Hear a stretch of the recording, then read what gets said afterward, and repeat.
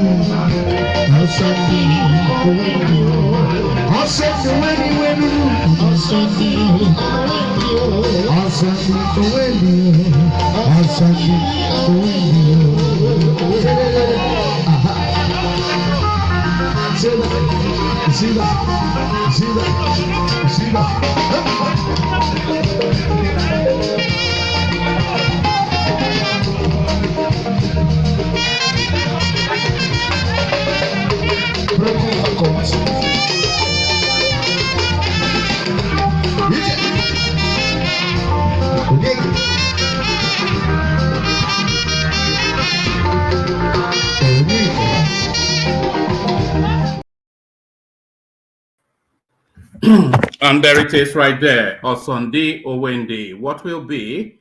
Will be. So there it is. Osunday Owende. So good day to you, dear friends. Good to see you again. So good to see you again. It was as though we only met yesterday. Or indeed we did meet yesterday. But good to see you again. Always a delight in your company. Never take it for granted, of course. So good to see you again, dear friends. So on we go and onwards we go. It's going to be a relatively short session today because the news cycle is not awash with plentiful. But what is plenty within the news cycle is the goings on in Adamawa State. APC Binani declared winner of Adamawa State governorship. So that was the story we spoke about yesterday, that an official of INEC had declared Binani as the president of Anambra State, and we were here we were here eulogizing about how wonderful it was for Nigeria to have a female governor elected for the first time. But it looks as though, and this is the second time we've congratulated that lady, by the way, but it looks as though it might have been a rogue element within the INEC process that announced this woman the winner.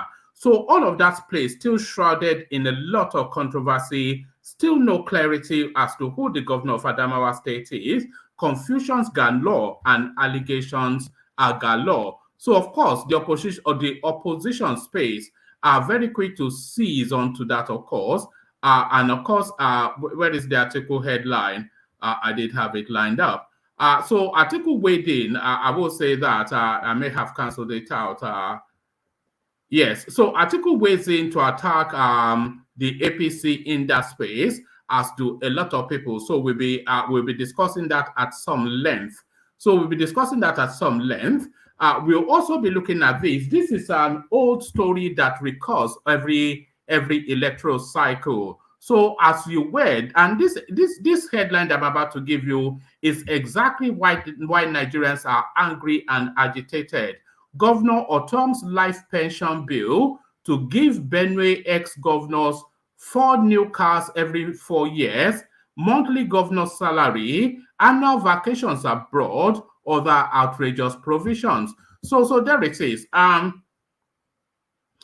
So if you look at Benue State as just your bog standard, it's not quite at the bottom of the poverty index, but it's a relatively poor state. So now the governor of that state is telling you that he wants to pass into law every person that has ever governed that state to get 4 new cars every 4 years. So that is effectively a brand new car a year. They also get a monthly governor salary, which will be the equivalent of whatever salary the current governor is getting. So that is for all of the governors that has ever governed Benue State. And then an annual vacation abroad for all of the governors that has ever governed that state. And then outrageous provisions as well. So by the time you take all of these from the monthly, and this is not they say Benue State is the food basket of the country, but he has not been able to activate any meaningful project in 8 years. So it should tell you then that this is a state that has no money. So within that state that has no money, the very little that they're getting from the federal allocation, whatever it is, the monthly sharing of money in Abuja, so the very little that they get from that, a good 60% of it will go towards servicing Otom and his co-travelers. And this is why Nigerians are outraged. Governor Otom's life pension bill to give Benue ex-governors 4 new cars every 4 years, monthly governor salary, annual vacations abroad, other outrageous provisions. So it's just quite maddening. I think there's I think on that we have universality. So now to the article headline that I was struggling to find, now found. Adamawa REC playing script of INEC chairman. This is the article aid. So now what is being said here? So by the way, the situation is the Binani woman is an APC candidate, and I think Fintiri, the PDP candidate, is seeking re-election. So that is where it's playing out. So Atiku does have a stake in that space, and it is his own home state as well. So he has a lot of stake in that. But what this headline is actually pointing to is to pressure the presidential controversy that is still going on. It says Adamawa REC playing script of INEC chairman Atiku's aide. So that is some sort of coded dig towards the presidential election that just took place. So we look at that, and then we will look at this as well. So we spoke at length about this guy now, the purveyor of fake news, David Hundeyin. So it looks as though even Twitter now fed up with this guy. They've shut him down on Twitter just for the rank of stupidity of his activities there. Twitter locks David Hundeyin's account after exposing Bola Tinubu'S Guinean citizenship. So there it is right there, and there it is right there. So Twitter has now shut this guy down, having gotten fed up with the excesses of his fake news purveying. So there it is, the purveyor of fake news. The purveyor of fake news, and still speaking matters fake news. The DSS, at the height of the obedient fake newsery, to the point that their fake news was threatening the national harmony and the security of the nation, the DSS put out a cautionary advisory to the political space that they should caution language because it was heightening up the polity to the point of endangering the country. So but they did not point that in the direction, especially of the obedient. They just pointed that at the political space. SSS looks away as Dele Alake labels Peter Obi's supporters wild dogs baying for blood on social media. So now that language now that the DSS was asking the political space to pivot from is essentially and exactly the language now that Dele Alake has brought back into the forefront. So Dele Alake, of course, a man now that we're starting to realize throws the first punch, doesn't even wait for the punch to be thrown in his direction. SSS looks away as Dele Alake labels Peter Obi's supporters wild dog baying for blood on social media. So quite having now had this highlighted, quite what the DSS will do about it, we'll find out shortly. So plenty to go through. And of course, we're going through this space as well. Because I believe that the political space has not made enough of the Peter Obi arrest and detention in London Heathrow. So the political space has not made enough of the Peter Obi arrest and detention in London Heathrow. So now I'm saying that only off the back that imagine for a moment that Tinubu was arrested and detained in London Heathrow. The world will burn down the way the Obi space will be launching at him, and they will bully every media house to make this the headline globally. So why has that just somewhat faded away with some vague and unexplained reason impersonating what? So a lot of speculation as to the reasons why the Obi space, not the Obi space, but Peter Obi himself, why he was arrested and detained in London. So a lot of speculation to that space. And a lot of that speculation wraps around the language of money laundering, tax evasion, and all of that. So we'll spend time to reflect on that as well. So plenty to go through. So lean back, kick back. And by the way, we may also land on this. There's a going on within the Benin Kingdom, especially within the Warri Kingdom, where the Ologbo Shere of Warri, the chief Ayari, let me just make sure I get the name right, because you know how fussy they can be over there. So where the Ologbo Shere of Warri, Ayari Emami, he has been now kicked out as the Ologbo Shere to be replaced by another person. So this is palace intrigues in one of the most sacred and revered tools within the Nigerian and African space. So why was Ayari removed as the Ologbo Shere, and who replaced him? So a lot of that, and this especially pointing in the direction of world peace, because when I saw this, I thought, okay, this one for world peace. So why was the Ayari removed as the Ologbo Shere and another person put in his place? We'll find out, and we may even find out in the words of the Olu of Warri himself, because we have him on tape giving explanations as to exactly what happened. But we have our thoughts, by the way, on exactly what happened. And actually, there are several little video snippets that I'm going to be playing you in the course of this session. There's a video snippet that somebody sent in that is essentially Peter Obi admitting that he failed as the governor of Anambra State and Tinubu succeeded as the governor of Lagos State. So when I play you that clip, you cannot read it any other way than how I just said. It's just really, when you hear it, you hear him say it. It was essentially in his own words telling us that he failed as the governor of Anambra State, and Tinubu, who he considers his arch rival, but I don't think Tinubu especially considers Peter Obi any form of rival, but Tinubu, who he considers a rival, Peter Obi himself is telling us then that Tinubu did a lot better than him as the governor of Lagos State. So we'll have a look at that and see then if you are reading it or hearing it any differently from how I've just described it.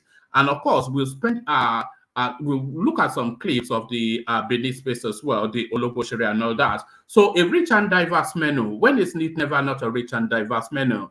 So lean back, kick back, take it easy, relax into it. The usual protocol, click on the like button just as you're coming in. Click on the subscribe button if you haven't done that already. The hyperlink that says StreamYard. if you want to join us, make sure you are clicking on that hyperlink that says StreamYard now, not when the studio is full and it's bouncing you back. So if you do have any intentions to join, this will be the time to book your spot. So click on the hyperlink that says StreamYards to come and join us. The invitation to buy your host cups of coffee, of course, that's ever there. So let me represent that. So that invitation to buy your host cups of coffee, that's highlighted on the screen. The $sign in the comment section is your invitation to Super Chat as well. That is not used enough on this platform, so I invite you to use it. If you want to conversate with the platform and you don't want to appear on the screens, the hyperlink that's the dollar icon rather that says Super Chat is a means of communicating or conversating with the platform. So all that, click on like, click on subscribe. There's even a poll that you have to answer after you've done that. And then click on the links to come and join us in the studio. And of course, at your discretion, by your host cups of coffee or not. So let me take a micro little break before we get into the throes of it. You know where we're going, of course, to the Kegite. Only water, where they see ma. Water, only water, where they see ma.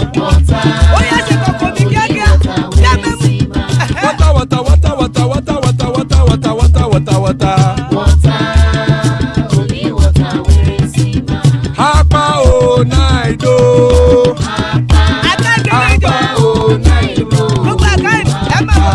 Hapa you don't come o.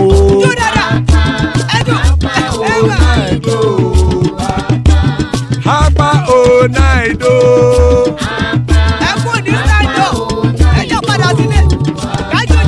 Oro keke elemu ye o.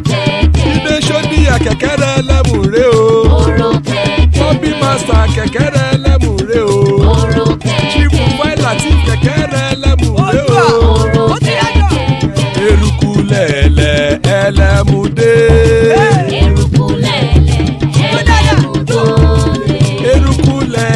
Ẹgbẹ́ ẹlẹ́mu dòdò jàre o. Eruku lẹ̀lẹ̀ Ghana ti dé ẹgbẹ́ bọ́dì o. Ọmọ ẹlẹ́yẹ ẹ̀yẹ o ó dìlé o. Olúyẹ̀lá ẹ̀yẹ o ó dìlé o. Petrosoname ẹ̀yẹ o ó dìlé o. Petrosodunke ẹ̀yẹ rẹ̀ ó dìlé o. Ẹlẹ́kọ̀ ọ̀run mú ìní o.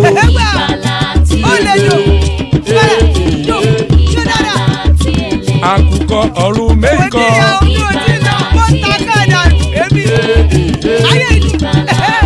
Ikú kò ní ríwà gbéṣe o.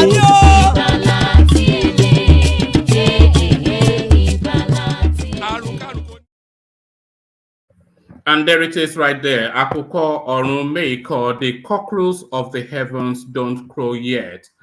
Iku Koniriwa Gweshe, may death have nothing to do with us. So our prayers by the Kegites, powerful and potent. Amen to that on behalf of myself and you, my friends. So amen to that. So let me remove the buy the coffee thing. Whoever wants to use it would have used it by now. So Iku Koniriwa Gweshe, as guys, I bring you this. So we're going to Adamawa State, which is the confused. What is going on in Adamawa State is a sharp deviation from the politics we have just had. Because INEC had managed to present a clean and a credible election up to this point, but this supplementary election now might well be something that damages the reputation just at the last minute. Haven't done a wonderful job so far. It looks as though that reputation now to be damaged. Adamawa REC playing script of INEC chairman Article's 8. So now let's now get back to the. We have celebrated that woman twice on this platform, but there it is. The special assistant on public communications to Atiku Abubakar, Frank Shaibu, has said that the electoral misconduct perpetrated by the Adamawa Resident Electoral Commission REC, Hudu Hanusa Ari, is nothing different from what the chairman of the Independent National Electoral Commission, INEC, Mahmoud Yakubu, did during the presidential poll. So yes, of course. And by the way, I had not foreread this, but I knew they were trying to leverage Adamawa State to throw them at their petition space. I don't know, man. Tinubu has won this thing, and it's going to govern you whether you like it or not. But there it is. Yanusa Ari had on Sunday announced Senator Aishatu Ahmed Banini, the All Progressive Congress APC governorship candidate in Adamawa State, as the winner of the election, even whilst the results were still being collated. The Adamawa REC has since been suspended by the headquarters of the commission, whilst the announcement of the results has been postponed indefinitely. So I'm not quite sure how indefinitely can be, because they have to have a governor and he has to be sworn in on May the 29th. Responding to this development in a statement, however, Shaibu said the national leadership of the responding to this development in a statement, however, Shaibu said the national leadership of INEC could not pretend to be unaware of the many allegations hanging on the neck of the Adamawa REC.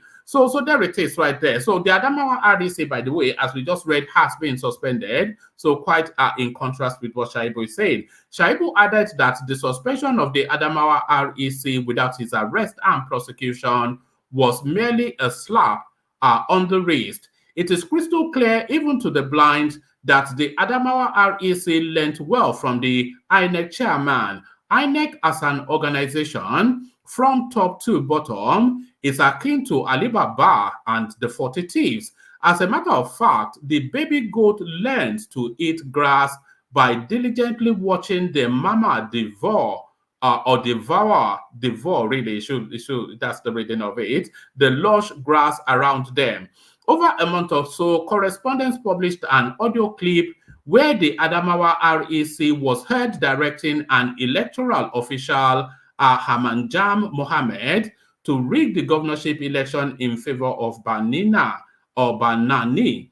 Now, in the leaked audio, Hanusa told Mohammed to do everything humanly possible to make Binani win. He told the electoral official that he was instructed by a higher authority to make Binani win. Governor Amadou Fintiri complained severally about the compromised REC, but INEC did nothing about it. So there it is right there. So despite having over a month to prepare for this supplementary poll, INEC retained this compromised REC, who went ahead to undermine the election once more. From all that has happened, it is obvious that Yanusa Ari was acting on orders from above, and that is why Governor Amadou Fintiri's warnings were ignored. This carefully orchestrated action is a reflection of the electoral heist of February the 25th, 2023, when the INEC chairman Mahmoud Yakubu decided to announce Bola Tinubu of the APC as winner, despite the many irregularities and complaints from several opposition parties. Indeed, Yanusa acted like his father and boss, Mahmoud Yakubu. Article's aide said the Adamawa fiasco came as no surprise, since INEC had always been in bed with that's an unfortunate metaphor, by the way, the INEC being a male lead and Binani being a female candidate. Article's aide said the Adamawa fiasco came as no surprise, since INEC had always been in bed with Binani and had even admitted in a statement that it awarded a contract to one of her companies. He added,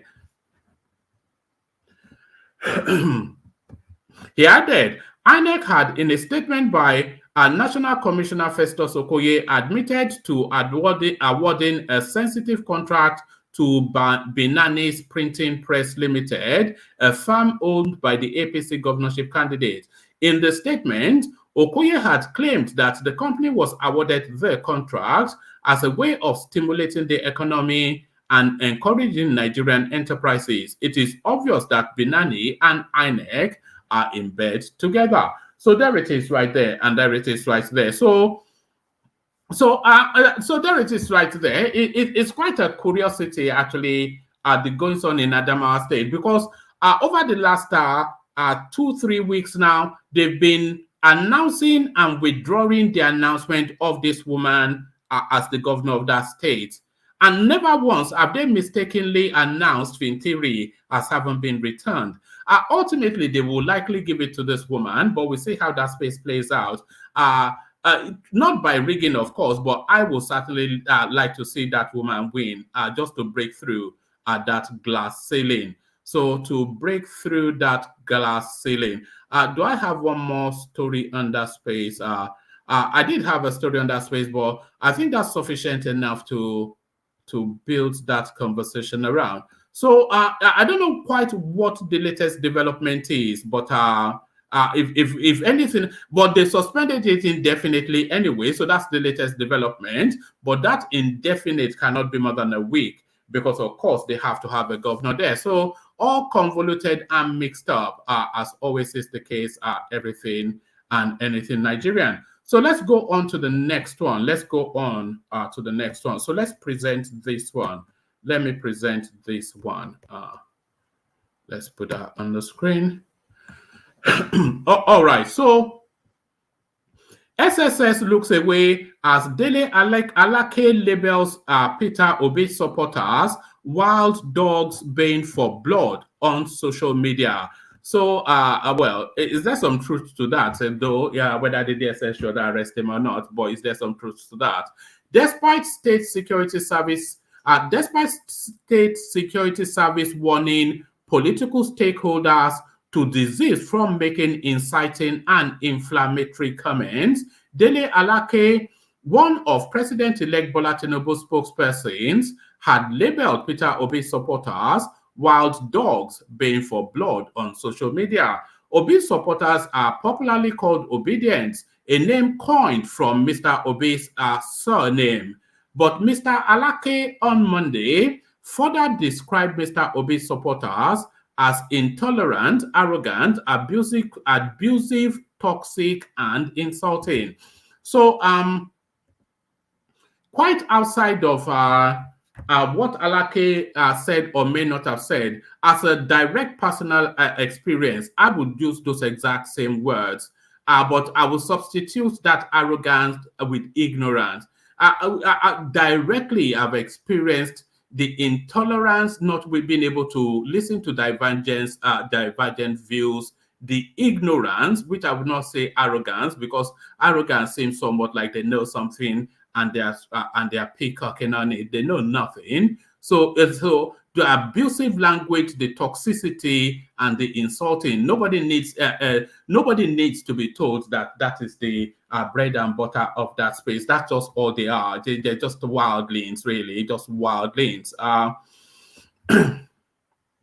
Anyone who has dared express any view critical of or opposed to that of Mr. Peter Obi, presidential candidate of the Labour Party LP in the 2023 elections, is immediately set upon by the unwieldy column of wild dogs who have labeled themselves obedient and constitute a lawless mob baying for blood on social media, Mr. Alake said. Mr. Alake's remark is one of the many controversial statements from Tinubu'S camp, since the SSS warned politicians against making inciting and inflammatory comments. It is therefore disturbing to see respected personalities use their platform to mislead and incite citizens. This, to say the least, does not augur well for peaceful coexistence and general order, the secret police department said in a statement days after the general election. Therefore, the service will continue to take necessary measures to checkmate these elements who do not wish the country well. Though Mr. Tinubu had sued for peace, calling on opposition parties and critics to rally around him, since he was declared winner of the February 25th presidential election, his aides and associates have continued to make divisive statements abusing the opposition and their supporters. It is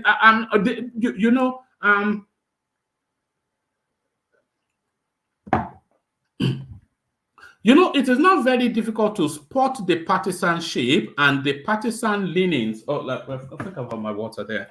All right.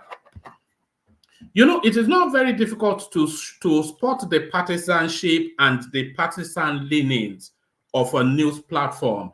It's just the choice of words and the crafting of the grammar that tells you already. So look at what this space is saying now. This space, by the way, this is People's Gazette. His publisher told us that they make us stories when we interacted with him in some other space. It says, though Mr. Tinubu had sued for peace, calling on opposition parties and critics to rally around him since he was declared winner of the February 25th presidential election, his aides and associates continue to make divisive statements abusing the opposition and their supporters. So quite who is making divisive statements within the Nigerian space, who is abusing the opposition within the Nigerian space, and who is abusing the opposition supporters within the Nigerian space. Just think of the name that or the space that immediately pops to your head when you want to make an association with those words and terms. Divisive, abusive, and attacking. So if you are thinking of those words, which political space are you looking to? So this article is telling us you should look to the Tinubu space. So that tells you then just what their leanings are. On March the 19th, Bayo Ononuga, another key member of Mr. Tinubu's group, took to Twitter to push toxic anti-Igbo slurs, calling for the total exclusion of Igbos from the politics of Lagos, Nigeria's commercial and cosmopolitan city. Condemned for his divisive statements, Mr. Ononuga doubled down on his position, calling Igbos existential threats to Yorubas. Contrary to Mr. Ononuga's stance, the Igbos and Yorubas have coexisted peacefully for decades in Lagos and other parts of the country. Similarly, former Aviation Minister Femi Fani-Kayode threatened that Tinubu supporters will make the country ungovernable should the court nullify the president-elect's victory. However, government of the United Kingdom condemned Mr. Fani-Kayode's statement, threatening visa ban against errant politicians, whilst the SSS has continually looked away as Mr. Tinubu's men hit up the polity. So it is now you know, if you did not know anymore, it is the Tinubu space that is hitting up the polity. They're the ones launching around abusing in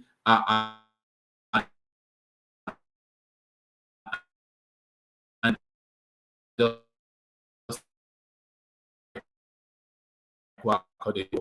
there is get in the comment section if you can't hear me.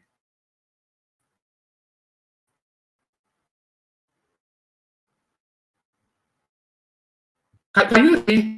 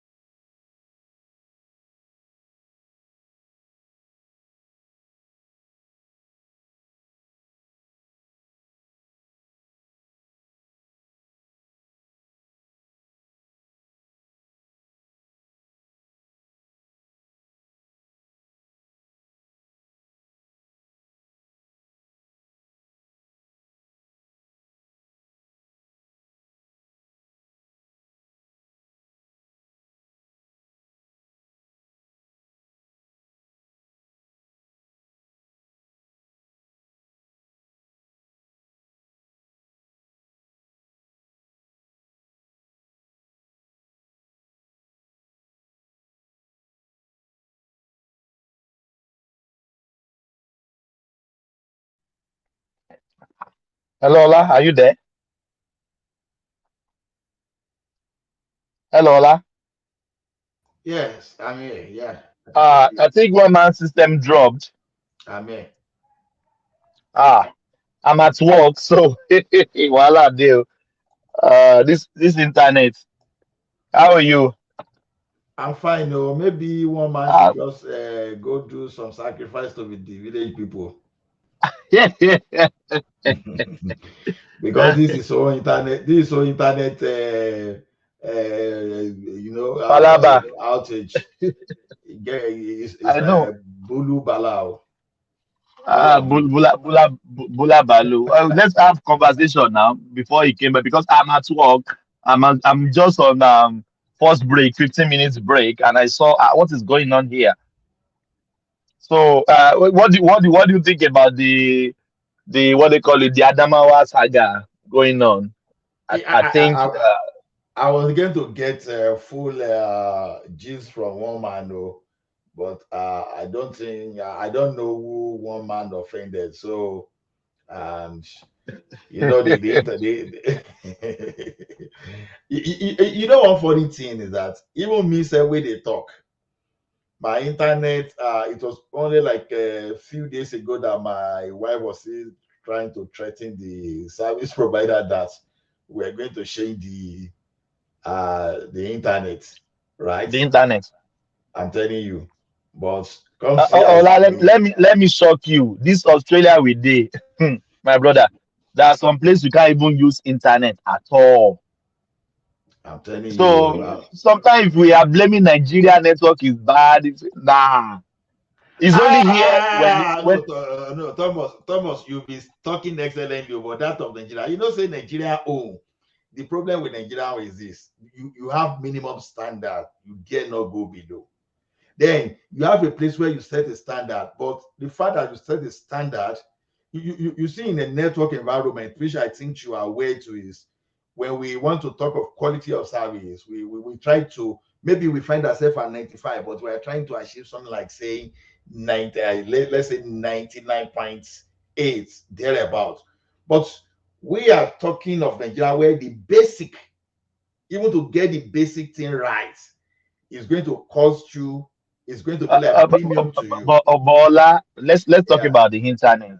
I was in Nigeria for 1 month and I had my best internet so far because I went with the Wi-Fi, mobile Wi-Fi. Ola, this is excellent. Downloading, we watch Netflix, excellent, excellent. At MTN how Wi-Fi. at what How much? cost? At what cost, Thomas? At what cost? Good afternoon. The what do you call it? The modem is 8,000 naira. Then Mm-hmm. you load 5,000 for 20 gig. So we bought the modem 20,000 five 8,000 naira. Then 20 gig is 5,000. When you want to top up, then you 40 gig 10,000, and it was excellent, excellent. I will not have this is not flattering. you see you, you Excellent. you see why in We Nigeria connected we like 10 phones.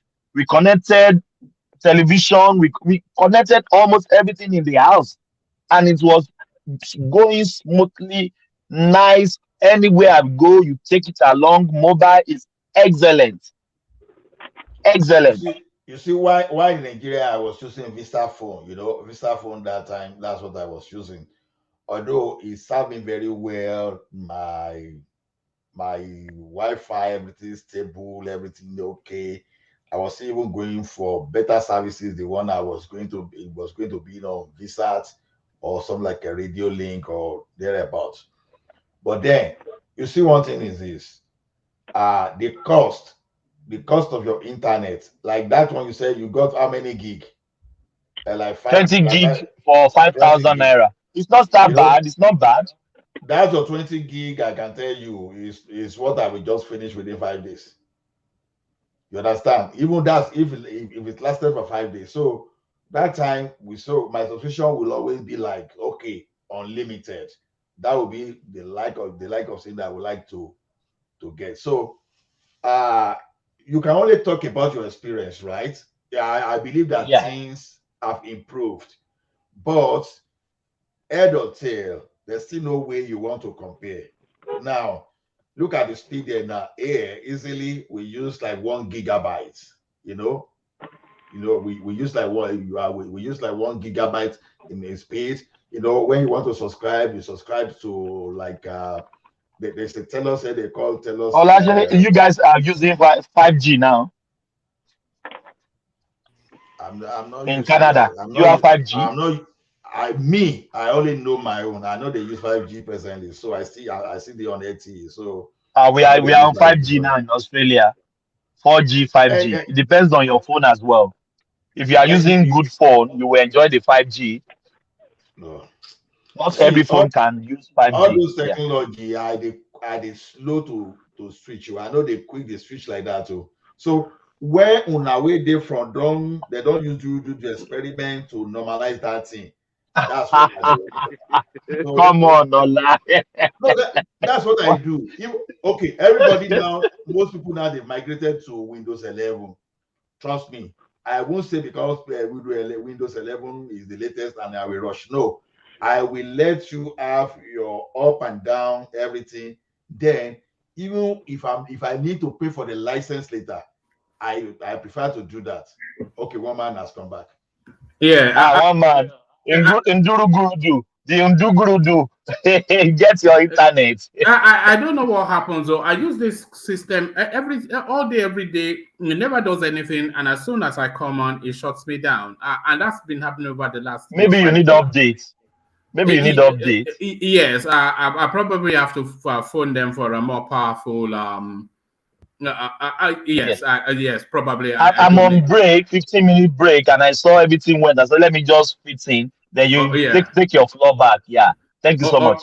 All right, brilliant. Thank you for doing that, Thomas. Otherwise, the sound of silence would have been the echo that people were listening to. I'm not quite sure how much of whatever it is I was saying that people heard. You landed at you still at the, what they call it, the Fintiri, or the Adamawa stuff. That's what I heard last. All right. You didn't hear the Daily Alake one? Yes, yes, at Daily Alake, yeah. You started the Daily Alake, and that is when everything went off. All right. Let me just do the Daily Alake again.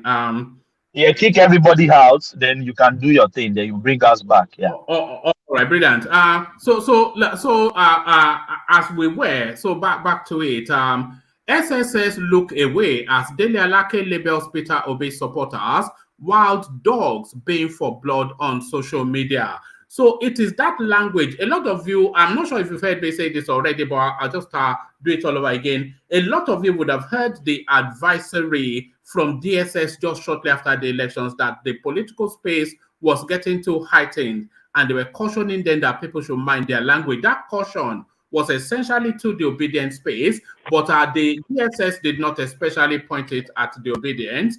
They did it as a catch-all. So they sent it to everybody, but it was essentially at the obedient space, but it looks as though the Tinubu space now being caught up in all of that. So to that, let's just do a speed read through because I don't know quite how much of this you got. Despite State Security Service SSS warning political stakeholders to desist from making inciting and inflammatory statements, Dele Alake, one of President-elect Bola Tinubu spokespersons, has labeled Peter Obi supporters wild dogs baying for blood on social media. So I'm not quite sure if that appellation fits from our experiences of the obedient. I've had a direct experience of them, as I was saying, and I wouldn't go far away from that term, wild dogs. Mr. Obi supporters are popularly called obedient, a name coined from Mr. Obi's surname. But Mr. Alake on Monday further described Mr. Obi's supporters as intolerant, arrogant, abusive, toxic, and insulting. So which of those words would you remove as a description from the obedient experience? So which of those words would you say is an unfair appellation or an unfair labeling?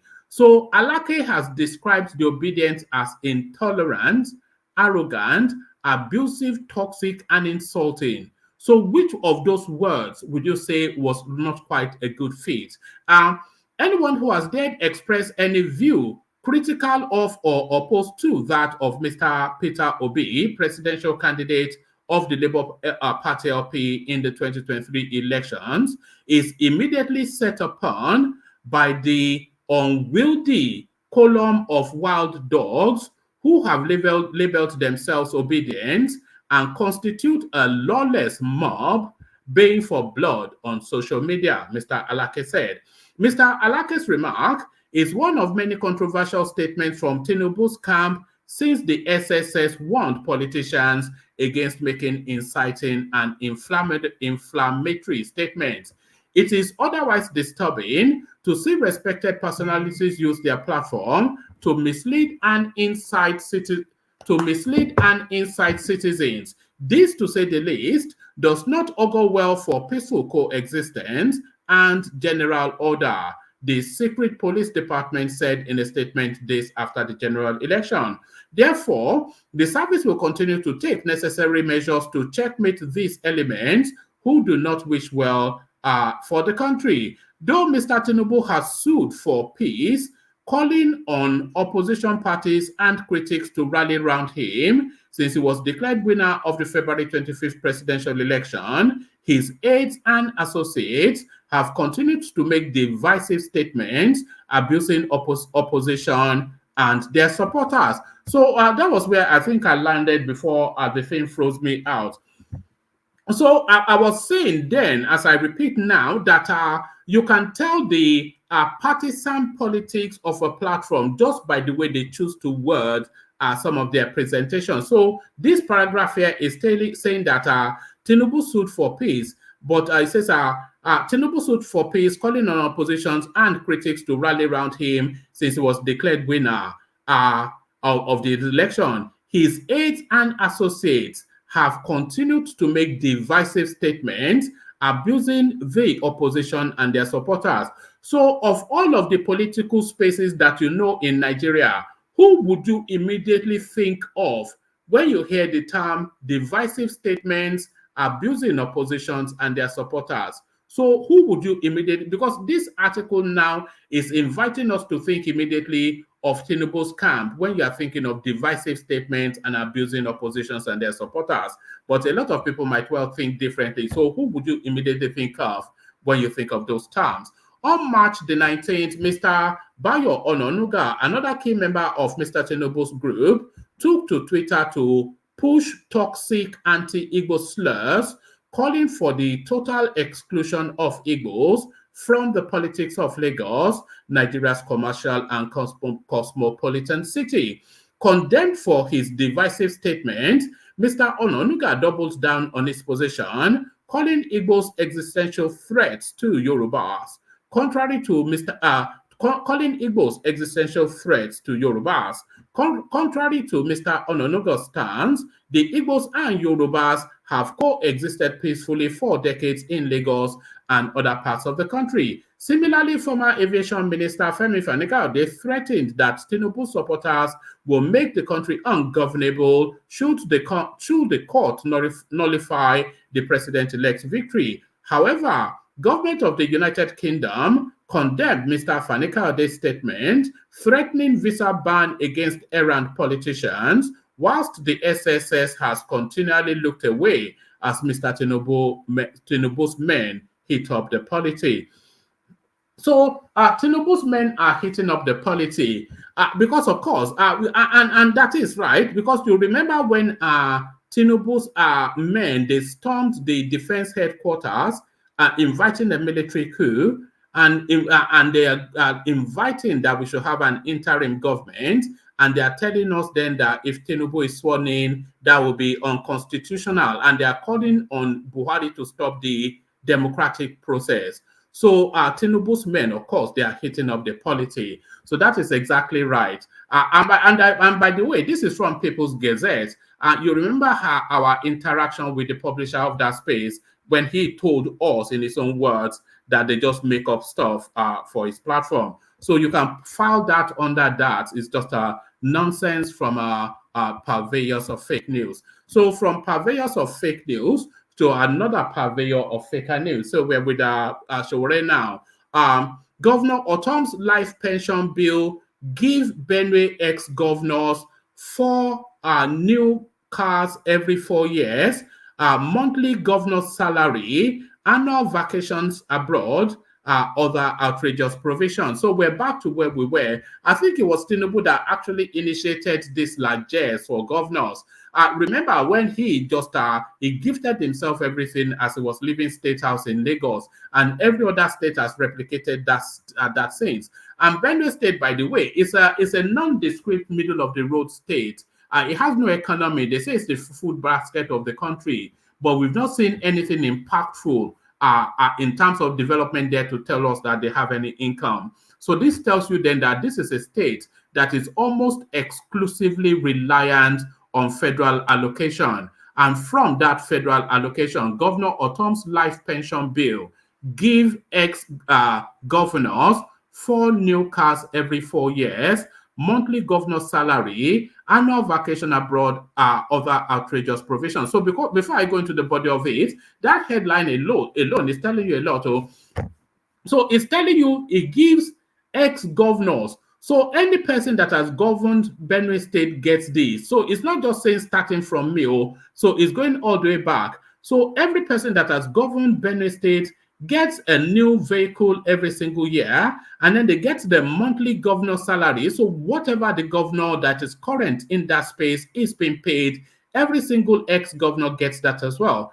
Annual vacations, not a vacation abroad, but annual vacations abroad. So that could be several vacations invoiced to the state and other outrageous provisions. This is from a middle of the road, poverty-stricken state like Benue State. So if you take all of these largesse out of the monthly federal allocation to Benue State, what there is left for development? And that is exactly why Benue State is in the state that it is.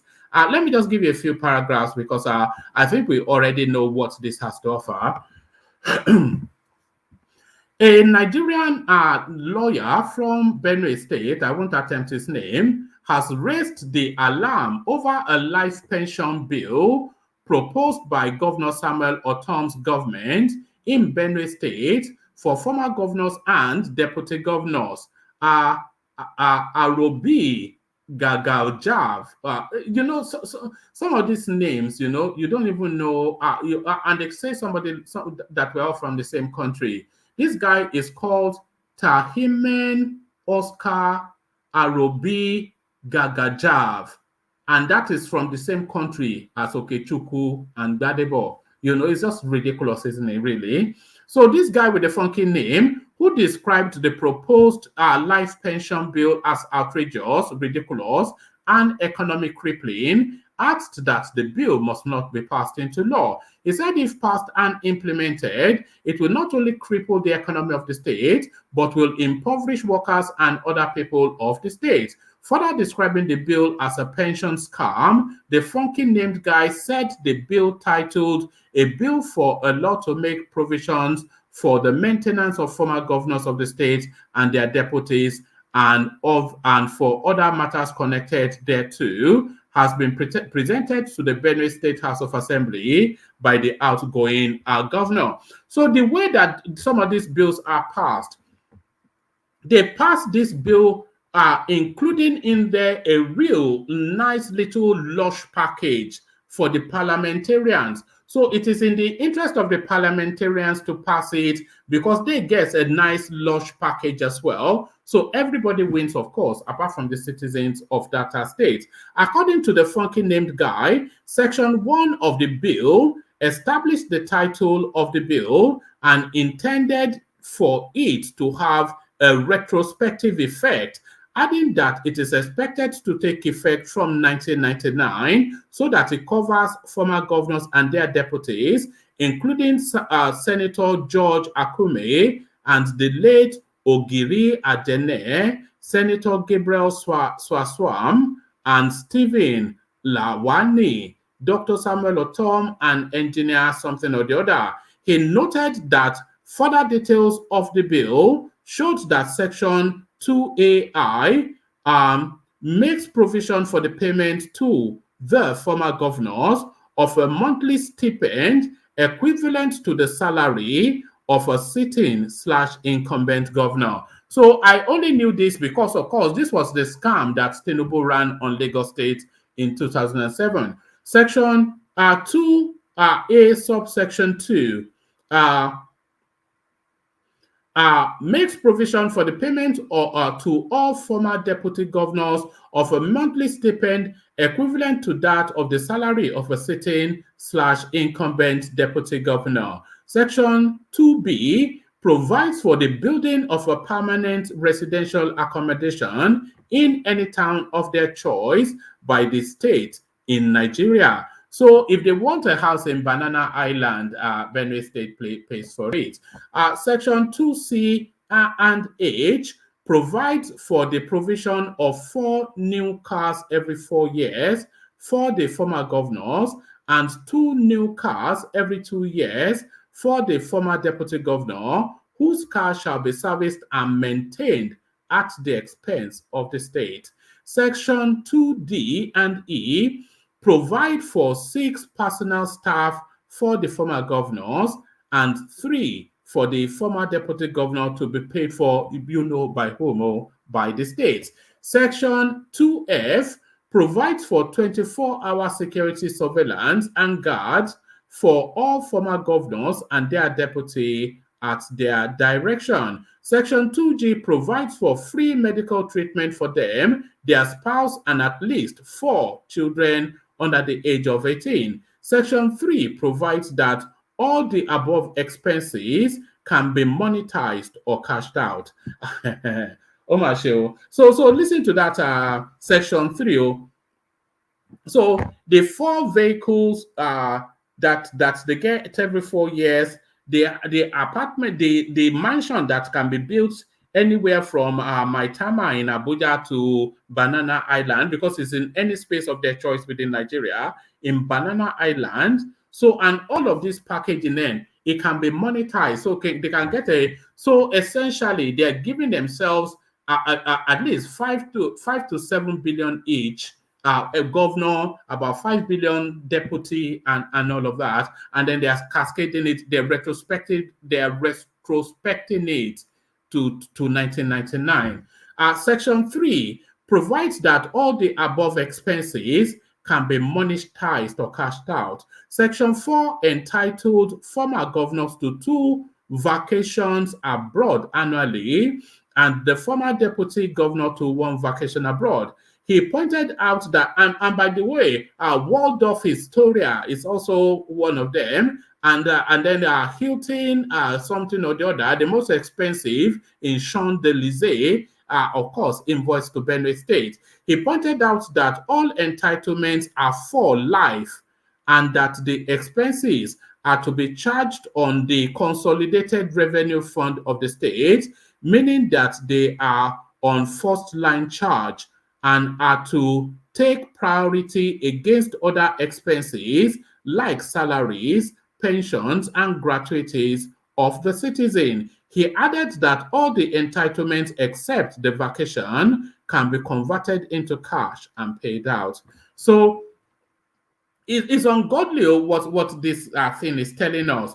So, because I think you need to pay attention, and maybe we need to highlight to reflect on. So let's just stay with this paragraph for a moment. He pointed out that all the entitlements are for life. So the 4 vehicles, the brand new vehicle every year for the governors, a vehicle every 2 years for the governor, for the deputy, and all of that packaging, the houses, the salaries for life, all of those things. So they get it for life. So every single year they get this.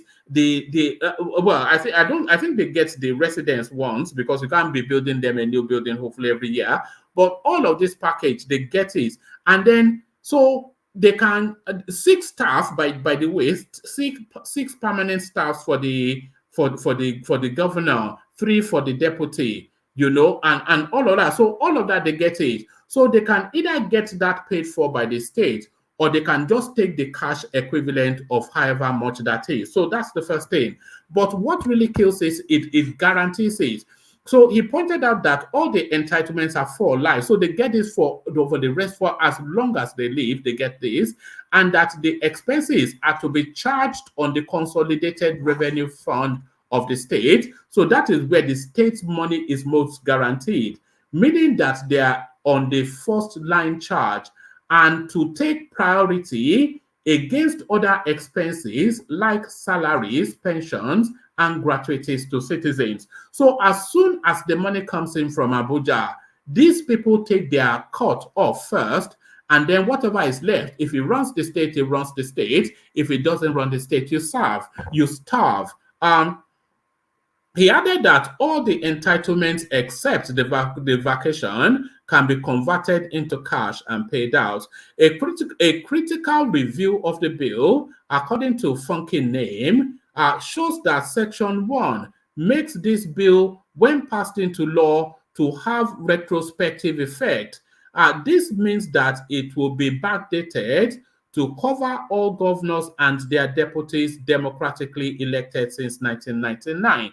So if it's retrospectively backdated, can it then be retrospectively claimed? Because if it's retrospectively claimed, then the person that served from 1999 till 8 years later to 2007, he can then claim from 2007 all of these things: 4 vehicles, a resident somewhere, 6 staff, and this guy can invoice 100 billion to the state, and they are compelled to pay by their own law. It is important to know that if allowed to pass, the state will be owing Governor Akume and Swasom with their deputies all the entitlements provided in the bill/law. Again, the monthly stipends to be paid to the beneficiaries, apart from being for life and backdated and calculated and monetized, are capable of totally crippling the state's treasury and economy. What do you mean crippling? What do you mean capable? It's going to wipe you out. But on and on it goes. But I think we get the gist of that. So I'm eager to move on because, of course, that huge break we had when my system fell. So that's the goings on then in Benue State. Aluta continua. The looting continues. So Aluta is ungodly. That's just what it is. Ungodly. And by the way, like I said, that super chat space is open. So anybody that wants to shoot super chats to the platform should feel free to do that. So a sense of deja vu with this one. We were here yesterday with this guy. We're back here today again with this guy. Twitter locks David Hundeyin's account after exposing Bola Tinubu's Guinean citizenship. So I don't think they will lock him out for exposing something, but they will lock him out for fake news. Microblogging site Twitter has blocked the account of independent journalist David Hundeyin for exposing the Guinean passport of President-elect Bola Tinubu, correspondence length. On Saturday night, Mr. Hundeyin sent Nigerian internet users into a frenzy after he uploaded images of a Guinean diplomatic passport bearing Bola Ahmed Tinubu and his photograph on Twitter. Incensed by the exposure, Mr. Tinubu supporters inundated the tweet with privacy complaints, which triggered Twitter's automated system to flag the post for deletion. The journalist was also locked out of his account for violating Twitter's policy around personal identifying information.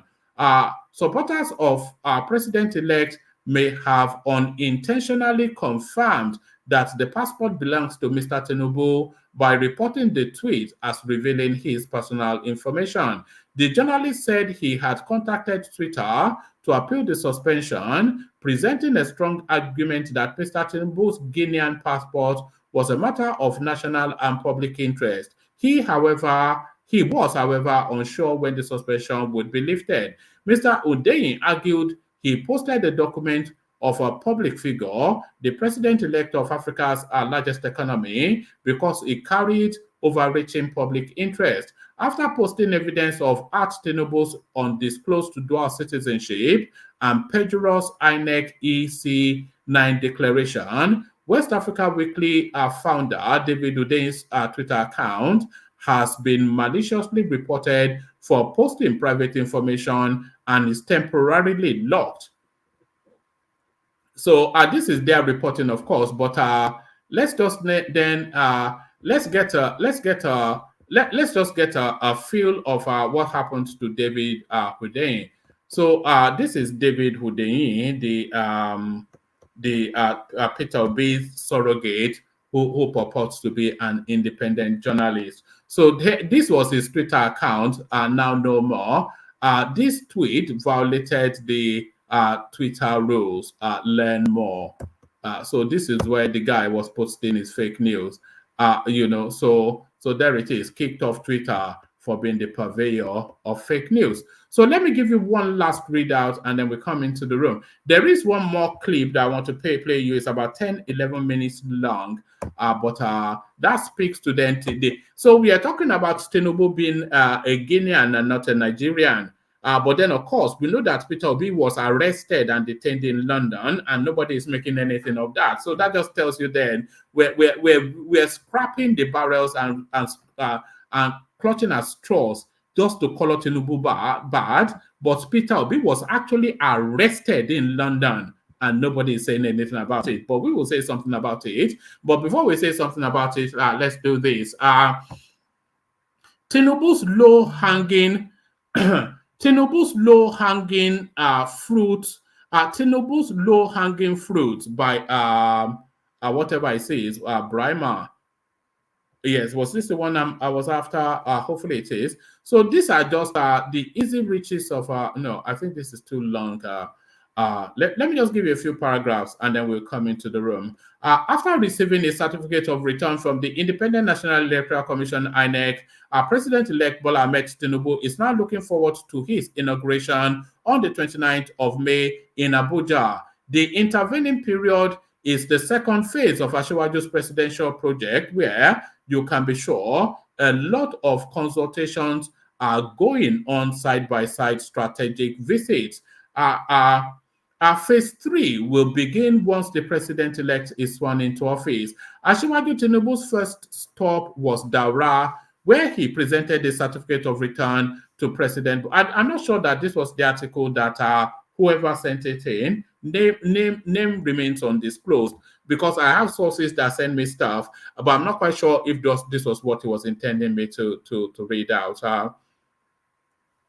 After another round of engagement in Abuja, he flew to Lagos, where he was welcomed by a mammoth crowd of party members and supporters. He proceeded to Iga Idangano, Palace of Oba of Lagos. His Royal Highness Rewan Akiolu. Asiwaju Tinubu's key message during the courtesy visit to the Oba was that he would work for a better Nigeria. This message keeps resonating everywhere he goes, before and during the presidential election, and after he was declared by INEC the winner of the Kinley First election. It was then the turn of Tony Elumelu. Okay, so I'm not quite sure if this was the article that was sent to me, because the article that was sent to me was actually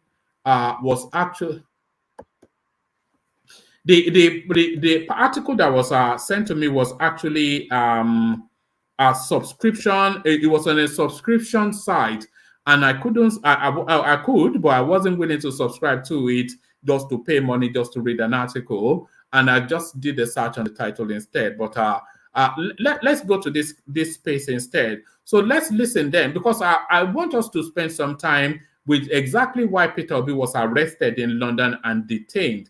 Because, of course, if Tinubu had been arrested in London and detained, the whole space would have gone wild. Some obedience would have been jumping into deep wells, just apoplectic with rage and fury. So now this Peter Obi was arrested in London, and it was just a footnote in a news cycle, and we've moved on then to saying Tinubu is now from Chad or Niger Republic or whatever. So let's reacquaint ourselves with Peter Obi's arrest. Peter Obi's London arrest and detention saga has sparked outrage as the British government refused to give a clear account of what led to the arrest and detention or even apologize. This is just a few weeks after a leaked audio of a conversation between him and the bishop, Oyedepo, made the rounds online. What do you think is happening, and what are the possible implications of these recent events on his political image? I don't know exactly what the matter is, but I know that in the past, the British authorities wound up his company in the UK. I think over tax-related issues. Although some supporters of Peter Obi claimed that it wasn't the government that wound up the company, that it was Obi and his people's decision to wound up the business. We are also just to pause.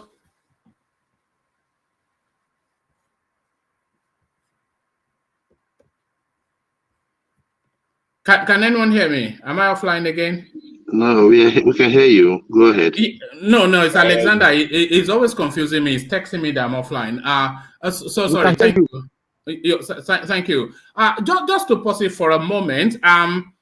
Peter Obi's Next International, it was wound up by the British government a couple of months ago for reasons of not filing its tax returns. So it is not exactly tax evasion. So I'm not going to say it's tax evasion, but it's a tax-related reason, which is to because if you are not filing your returns, then they don't know what they're taxing you for. So it's for a tax anomaly, which is a very gray area. And we also know that, of course, he has a record of tax evasion for his Panama thing. So all of that went under the radar. Nobody said anything about that. Also had stories that he was arrested because of an impostor, that somebody had been committing crimes in his name. All of the alibis, all of the explanations that Obi's supporters have given are all in the realm of speculation, and there is no element of truth that can be validated. All right. So the reasons why Peter Obi was arrested and detained at Heathrow Airport, it remains vague and ambiguous. So this idea that some imposter, something, that's one of the Achilles heel of that obedience space. When they are caught off the hop, they come up with the most ludicrous of things. Remember the audio tape that they were telling us is cut and join, and it's AI. There was a guy that did a half-hour video on AI technology. And so this nonsensical thing. Peter Obi was arrested in Heathrow, and they are telling us it's some imposter. That doesn't cut anything. So why was he arrested is what we want to know. But what people are saying is that there are elements of money laundering to the investigations going on in London. That is not to say that Peter Obi is laundering money in this instance by himself. It does have a reputation somewhat, is in the gray areas of money laundering with his offshore moving around of money when he was governor of Anambra State. But in this instance, the speculation is that a lot of the donations that he was going abroad to canvass for, some of those donations may have been from entities already under the watch of authorities, and they've wrapped that around money laundering. So there's a lot of that speculation, of course, around the reasons why he was arrested at Heathrow Airport. And of course, questions about his tax status within the United Kingdom as well. And when we're talking about dual nationality, we call him Tinubu a Guinean. Peter B has a British passport. I hope people know that. In all of the explanations that they have given, remember that after his arrest,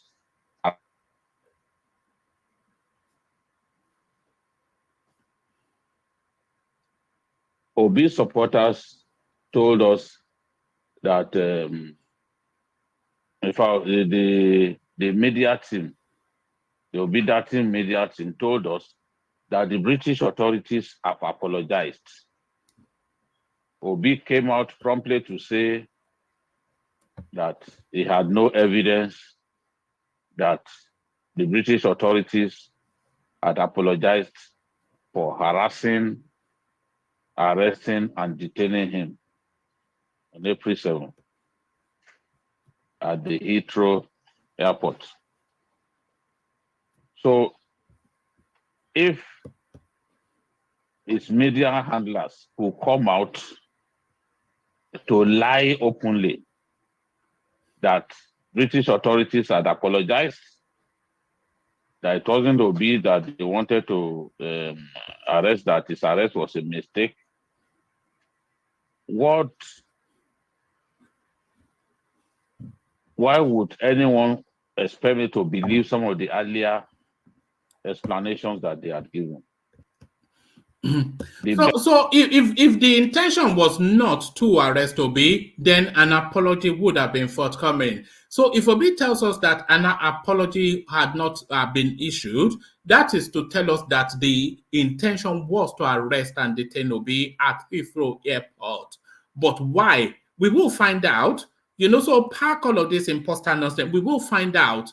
We're determined to find out. I wonder if they put him in handcuffs as well. It'd be interesting if they did when those pictures come out. Best that we can hope for is for the British authorities to come out and tell us why Peter Obi was harassed,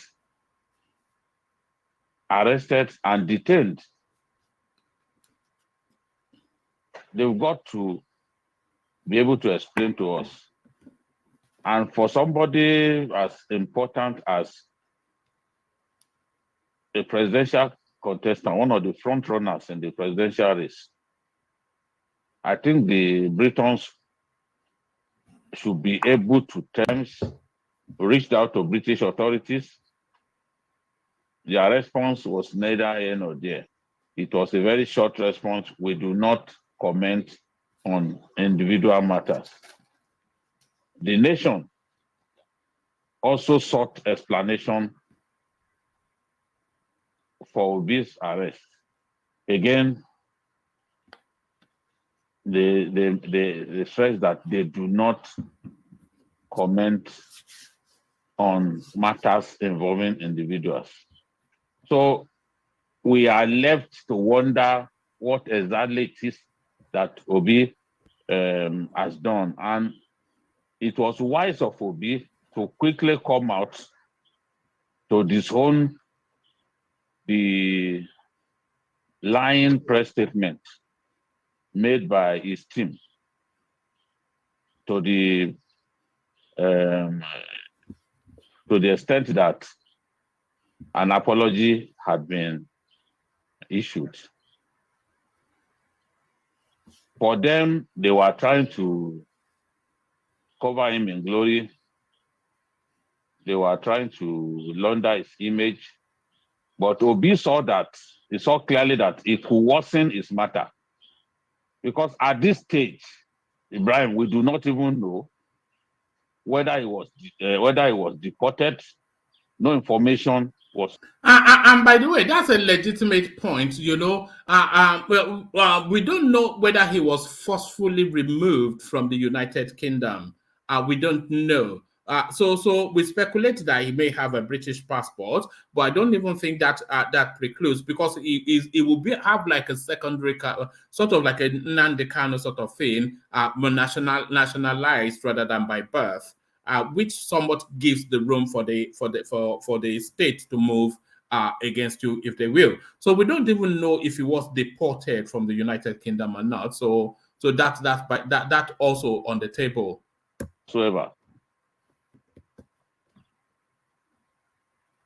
All that we know is that he go and sniff people like Coalition Inca because they assume that every Nigerian coming into their country must have illicit drugs on him. Such harassment, such indecent treatment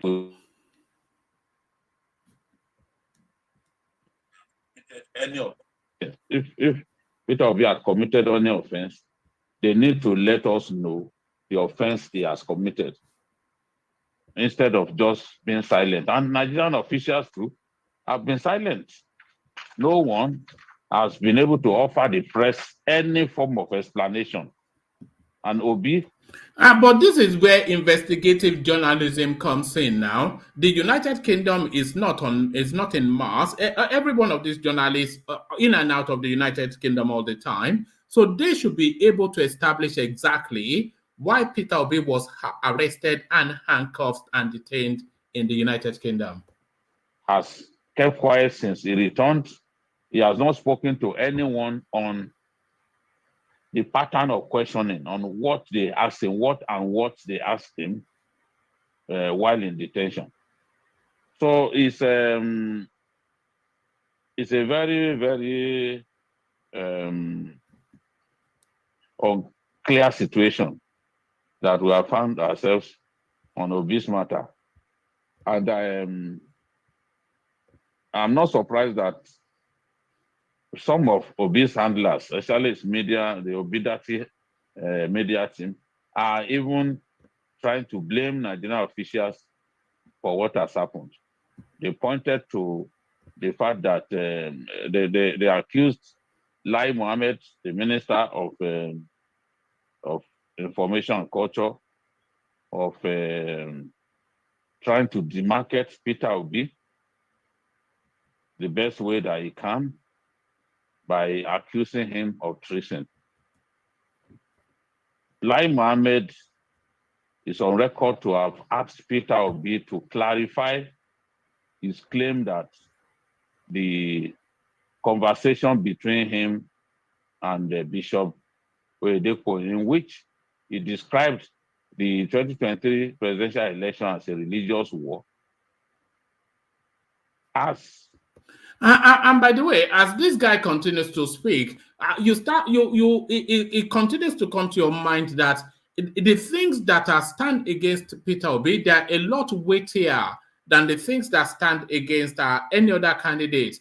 They are telling us that Tinubu has a drug case in Chicago. We've all seen the document. Everybody has the PDF of that court filing. He wasn't charged for he has no charge against him. He was investigated several decades. So all of that. But what we know for fact, this guy caught on audio inviting a religious war in Nigeria, that is imminently more damnable than any of these clutching at straws Tinubu narrative. Nobody's saying anything about it. This guy being arrested in the United Kingdom, and then with this rather lazy-minded imposter narrative, everybody is letting that go. But then they are clutching that Tinubu is from Guinea. So they still continue to give this guy a free pass. Lai Mohammed asked for clarification when Peter Obi said that the audio clip was fake. So he not only said it was fake, he also said that it was doctored. So Lai Mohammed asked him to explain what exactly he was saying. Was he saying that the conversation never took place? Now, if he's saying that it was, since he said it was doctored, which portion of that interview, of that conversation was doctored? Lai Mohammed will want to know whether it was in the where he said thank you, Daddy, or where he said that it was a religious war. He wanted to know he wanted Peter to commit himself by clarifying concretely that the conversation did not take place. I think that the people in government are convinced that the interview took place because I don't think there's any single person with an IQ above 2 digits that is even disputing that the conversation. It was caught red-handed and it was caught with his hand in the jar. There's it's deep fake and deeper life and all this nonsense. Everybody knows but why they are letting him get away with it is really where the wider question is. All of the tools that are usually deployed to find out if an audio clip or even a video is fake pointed to the fact that this particular one was real.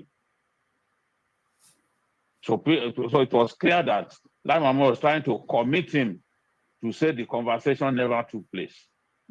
But again, Peter Obi refuses to be drawn into that kind of conversation. He has refused to respond to Lai Mohammed. He has refused to confirm or deny that that conversation took place. So Obi's minders are convinced that people like Lai Mohammed are trying to set a trap for him. They are trying to embarrass him. They are trying to demarket him. They are trying to destroy his image before people who voted for him so that it will come out bruised. That is what the Obidati media team is convinced that Lai Mohammed and others are doing. And they are already even thinking that his travels in the UK had something to do with some Nigerians bent on embarrassing him, bent on silencing him, bent on getting him to leave Nigeria in untimely fashion. Amazing. So this is what it is. Absolutely. All right. So that was Babatunde Otitoju. So for that of course was a Tinubu'S surrogate, of course. So how much credence we give to anything he has to say, we have to subject it to that understanding that he's a Tinubu'S surrogate. But the substance of what he had to say is really where the question is. But here is Peter Obi himself telling us really that he has nothing to offer. Here he is in his own words, telling us that he has nothing to offer. My daughter doesn't want to live outside Nigeria. She came back on her own and said, I can't stay in the UK and work. I want to teach in a secondary school in your village. That's what I want to do. I want to go and teach the students. Because of what we are saying to the security and everything, I got I teach in a secondary school in Lagos, which is just stop because I'm running lecture, just a first stop. When I finish, go back. She lives in Lagos. She's a teacher. And she enjoys it in a public school. She's very super happy. She's not paid millions, but she's fine with it. She loves her girls, and they love her.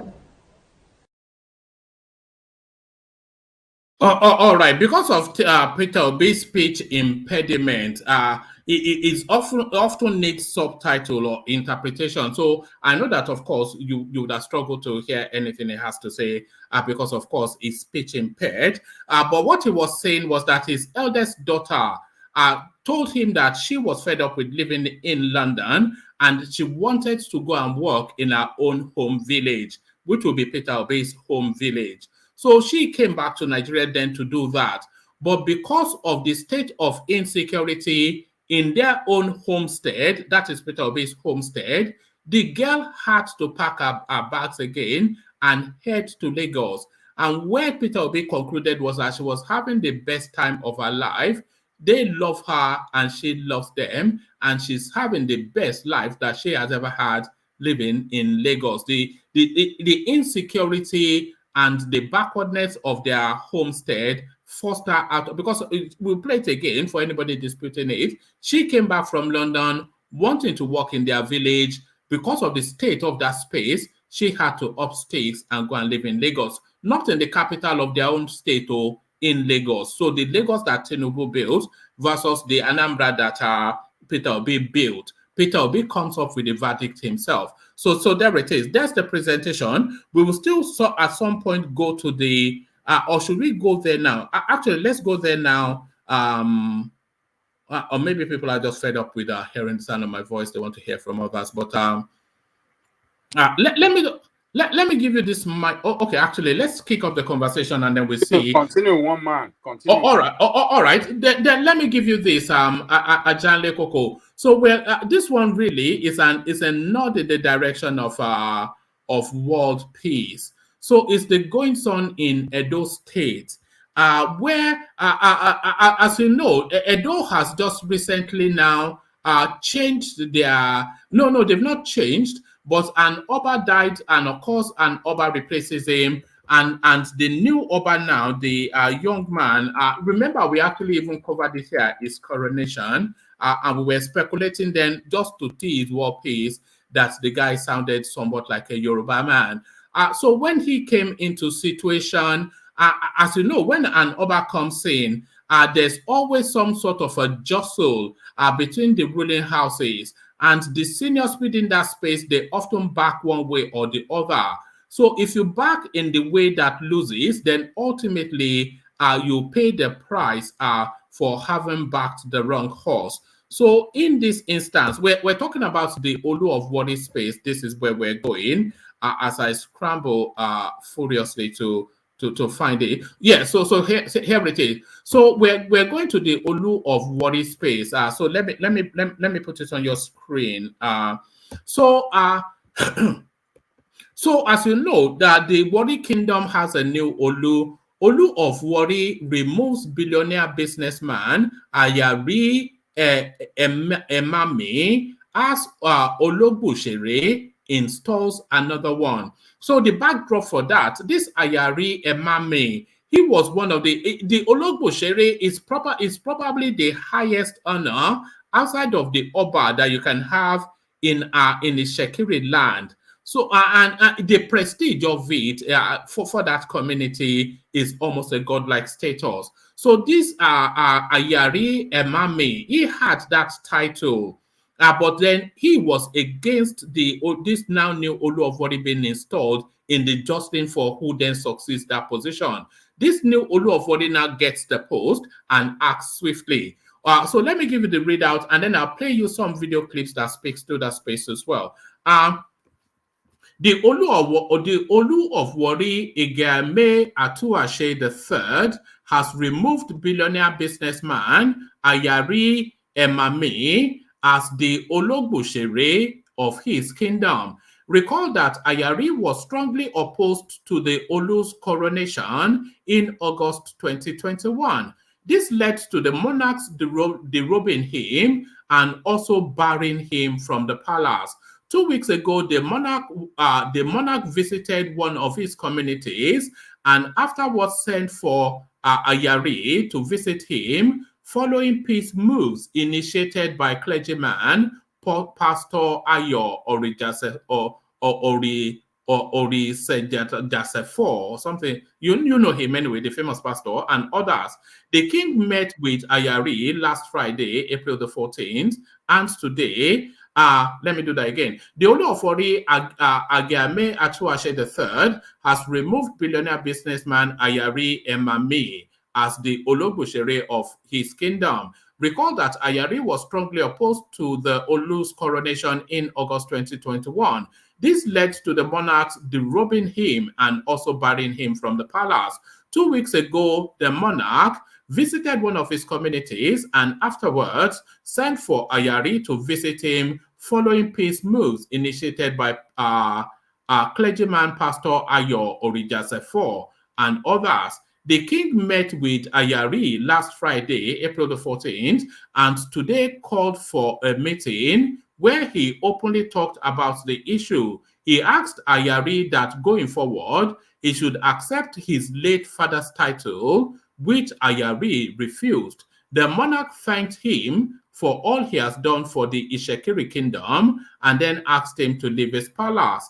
Thereafter, he immediately installed a new Ologboshere of the kingdom, Chief Omar Eyewoma. So there it is, the goings on in the tiny little but very powerful kingdom of Wari. So the knife is sharp and the cut is swift. The knife is sharp and the cut is swift. So here is the Olu of Wari dismissing Ayari as the Ologboshere.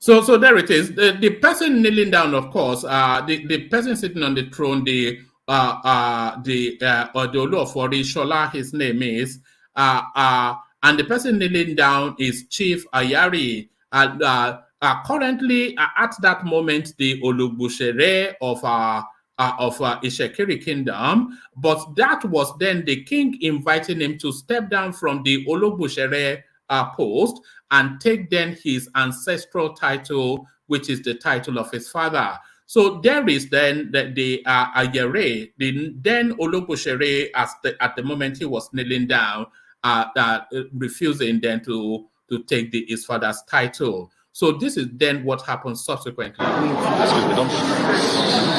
appreciate for all he has done for Ishekiri in his role as Akulaba and in his role as Akaba. As of this moment, he has conceded and he will not accept his father's title. Nevertheless, we will appreciate him and thank him for all that he has done for Ishekiri.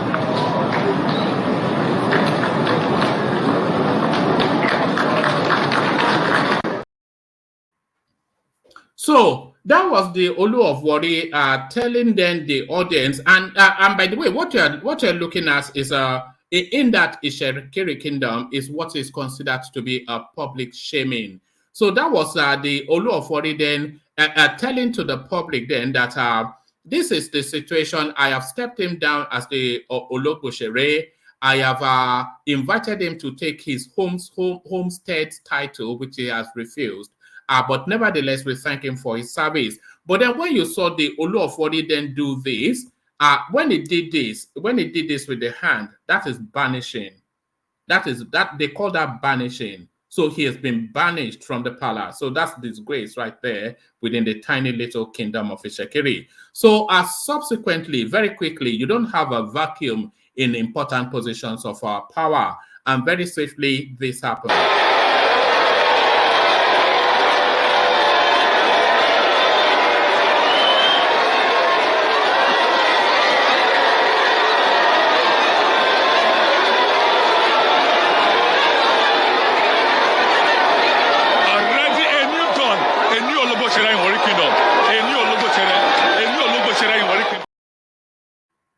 So there it is right there. That's the installation then of his immediate successor. So the Ologboshere space banished and then replaced. So tiny goings on within Benin Kingdom. So that's a nod in the direction of world peace. So a nod in the direction of world peace. But let's kick the conversation off with our Prince, who we've not, I don't think, yet fully heard from on the platform. So Prince, are you ready to go? Prince Daddy. Yeah, Woman, can you hear me? Yes, I can perfectly. Are you ready, or do you want me to give you a moment? Sure. Let's go ahead. Yes. Oh, all right, brilliant. So, do you want to use a headphone or a Bluetooth? There's a feedback. Woman, information for you. I think I have a better knowledge of that than war peace probably later. Okay. All right. All right. We'll come to you then later. But let's kick the conversation on with Prince Daddy. So, Prince Daddy, I am insisting that even pre and post the elections. There's a heavy feedback coming from you. Oh, one second. Yeah. So I'm insisting that what I would do is I'll mute you, ask the question, and then I'll mute you because I think my voice is conflicting against your system. But what I'm insisting is that both pre and post the elections, Peter Obi has been given a free ride and an easy ride all the way through. Because there are more indictable things. There are more credibly indictable things against Peter Obi than anyone else in the political field, but he continues to both be, in fact, the dirtiest of the politics that we have, but in fiction, this golden angel that's come to clean the space. We all know his backdrop already of corruption in Anambra State, but then now this latest installment now, the Yes Daddy tape, he gets a free pass on that, and then he was arrested and detained in the United Kingdom. He gets a free pass on that. So, do you think we've heard yet the full story of that United Kingdom arrest of Peter Obi? And for that, to that, why do you think this guy continuously gets an easy ride through the political landscape, Prince Daddy? Prince. Yeah, can you hear me? Is it better now? Yeah, carry on. Oh yeah, Peter Obi, it's the anointed man in Nigeria, of course. He can never do wrong, really. And he has this aura, so to speak, that even his followers, they are disillusioned in a lot of ways. I mean, no matter how many atrocities or crimes, whatever you may want to call it, corruption you may find or see about Peter Obi, his followers can't say it. The man, I have to give it to him though. He has this appearance of righteousness. Of course, it's so untrue. But because it has come to a point in Nigeria's politics that they want a savior, and Peter Obi, I might say, came at the right time, really, to fill that spot, that space. So, and truly, I think this in the psyche of many of his followers and some Nigerians, I would say, that they think is absolutely the lesser of all evils, or especially between him and Tinubu. So no matter what may be wrong about Peter Obi, they think is much better than what the rest have to offer. And keep in mind, my problem, the problem or the issue I had with a lot of people is that, why do you guys keep saying Peter Obi is this new person? If he was, then what about Kingsley Moghalu? Where does it fall into the space? But Peter Obi seems to be seen as somebody fresh, like it just came from nowhere, and he's so impeccable in every regards that it's above everybody else. But every crime that they may be attributing to Tinubu also applies to Peter Obi, of course. Wow. So sorry. Hold on, Prince. Prince Daddy, if you have it open on YouTube as well, you have to mute the YouTube or something, because there's so much conflict. And I want to try. I'm not sure if you're hearing what if you scroll back, you hear what we're hearing. It's just impossible to have a conversation. But what I was trying to say was that yes, I was trying to. Okay, let me actually take you to. I forgot what I wanted to say, but let me say this. If Tinubu had been arrested in London and detained and questioned, how do you think the landscape would have responded to that? If you substituted Peter Obi's, everything remains the same, but substitute Peter Obi's name with Tinubu's name, what happened to him in Heathrow, London? How do you think the landscape would have responded to that? Well, that would have confirmed everything that they've already believed, anyways. They would think, yeah, it's just one of the many criminalities that pertains to Tinubu. Of course, you won't be getting the same break or a nice presentation from Dr. Abati or Herufai when it comes to Tinubu. So it's not equally would be addressed in the same way. Again, Peter B, he can't do wrong. Even though in regards to Tinubu, all the allegations, especially regarding his certificate from University of Chicago or the drug money they talk about, he hasn't been found guilty. But it doesn't matter because the truth about those issues don't stick. They keep finding more things like this Guinean passport, and so it's not the same. It's not the same. It just happens that the obedience or obese supporters are just louder on the internet, and they are more vicious when it comes to protecting their candidate or their man.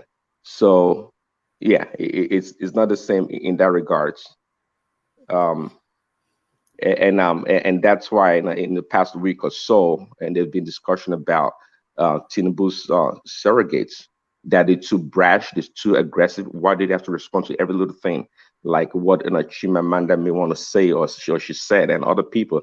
That's about gone are the days of the old media. We are in the new media, of course, in the internet space, in the social media space. And if you don't correct the wrong or at least present your own narrative about an issue, well, you might as well be done, because they say the internet never forgets. It stays out there. But at least if you put out your own narrative and counter it, people are more likely to find two sides of the coin and decide by themselves. So in this age, it's unrelenting, is non-stopping. More things are going to be manufactured. That'll be the right word. They're going to manufacture a bunch of other things and present it until the inauguration. And actually, after the inauguration, it's non-stopping. Why? Because they have to provide fuel for the obedience, to try to minimize Tinubu at every turn. But again, we kind of make reference to Buhari's tenure also, why his spokespeople don't come out and speak on things he does that is good or what the narratives are. But in case of Tinubu, I don't think it's going to be that way, because he understands media, he understands the political space. His surrogates from Kiyamo to Dele Alake, they understand how the game is played. So it's going to be a very interesting and combative environment. But at the end of the day, I think Tinubu will succeed as Peter B fades away, because Peter B, again, is not a builder. Is just an usurper, or what Sean Kuti would call an opportunist, and that's the reality. Oh wow! And by the way, I'm trying to see if we can get hold of Sean Kuti to come and join us. So anybody that has the influence to bring him here. All I do is just to DM these people. Sometimes they don't respond. So that's just the end of it. But anybody that has the reach to get hold of him would like to have him here to come and take on the space. But to what you are saying, do you think the Tinubu space, and because from the indications you are talking about Ononuga, Dele Alake, etc., and the way they've already started, Ononuga is gone really to the heart of the ethnicity of it, and Alake is going to the heart of the narrative of it. So do you expect then the Tinubu administration to take a totally different tack from the Buhari administration? Do you expect them to go for a quick kill of these people? Do you expect them to kill them off very quickly? I'm talking metaphorically, of course, not physically. But do you expect them to kill them off very quickly in order to clear them out of the space so that they can get on with serious matters? Because it looks as though now they are ready for the fight. So are you expecting a quick kill by the Tinubu team of the Jubilee's obedience space that is evolving?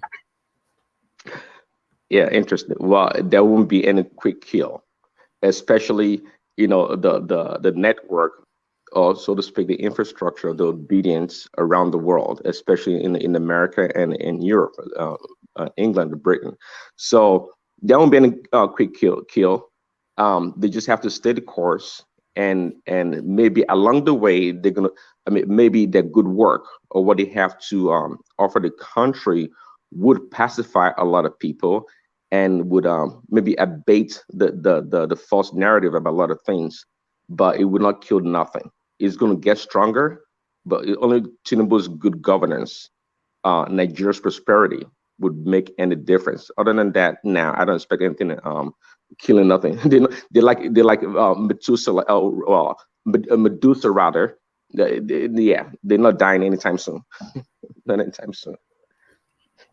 So essentially, it's something that the Tinubu administration has to live with, because the tone and texture of it brings a sense of deja vu, just exactly how Buhari came in and they held him by the neck for 8 solid years. It looks as though they've wrapped their fingers around the neck of Tinubu again. Prince. Yeah. Again, Buhari, not military man, background. That's why it wasn't very successful in a lot of ways when it comes to dealing with these politicians, because it was never a negotiator. It was more like command and control. That's where it came from. Okay, that's why perhaps a lot of things that he wanted to do, he couldn't do it. So he couldn't do it because that's his background. But Tinubu has always been a negotiator from north or south, southwest to north, east, west. It's been the case, and so yeah, it's that'll be the situation. Buhari and Tinubu, totally different candidates or people. They're gonna run the governance totally different ways. It's not gonna be the same. So yeah. All right, let me take you to Adamawa State and the convoluted confusion that is coming out of that space. Over the course of since the 18th of March till now, they've announced this woman at least 2-3 times, and we've on this platform at least twice celebrated her as a quantum leap within the Nigerian political space. So now they are now telling us that the REC, the returning electoral commissioner or whatever it was, that announced her as the winner, that he went rogue and announced before coalition had ended. So now the elections, the supplementary elections in Adamawa State is in abeyance, and they are suspended it indefinitely. Now the excellent elections that have been conducted by INEC, it looks as though now it's about to be stymied by this now going on in Adamawa State as we lose Prince to connection. So that's going well. So let's put that question then to Joel if Joel is ready to go. I think Prince dropped, or whoever is ready to go. Can anyone? I'm here. I'm here. All right, brilliant. So to it then, I'm talking about the convoluted situation in Adamawa State. This lady twice announced as winner. The elections now suspended, and now indefinitely. So what do you think then the pathway is in Adamawa State?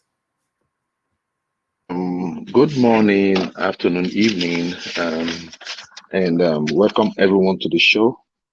Another good day. But yes, woman, it has been a mixed feeling for me. When we talk about good governance in Nigeria and where we find ourselves today, it is inexcusable what we are going through today, woman. That, like, you see, someone they wanted to blame the commissioner of police, and you know the way Nigeria police are. Those people, some of them did not go to school. Even the ones that went to school, they don't even know what they went to school for.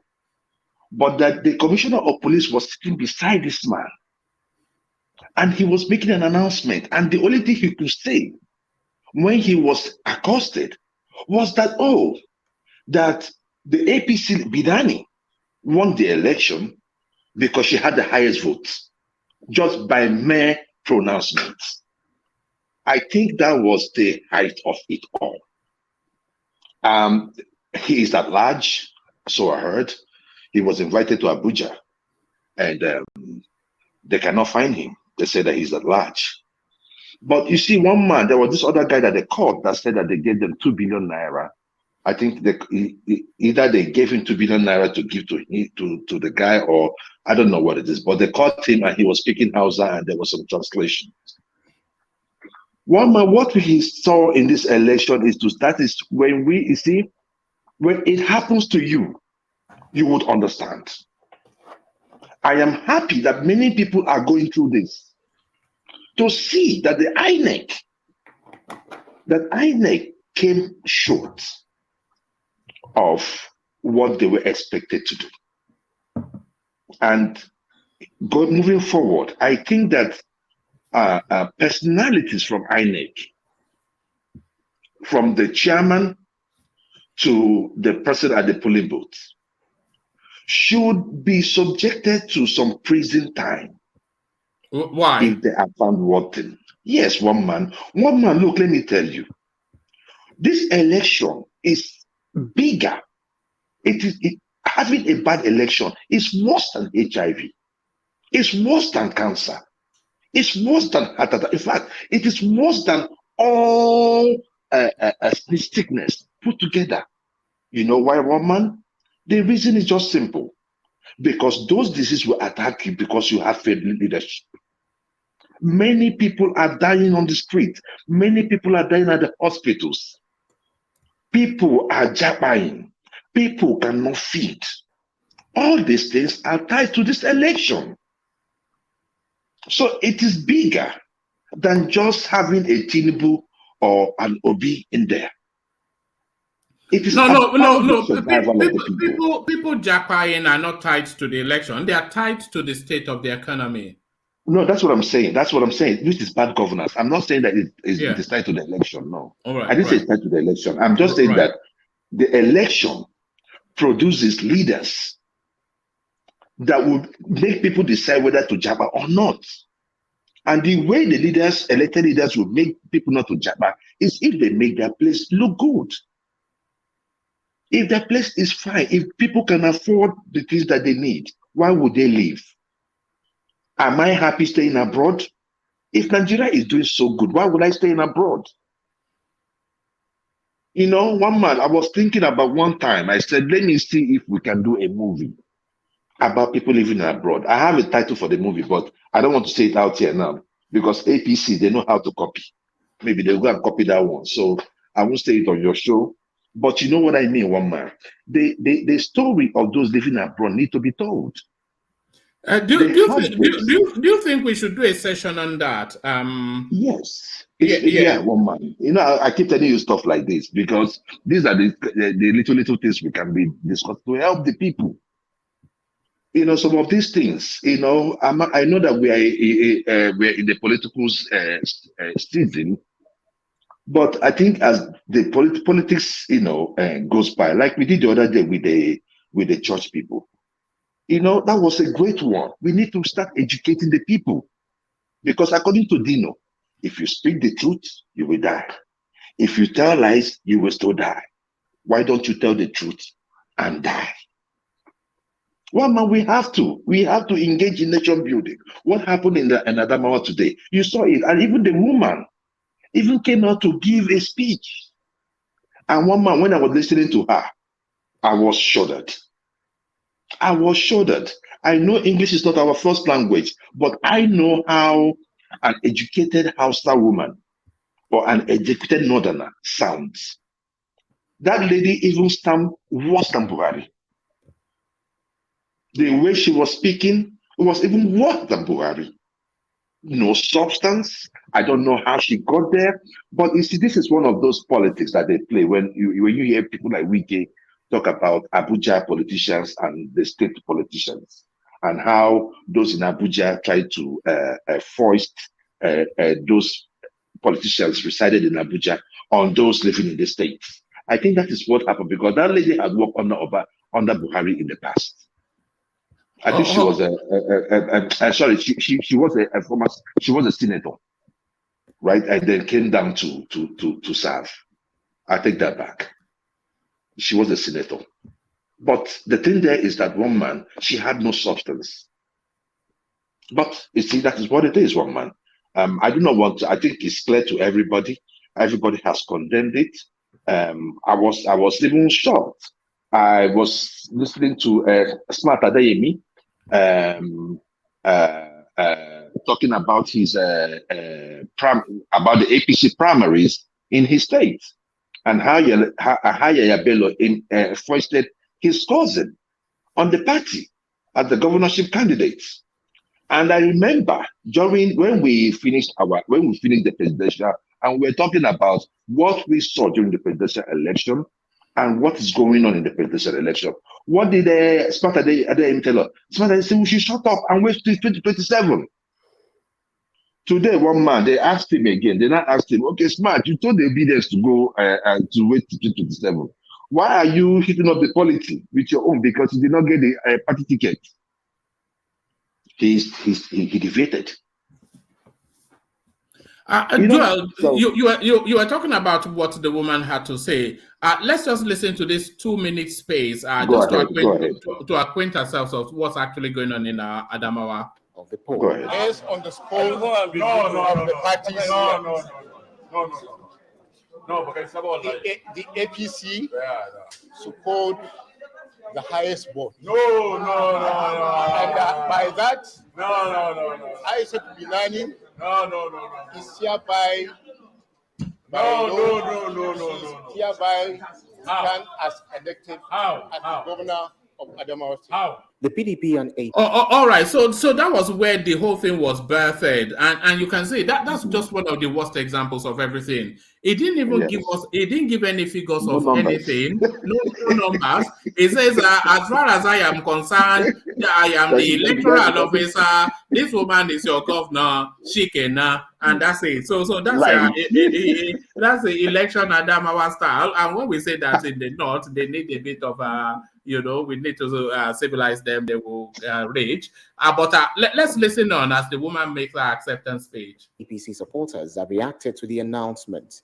Both the PDP candidate, Governor Ahmed Ofintiri, and the APC counterpart, Aisha Binani, have called for calm. When we are waiting for the resumption of the coalition, the REC this morning took up a tax he is not constitutionally empowered to do by making an illegal announcement of the outcome of the election without result. My dear Adamawa State citizens and residents, I am overwhelmed and humbled by your show of love and confidence in electing me to serve as your governor as from May 29 this year and for the next 4 years. My message to all the APC and the supporter of our governor candidate, Senator Aisha Binani, is everyone should calm down. Everybody should calm down. And I want to assure every one of us, since our leaders are involved. All right. She sounds okay to me now. I don't know quite what you object to in No. One man. You see, there's an aura that comes with, someone that knows her stuff. That lady was foisted on the people of Adamawa, and or the people or the party first before coming to Adamawa. So that is my point. She does not have the charisma of a leader. Look at her. I'm not talking because she's a woman. I mean, we've seen women speak. Can you compare this lady to someone like an Animeti Kingibe? That's my point. So the thing there is that one man, you said something like, when you say there, when we tell the North that, that they did an upgrade, it is not a lie. You know, one man, sometimes, look, you see, I keep telling people, if Nigeria were Southern Nigeria only, we would have gone far. You know, some things that come out from the north, it's disheartening. It's disheartening. People she did not come across as that leader that I would wish for my states. And looking at the process through which she tried to get into power, I'm for women to be in power. I believe that women should constitute at least 40%, if not more, or 50-50 in political offices. Because I know. Just to deviate you a little bit in that, do you think there should be an affirmative action towards that direction? Yes. Yeah, do you think there should be compelling law to make that so? I think they have something like that in Rwanda. Even in there, you got that. Yeah, hold on now. Ahead. Okay, go on then. Yeah, Yeah, one man. I sent you a document on what's it called Instagram just now. You know, there's nothing is going to happen, and you won't believe it. You know what he did will be the final. Just check the electoral law and read it out. That I think there's a provision in the electoral law that the rec can act the way he acted, and I think it was a game plan. You can read. No. Mr. Fash. Is that you? Is that Mr. Fash? Yeah. Okay. Mr. Fash, look, you see, there are situations where the arrow, right, can publish or pronounce results, but it has to go through a process. You cannot bypass the person that is meant to. Yeah. So what he did was wrong, because it was illegal. But what is going to happen now is that nothing's going to happen again. Even INEC can overturn his decision. Now they are going to court. Go and check the Electoral Act. Okay, let's wait and it's not going to happen. Let's wait. It's not going to happen unless you want war in that country. Let's wait and see. They addressed it this morning. I don't know if you follow the news. They addressed it this morning where this senator, the one that slapped a lady in a dildo shop, the senator. Remember? I don't know. Isaiah Abo. Yeah, and he was on TV saying that what the man did was right. And they were reading out the stuff for him, and he was saying it was right. However, someone from INEC this morning was interviewed, and he stated it clearly. He said that you cannot say people to go to court when the person that made the announcement is the wrong person.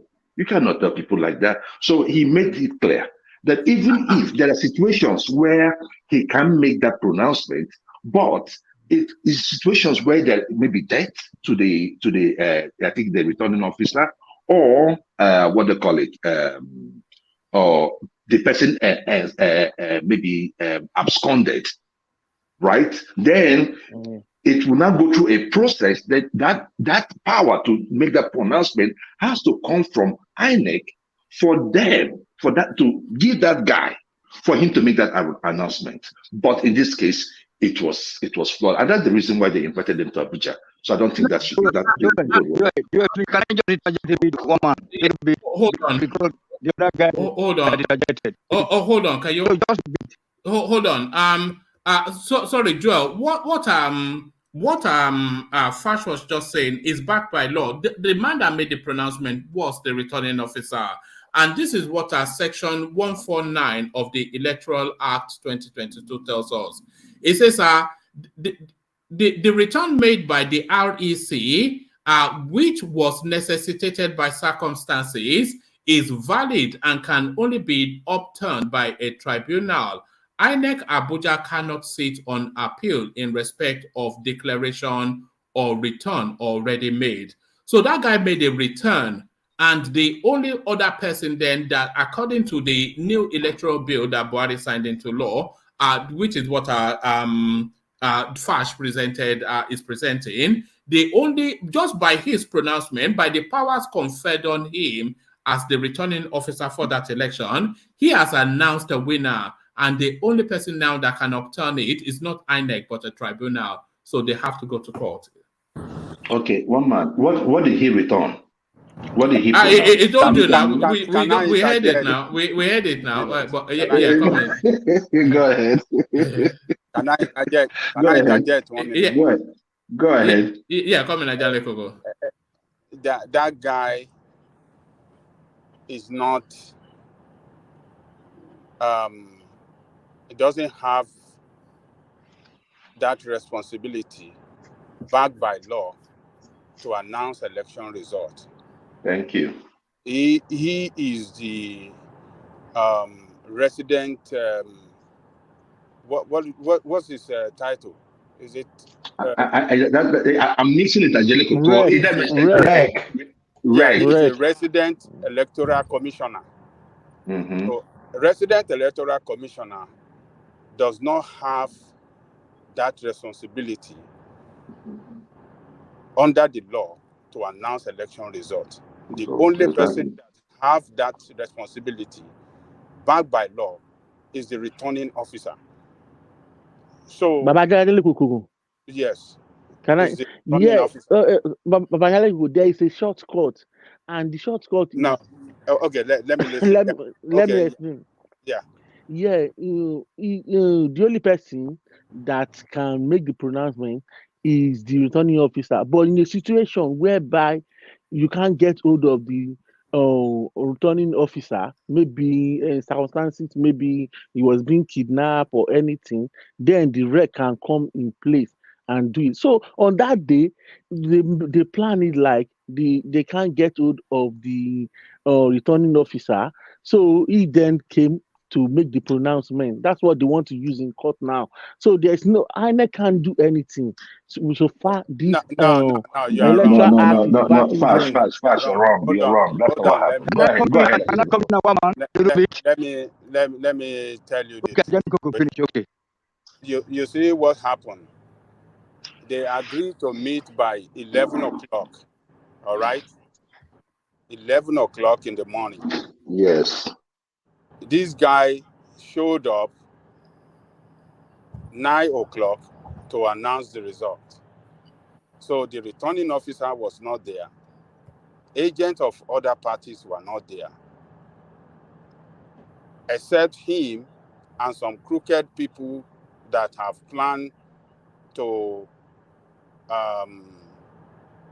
announce this backdoor election result. So that is why you see the INEC headquarters quickly declare that his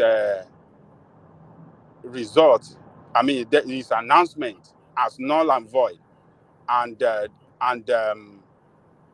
call for all the election results and everything to Abuja. He called the INEC headquarters,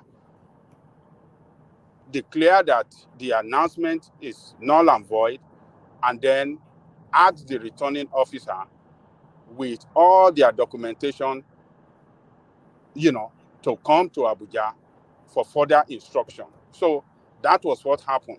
He cannot announce the result alone. There wasn't any problem. It was ongoing. You understand what I'm saying? The collation of result was ongoing as at the time. They have not even arrived at the conclusive election result. They've not arrived at that, but he went behind the back door to go and declare this woman the winner of the election. So without the figure, that 300,000 for APC, 300,000 for this.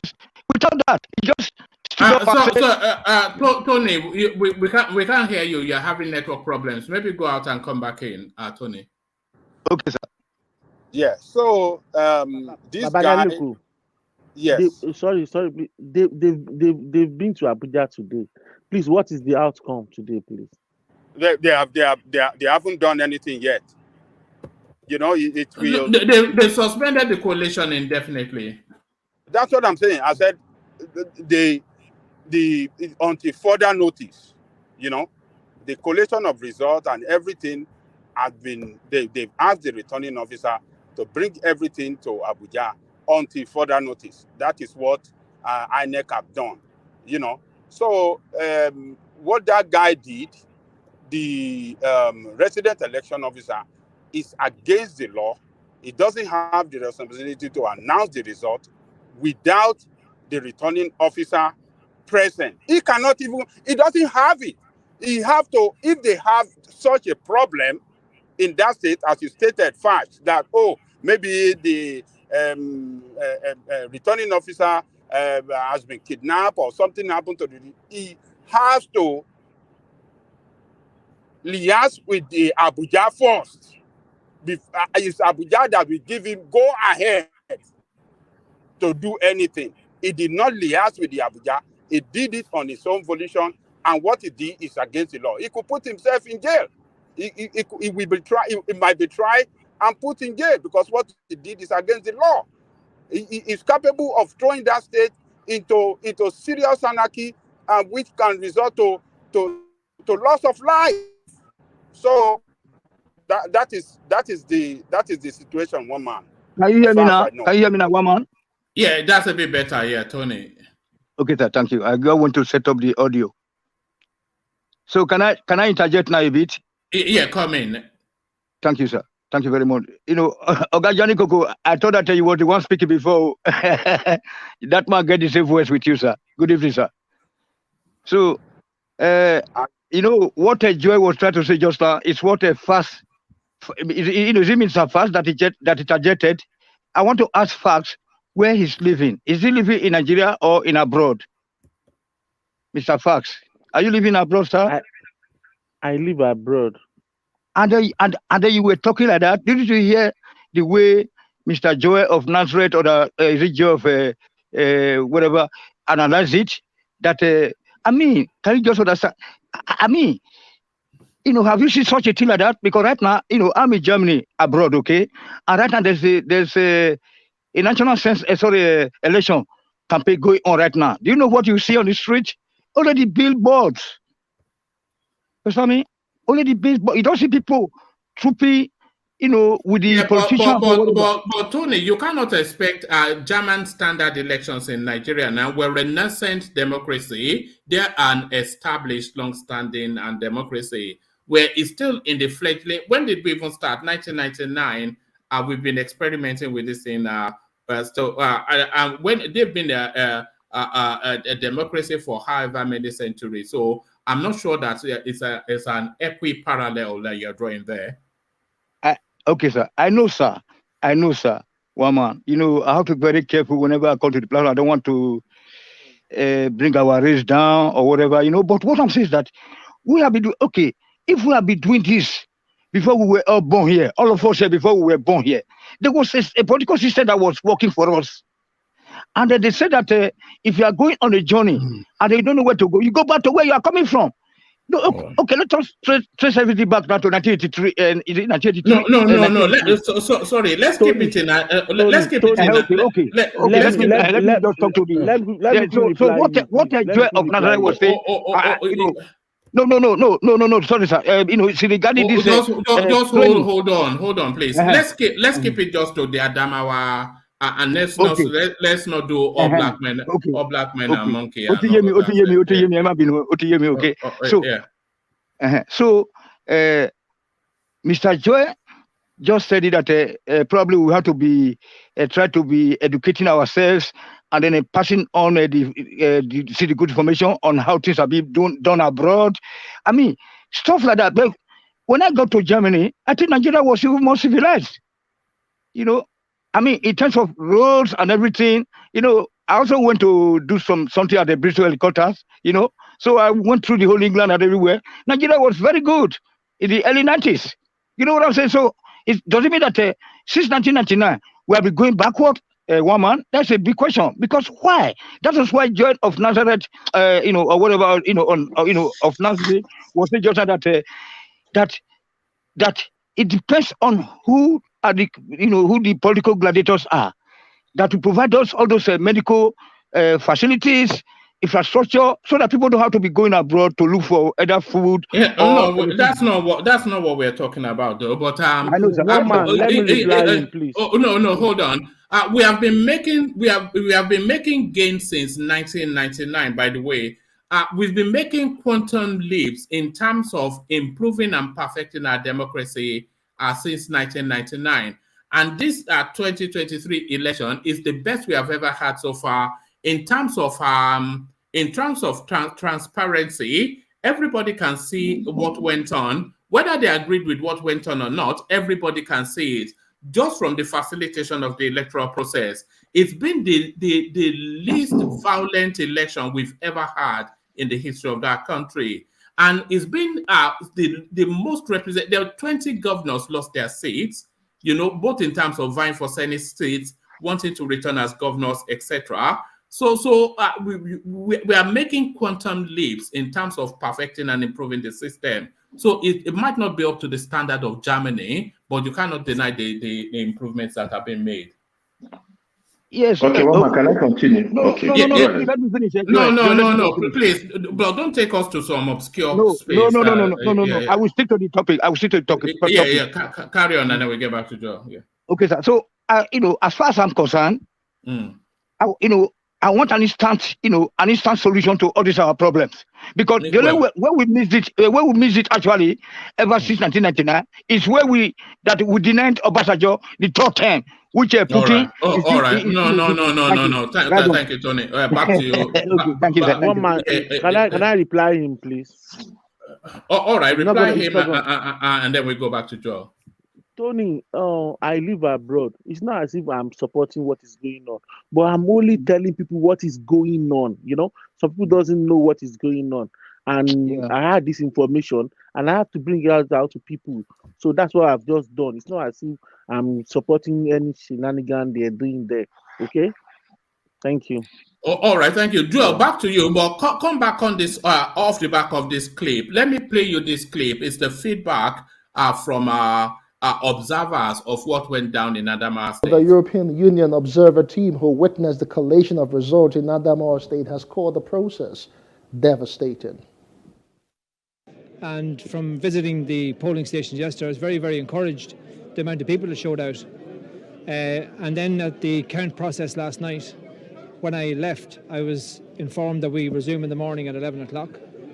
And then this morning to find out that something had derailed that scheduled process at 9 o'clock was devastating, to say the least. The count was very transparent. It was going very, very well. And I think that the last 10 local governments should be completed to finish off and get the true result of the election itself for the people, if nothing else. I think, in fairness, it'll cast a light, it'll shine a light, I think, internationally across how politics are ran in Nigeria in local terms. It doesn't matter if it's ground roots. Here we are today having this discussion when we shouldn't be. It's a very transparent, I think, process that you have going. It should be finished and concluded, and people that aren't, I suppose, participating or aligning with it, maybe ask themselves the question, should they stay in politics? Hello, hope you enjoyed the news. Please do subscribe to our YouTube channel. All right, so that's the condemnation, somewhat damned with faint praise by the international people, Joe.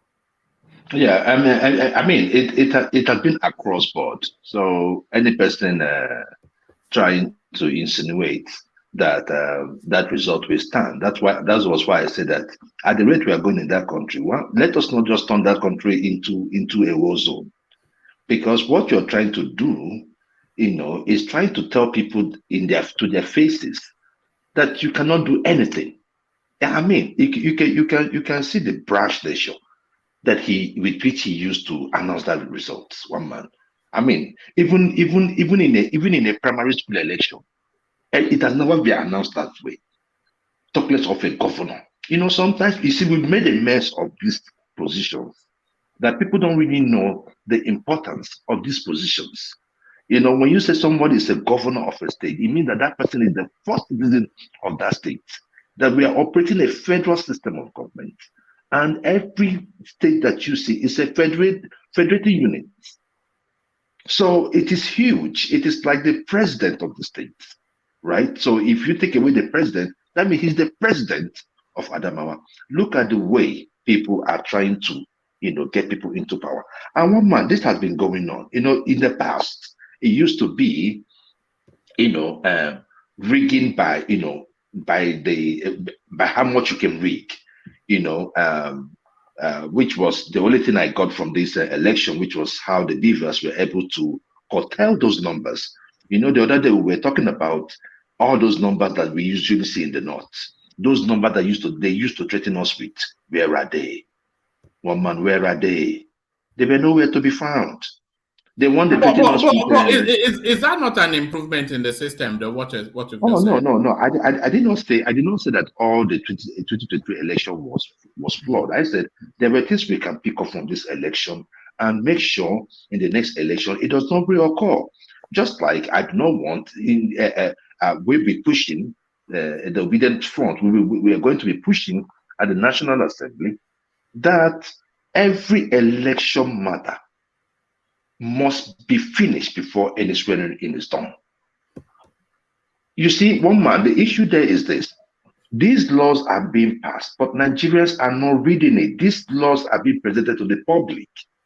Nigerians cannot go and make any inputs. Then when the thing is done, they start reading you section and section and the section. And you start looking at it, you say, hey, when did this happen? No, it has been happening. So one man, we have to, you see, I know that's why I said that good governance is a marathon. What did we get right in this one? How are we going to do in the next election? Hoping that the next election, they will not tell us now, you know what, there will be no beavers, that it has to be pepper. So and I'm telling you, if with the way APC is going, they can do stuff like that. But I remain hopeful as a Nigerian, and that's the reason why I come out here to even make my statements. Yeah, go ahead, Ajele Koko. But we have to commend INEC for what they did to call for all the election results, everything to come to Abuja. No. That part. Ajele Koko, you didn't know what was going on, Ajele Koko. Do you know that in the news that some APC members from the state were saying that people should go to court? No, hold on. Let us try to put it in the right perspective. Look, the APC candidate, there is no way he could win the election. It was very obvious. Because the first election they held, the PDP governor that is trying to have the second time was leading by maybe 32,000 votes or 31,000. Maybe 31,000. So the second one that was last Saturday, the supplementary election, the total result shows that he won again 4,000 plus against 3,000 plus or APC. So, and the APC knew that they are not going to win the election. It was clear.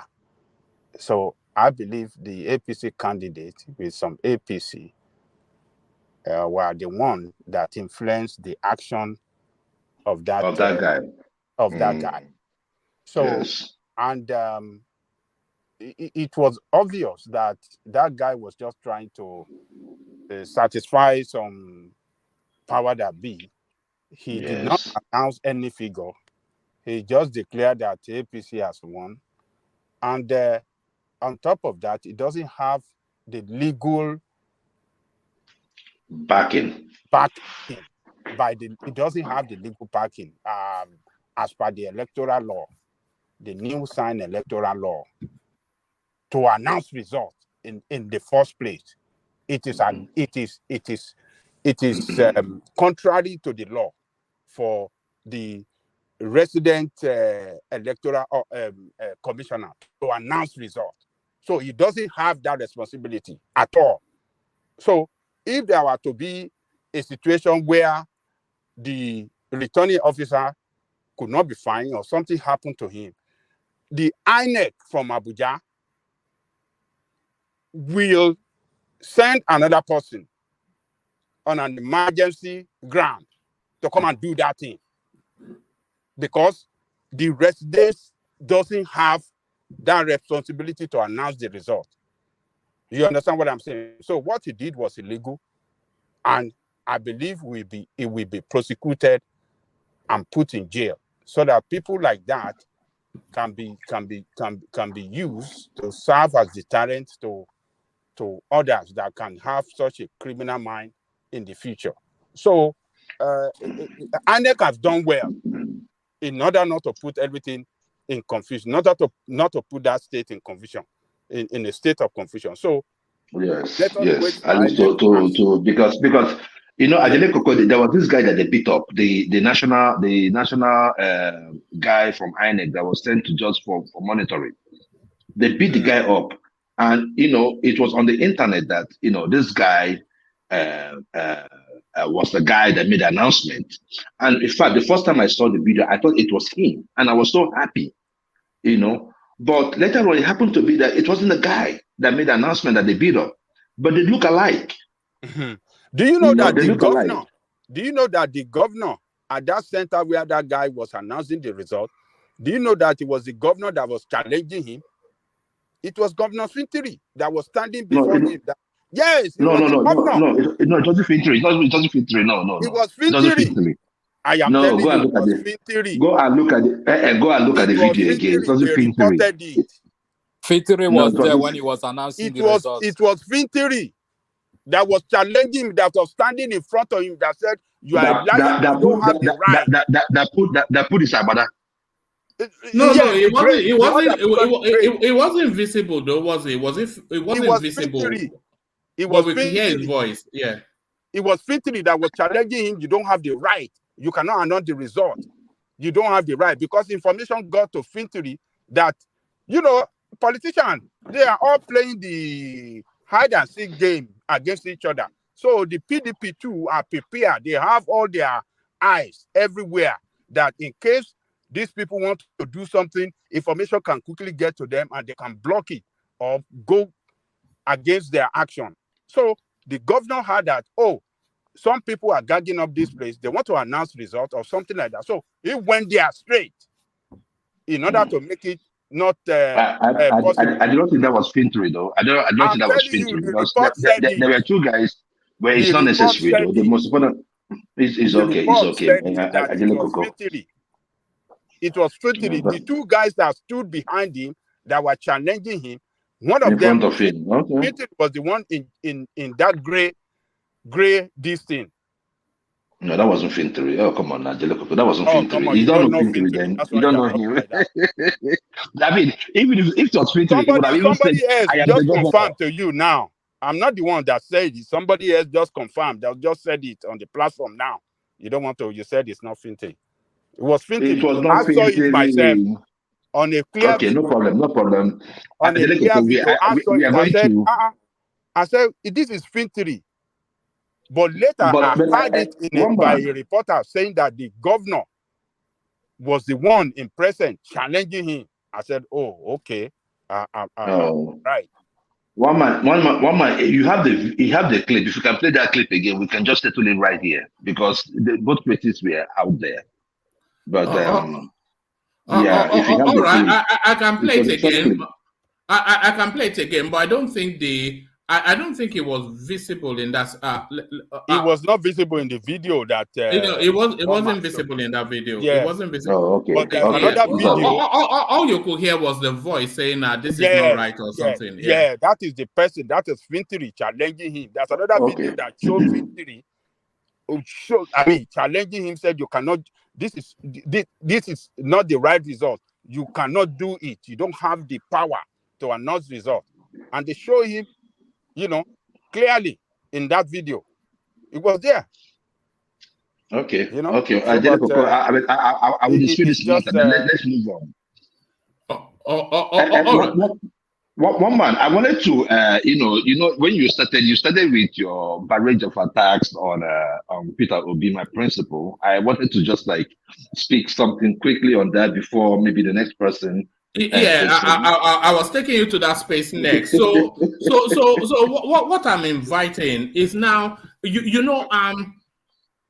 so there was a pre-election situation, but now there's a post-election situation. So the pre-election situation, there's a lot that nails Peter Obi to the wall. But in the pre-election situation, a lot of those things were not used to attack his political narrative.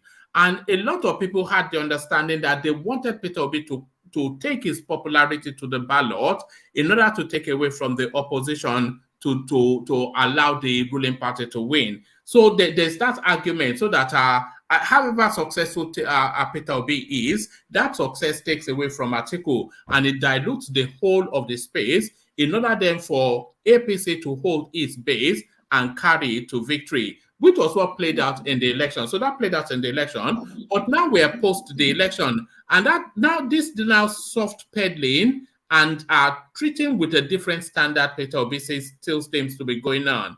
So we had the Yes Daddy's tape where this guy was inviting for a religious war in the country, and people let that slide under some AI technology, doctored video, and deepfake, and all this nonsensical narrative. So he got away with that, but now his arrest and detention in London, that also very quickly, only a moment in the headlines and it fades away again, only to be replaced that Tinubu is now from Guinea. So what I'm inviting is this guy, is it getting too soft handling? Is it getting too much of the kid gloves treatment, this soft feather treatment by the media space? And I'm inviting, if it was Tinubu that was arrested and detained in London, what would the headlines be like, and how would the space digest that? And also, what exactly was the reason why he was arrested and detained in London? Because this vague and ambiguous, ill-defined imposter narrative, I think everybody has parked that. But why was Obi arrested in London? So all of that, very indictable, this guy, all of his criminal ways, it seems to get away with it, Joel. Okay. And yeah, one man, the issue there is that you cannot say someone is criminal if you've not seen anything that he did. Peter Obi is not a criminal, by the way. And I think there is a concerted effort to compare Peter Obi and Tinubu, which is criminal, because Tinubu and Obi are not on the same class. When it comes to, they're not on the same class. Peter Obi is a class, way class above Tinubu, I mean, like I told you, an Agboro that found itself into government. We have seen how he ran his campaigns, the kind of things he says. I don't really bother myself about the obedience. I'm very, very particular about what the man says. The man himself, Peter Obi, even after the election, the way he quelled that election down by just a pronouncement. So what happened in the UK?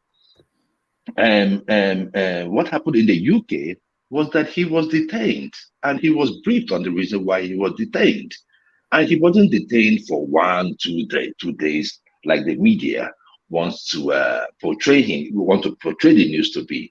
He still went and visited. I think he came in to commission something for Easter. He still went about his normal business. And he was due to come back on Monday, on Easter Monday, to come campaign for his candidates, which Peter Obi did. But you see, there is this thing. I was listening to Jide. He's a man that I like so much, but I think now everybody is talking to APC because they need appointment, as you can see. But Jide has, turned away from what he used to be into someone that more or less like a caricature of a journalist in a caricature TV station. So, but you know, one man, it is what it is. Like even what's her name? Is it Kazure? Gave a So review to this thing. anybody that raise question around anything that happened to Obi is a caricature person. No, it's not, because the reason why I'm saying So this. what has he said? What has he said? What did he say in that video you watched that is so bad that you can describe him like that? Can you mention specifically what he said? Babajide wasn't putting up an open-ended question, right? He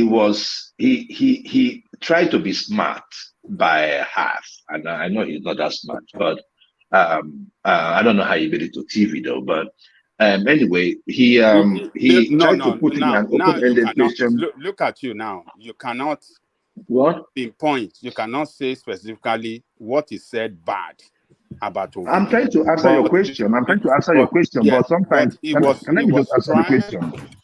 Okay.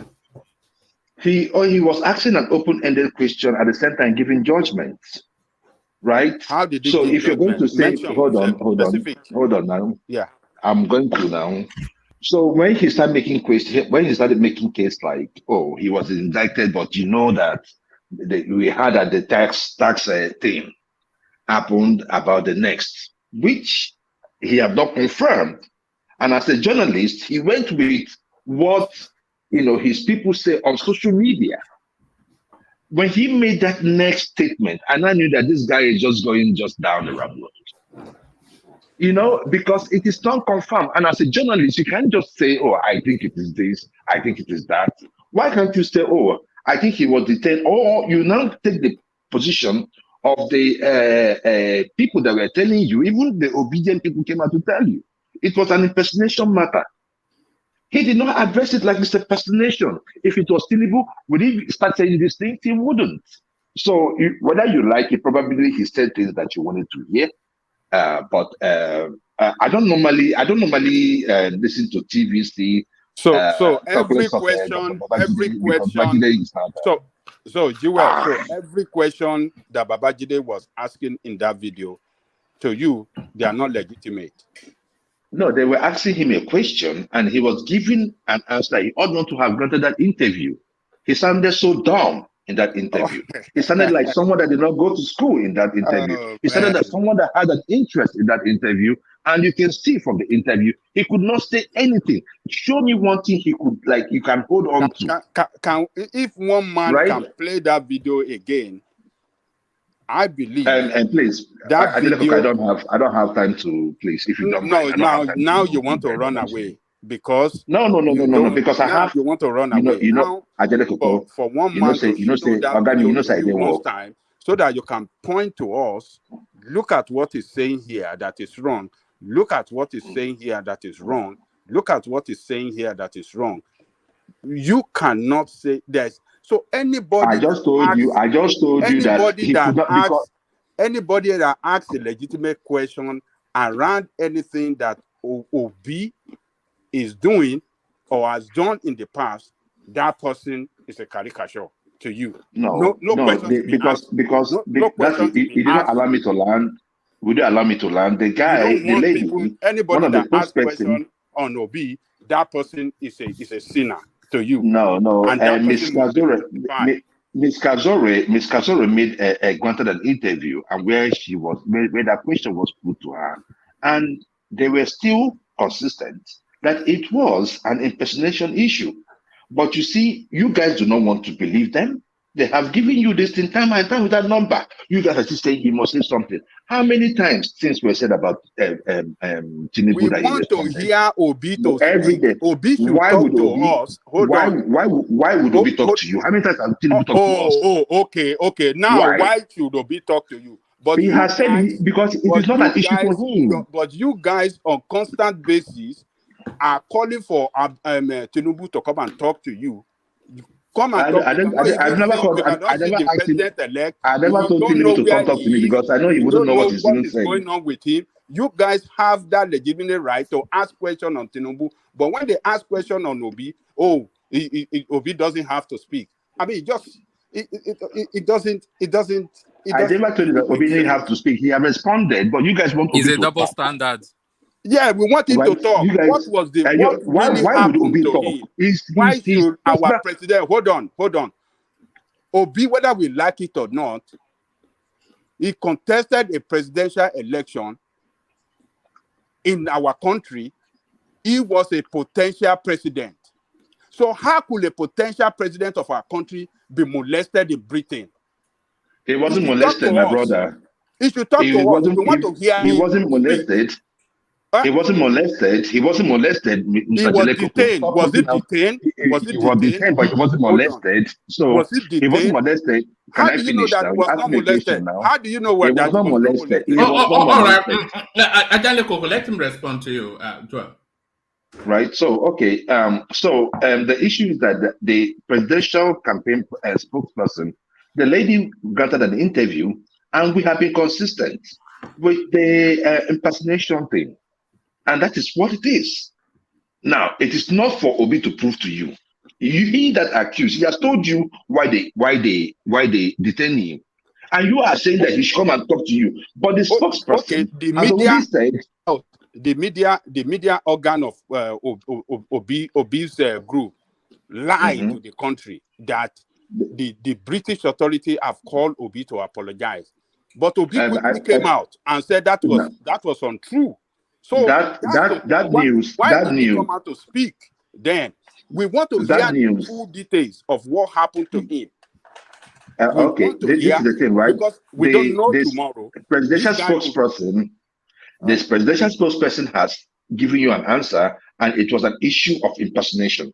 I don't know why we are dragging this matter. I don't know what. So if you say it is not an impersonation, he has told you it's an impersonation issue. If you say no, that is not. One man stays in UK. A couple of us here, hold on, let me finish. A couple of us here stays in the UK. Like David Hundeyin did. You can still go and make this inquiry. One man was calling for an investigative journalism. He is also a journalist. I'm just one man. Yeah. No, you are not, as long as you are disseminating information to the public. I think Woman, you I have are. something to throw into this. Woman, I have something for this. This presidential matter. Please, woman, please, sir. Can I just? All right. Sorry, Tony.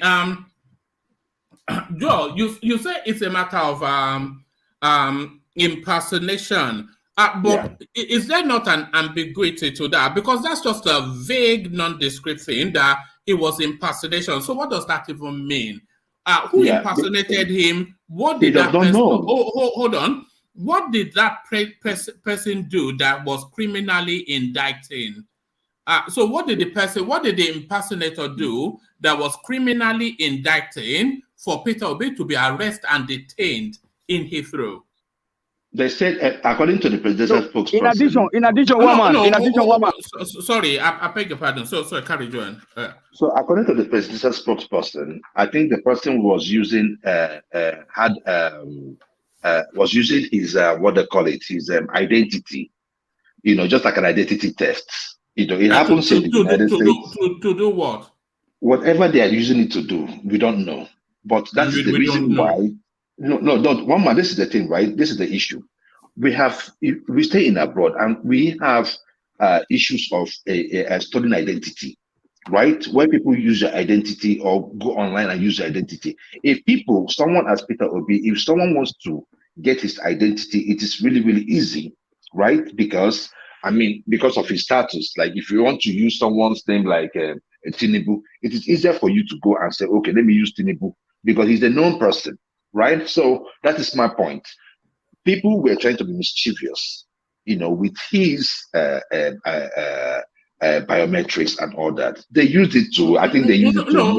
Hold on. You are still not saying anything. What do you want me to say, one man? The lady has told you that it was. No. You say it's a case of. You see, it's just as I was saying in my opening monologue. It's just the lack of ingenuity, the lack of I don't want to say IQ in some of the things. It's a bit like this deep fake something. So you are telling us that it was an impersonator. Okay, that's the storyline you are going with. So let's stay there. What did they? So somebody can impersonate. I can go around London now saying that I am Joel of Nashville, and I can do that for the rest of my life, and nobody will stop or query me unless I do something that will trigger them for them to establish that I'm not Joel of Nashville. So if you are saying somebody was impersonating Peter Obi, what did that person do that was criminally indicting to have triggered the authority? So saying is an It was a impersonator. passport. Somebody from what she was saying, it was a passport. His passport. Somebody made a replica of his passport and was using it to do stuff in the UK. That was why they detained him. Nobody knows. See that aspect of it, one man. You cannot push me to say what I do not know. This is why Peter Obi must speak. You see, there's more questions than answer, isn't it? So the person was doing stuff. What was it? At least they put him questions when they arrested him. When they arrested Peter Obi in Heathrow, they put him questions now that were you the one using a fake credit card in Harrods? That sort of question. So they must have put him some question that a criminal act was committed under your name. What is your explanation? So what was that criminal act? We don't know. You're just saying impersonator, and you think that's a destination that that's more questions than answer. Impersonator. One man, you know that you stay in abroad, right? You know that if stuff like that happens, right, there might still be even the people in the UK might not even know the person doing this. They might still be investigating, but it has come into the system that hey, this is it's a red alert on this person, so they could still be investigating. So if what he told you is not enough, one man, you stay in the UK. Why don't you go and do your own personal investigative journalism? Why don't you go in there and ask the question? What they told us was nothing, is what I'm saying. But you can still go and ask the question, one man. Don't you have immigration service in the United States? You can still go and ask them. You have Nigerians working in these places. You can still go and ask them. What he said is what he said. Now, if you say that is not what happened, the onus is on you to prove it. What I'm saying is that's why I drew the analogy with the deeper life something that you did with or not you personally, but the obedience space with the deeper life something that you are saying is audio tape was deeper life or something. It's just ludicrous nonsense. This hold on. Well, we'll get to that in a moment. Yeah, but this impersonator now is not a destination or an answer. Because you cannot say is issues of impersonator. That means absolutely nothing. That's just a nonsensical statement. Because it has to be expanded to say that a person was impersonating him who did X, Y, Z. You know, so just saying it's impersonator. What does that even mean? It's impersonator. The person was impersonating him, one, and the person was using his identity to, I think, buy stuff in the UK. And when he came in, hold on. I said buy stuff. I didn't say stock. I said buy stuff. And when he came in and they asked him the question, one man, you know how this thing works. They're going to ask them, what is going on? This is what is going on. And I mean, because even when he was about to be detained, people started talking about what is the problem? What is the problem? People started asking questions. And when eventually he was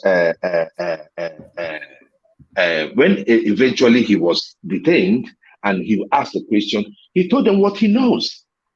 And you see, one man, somebody asked a question about impersonating biometric. Yes, that is the reason why we are thinking, because the investigation is still on. That's the reason why I don't want to go far. We are still thinking that there is no way somebody could get Peter Obi's biometrics to use it to get a passport if it was not some collaboration from somebody from the government. What you're saying is that the Peter Obi storyline, the impersonator storyline, is a lie. So and we already know that. But why was he arrested? We know it's a lie. But why was he arrested? We have told you the reason why he was arrested, and you stay in the UK, I stay in the United States. So if you feel that the explanation given wasn't right, one man, you're just a phone call away from getting this information. That is the point. But the thing there is that they have asked them, and the UK people said no. Probably they are still investigating. You know, one man. You see, the UK and the West. I know I don't really like them, but you know, they are not like us. You know, they don't think the way we think. You know, if it was something really criminal, do you think they were going to allow Obi go? Does Obi have a diplomatic passport? They were going to arrest him. You know the country we live in. If Obi was a criminal or Joel, he was found to have done that, they will arrest him. Why did the media team lie that they have called to apologize to Obi? I did not see the media team. I did not see the media team make that statement. That just came out on the internet, and Peter B came out and reported it. What is the name of the presidential spokesperson that said that they have? It's all over the internet now. What are you talking about? It's all over the internet. That's the point. Yeah. That's the point. When you say it's all over the internet, yeah, it must have from a source. The media team, from Obi media team. You see how Babajide saying it that time. But because that's why I told you that Babajide is a quack journalist. Why he could not mention the person? Okay, hold on. Why hasn't Obi team or the media team challenged? I just told you the media team. The media team. Yeah. No. But hold on. Why haven't they, challenge Babajide or call on Babajide that you are wrong? We never released that. Babajide it's not what they thought. We don't respond to people from TVC. I don't know if you get it. We don't respond to people from TVC. That's not the TV station. Okay. It's just a Tinubu promotion center. It's not a TV station. So you in all honesty, you call Babajide a journalist. Okay, why did Obi responded? Why did he respond so quick to when that information came out? It wasn't coming from TVC. It was coming from the Obi media. Obi responded to that news that because why did he respond? Okay, now the reason why is this, right? There are things that has come out in the past, and people will say Obi said, right? And people made a wrong with it. So I remember when there was the last time we had this thing about meeting and all that, we were talking about, look, there are certain things that you have to just come out and clear up. Right? People are speculating that he was deported, Peter B.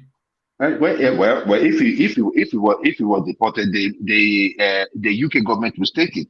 If he was deported, he wasn't deported. One man, you don't deport somebody after 3 days. What do you mean this UK government? What do you think goes on in the UK? You are saying I can phone them to. They have something called data protection in this country. And you can't just phone up and say that, why did you arrest somebody? What is your locus to do that? It's public record. It's public record here in the United States. It's not here. One man, look, let me tell you. Do you know that here, if police arrest you, right? By tomorrow morning, if I log into the police website, I will see the reason why you were arrested. I don't know if that's the way you guys operate. It's not here. This is a proper country. This is a proper country, not proper. What makes it proper? People have rights. People have rights in the UK. It's not America. I don't want to talk about. Anyway, both countries are fucked up though. So anyway, sorry to use that word, but both countries. That's the reason why we are calling for a better Nigeria, so that we can all go back, because these two places you talked about. One man, forget. If I had my way, I would go back to Nigeria. It's not about the money, but let's not debate on that. Let's just move on. All right, let me take you to this final space, and then I'll go on to someone else. Governor Otom's life pension bill to give Benue ex-governors 4 new cars every 4 years, monthly governor salary, annual vacation abroad, and other outrageous provisions. So Governor Otom, then one of the squeaky cleans, according to the political campaigning. So now, and this backdates, by the way, to 1999. So somebody gets quite a few people will get a windfall under this.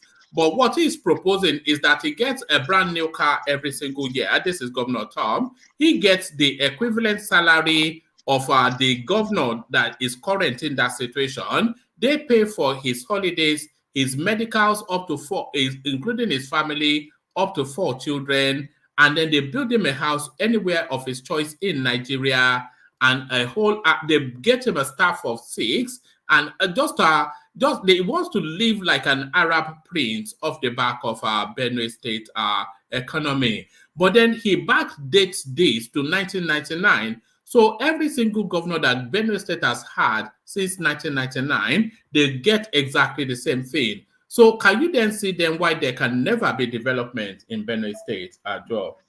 One man, I don't know why you narrowed it down to the Benue State. It's all of them, though. All of them. All of them.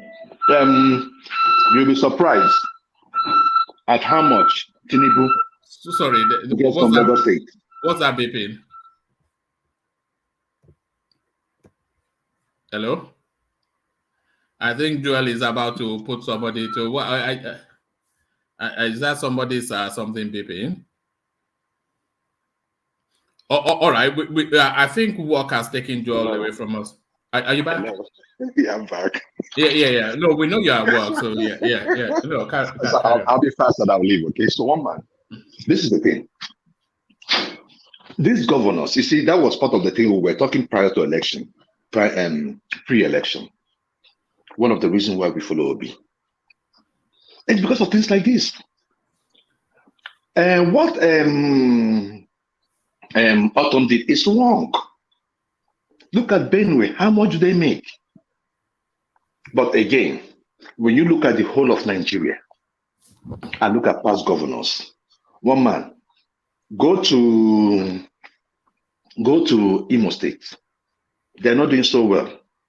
Like now, I can even excuse someone like Tinubu because Lagos State has money, right? But what is it with a place like Benue State, Imo State, Ebonyi State, places that you know that the IGR cannot even pay salaries? Why should a governor be paid such emoluments after he leaves office? You see, that's the part of the reason. You see, that's the difference between all of these politicians and my principal. Since he left power, not even a bottle of water has Anambra bought for him. And these things is that one man, you would think that these things that it was Autumn that proposed it. It's a lie. You'll be surprised. These are the people from the offices that will come and say, "Oh, girl, see, this is the thing we prepared for you.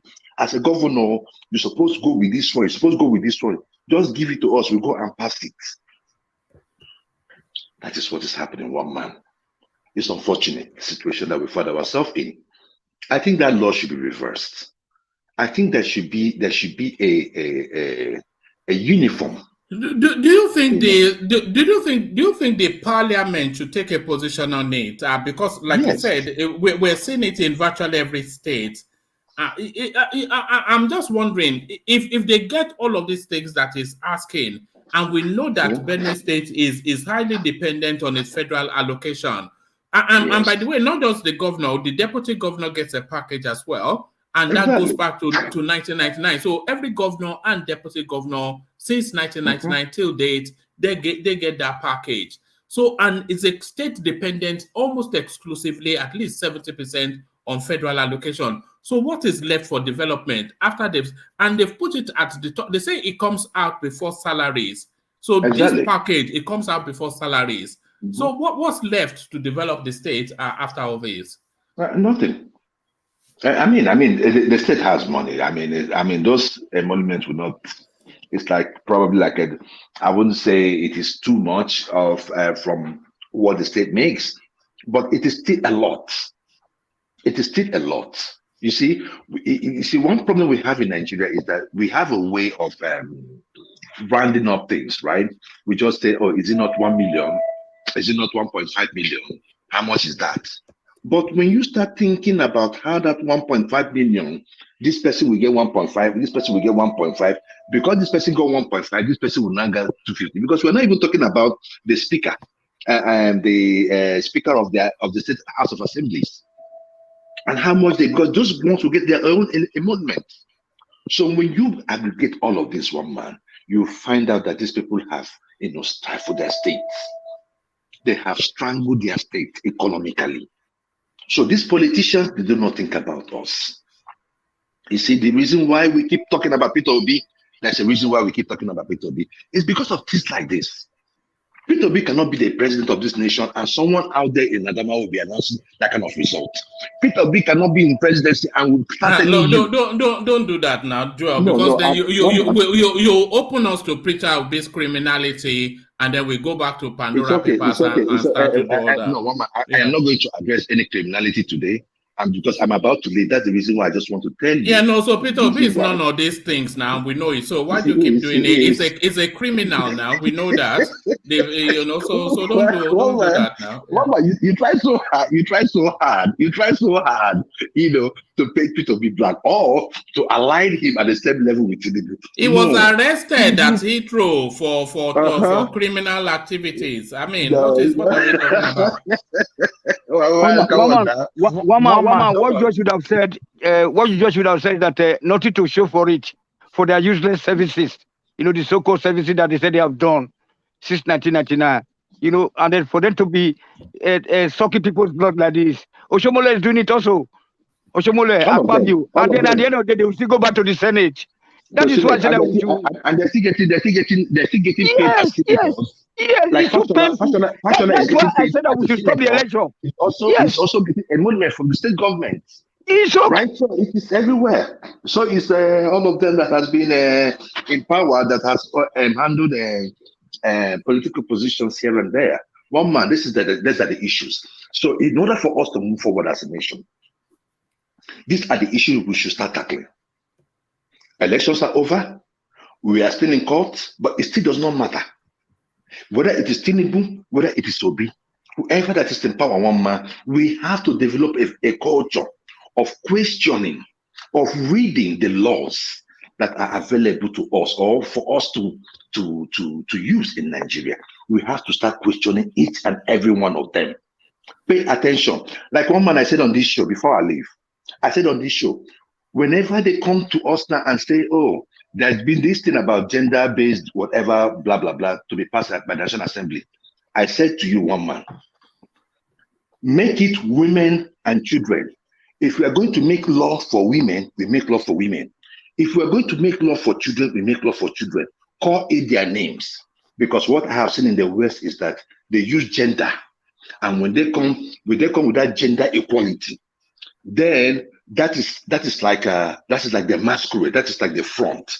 Behind it lies the LGBTQ people. We must be careful so that Africa will not go down. Africa is already bad, but let's not make it worse. Because here that we think that is good is going down. And it's because of this. One man, you might not know the extent these people have gone in the West. I don't know how it's happening in the UK, but in the US, these people are running riots. They are running. We are in a crazy moment, one man. So one man, these are the issues for me. I want to thank you all, my fellow panelists. Unfortunately, I have to leave. Joel, one question for you, please. Go ahead, brother. Yeah, you said something that if Obi was to be president, that all these things will happen. Oh no, don't open up that space now. What power will he have to control the state assembly not to pass their law, please? I just want to know. Like, he will be an executive, and I don't know how you are opening up a space that we'll never get out of. Please, one man. One man. I'll be brief. I'll be brief with this one. All right. The issue there is this, right? You see, I always see it this way, that the way a country or the politicians functions or whatever they do is a reflection of who they have at the topmost level. I see it that way. In fact, if you remember when Buhari came into power, let's go back to the Obasanjo time. When they came into power, there is this thing about, hey, this is Obasanjo, oh, this is Buhari, do not mess with them. They would have used that as an advantage to correct most of these ills. The president of Nigeria is the most powerful president in the world by the virtue of the power he controls. But In Nigeria, we use it for the wrong reasons. So that's the reason why I say we need a leader that will come in, and every other person, every other political office holder will draw a leaf from how a country or a state should be run, and also make laws like the way we borrow. Are you going to tell me that we cannot make laws to make sure that we want to borrow, we borrow for the right reasons? We can make such laws. I know, You get where I'm but coming from? Obi won't be there to be making laws. That's what I'm telling you. He No. only, You can. yes, Obi is not making law. Obi is not making law. he can only enforce laws. Let's I know. See, my so brother, stop saying like Obi will do this, Obi will do that. He can't make the laws. He can push some what they call it, some bills to the National Assembly, right? That is where What if they don't pass it? What if they don't pass it? All right. So, all right. Thank you, One Joe. more. Thank you very much. Thank you very much, everybody. I have to go. Okay. All right, brilliant. Thank you, Joel. So thank you, Joel. So that's Joel of Nashville. Of course, it's Joel of Nashville. You can tell from the texture of the voice. Only one of them. So thank you, Joel. And Adewale, you have to make sure your mic is switched on because your device is not connecting to the system. That's why you are not on the screen. So make sure your mic is switched on. I've not kept you in the background though. It's saying the device not connected. So make sure your mic is switched. Not necessarily your camera, but your mic. So let's take the conversation and move it to Bishop, who also joins us. Bishop, are you ready to go? Yes, I'm with you, gentlemen, and the panelists. All right, brilliant. Good to have you, Bishop. But at that space that that I was trying to push, yes, so you've done it now, Dewale. So that space that I was trying to push Joel on. So I am of the belief that the media space, especially, and Nigeria by extension, they are giving Peter Obi too easy a ride throughout all of this whole process. I can understand it pre the elections because they needed him to get Atiku out of the way, but now post the elections, they still seems to be handling him with kid gloves. So we had the Yes Daddy tape, which would have finished everybody. Nobody said anything about that. Mona, this guy was arrested and detained in London, and nobody said anything about it. They are telling us it's a case of impersonator. Who impersonated whom and what did they do? Nobody knows. So just some vague nonsense. So why do you think now this guy is costing through? If Tinubu had been arrested in London, Bishop, what would the headlines look like? I think. Is it a bad connection again? No, there shouldn't be anything like that because I'm not. So.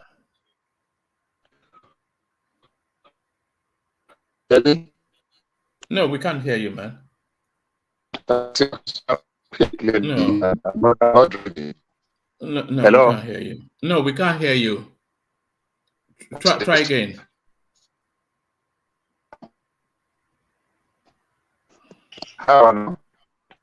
No, we can't hear you. You want to go out and come back in. Yeah, maybe go out. Let's take that conversation to you, Ajan Lekoko, instead. The back connection, it takes away from the experience. So, Ajan Lekoko, I was suggesting that Peter Obi is getting too easy a ride.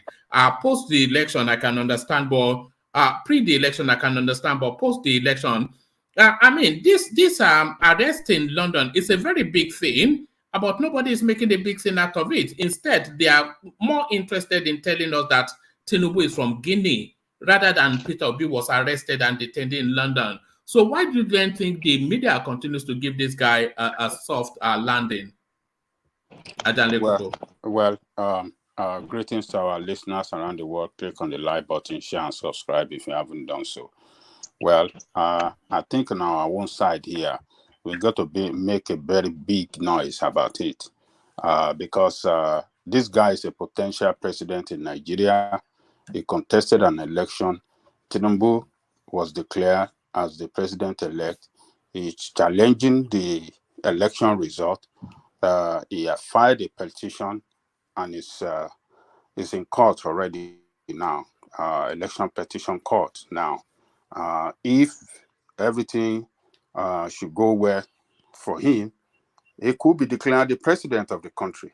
So for a potential president of Nigeria to be detained in London, and for us not knowing the reason why he was detained in details, I think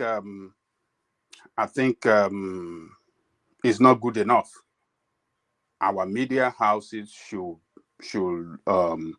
call for why this guy was detained. We want to hear from the authority. They should push the Nigerian authority to get in touch with the British authority to get us all the facts that are involved in this matter. We want to know about it because this guy is a potential president of Nigeria, and therefore nothing should be hidden. Nothing at all should be hidden from us with regards to whatever is going on with him, what he has done in the past, and what he is going on with him right now. What happened to him is very, very embarrassing. Not only will be that it's embarrassed, the whole of Nigeria is embarrassed. You cannot tell me that the British authority doesn't know Peter Obi. They know him. I mean, this is a guy that went to London to deliver a speech at Chatham House. You know, he addressed the World Press Conference. He talked to the political juggernaut in London. He has met some of the top-ranking Labour Party officials in London. So why must he be molested like that? Why must he be molested like that? I mean, what is it that happened to him? They said somebody what is the why did they detain me in the process? They said somebody was impersonating it, which has is a meaningless it doesn't tell us anything. Yes. What was it that is was the person carrying drugs? Was he running credit card scams? Was he doing benefit scams? What exactly was the person doing? What was it? And this guy kept quiet since then. He didn't address us. I mean, if it's an honest person that is really honest with Nigerian people, that he is if he's really honest with us, he should have addressed the press. He should have told Nigerian people what happened to him there, why he was detained, on what ground. I mean, what really happened. The person that is impersonating is him, what he did, what they told him that he has done wrong, and all these things. He should come out clean. What is he hiding? What is Obi hiding from Nigerian people?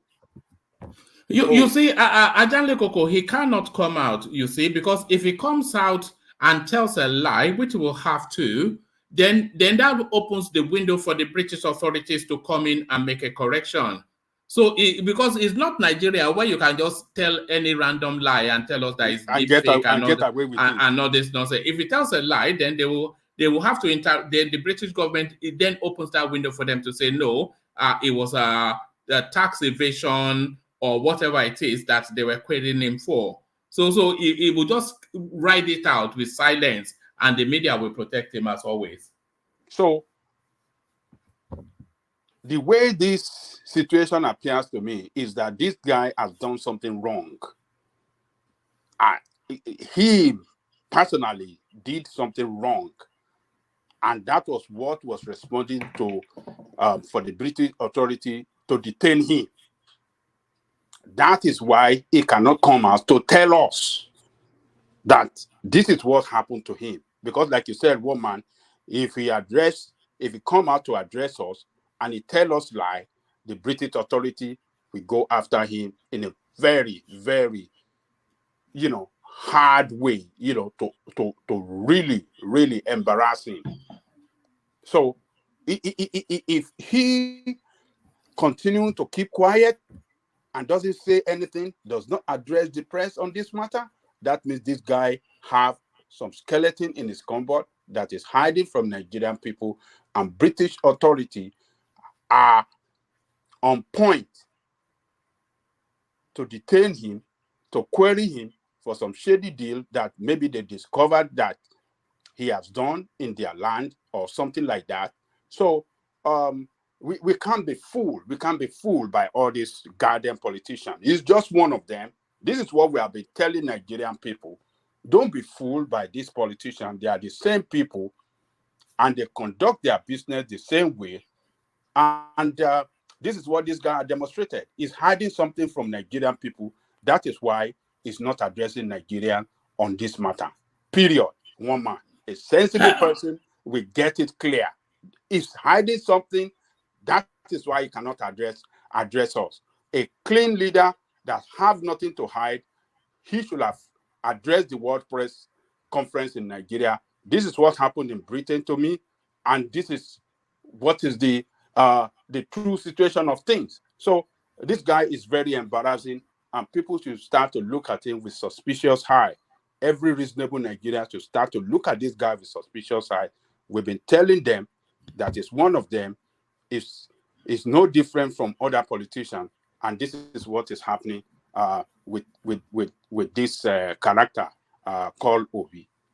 Ajale Koko, what really what somewhat rankles me is that I've kept the story the same, the Peter Obi arrest in Heathrow, London. So I've kept that story the same, but then I have removed Peter Obi from that story. Everything remains the same, but I removed Peter Obi from that story and insert Tinubu there. And I've let my imagination imagine how that would have played out. So if it was Tinubu that was arrested and detained in London, what sort of conversation do you think we'll be having now the Nigerian political space? You mean if it has been Tinubu that this thing happened to? Yes, in London, everything remains the same. Oh, boys, Tinubu not Obi. Hey, one man, don't even ask me, man. These people will have blown up the internet space. Everywhere will have been blown up. It will have been 24/7 talk show on internet. It will have, look,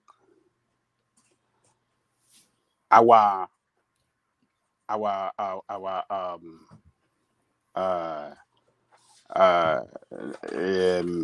what's their name called? Obedience. Our brothers in Dr. Damage's show, Niger Wash, and other this thing. Oh Lord, they will have gone haywire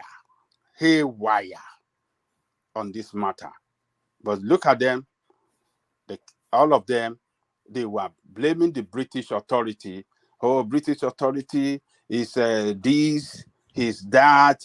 Oh, they are conniving with Nigerian state to embarrass Obi. Oh, because Obi, they are trying to cook up something against him. They are doing this, they are doing that. That is all they are saying.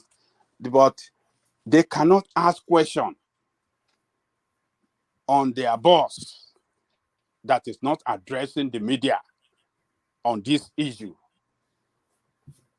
I mean, I mean, how can people just be looking at issue on just only one eye?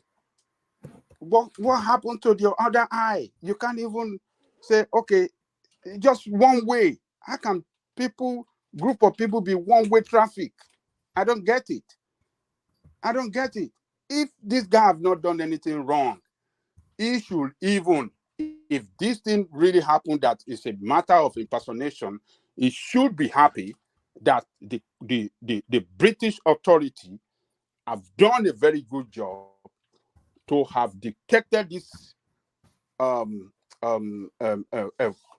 criminals that it's destroying his image.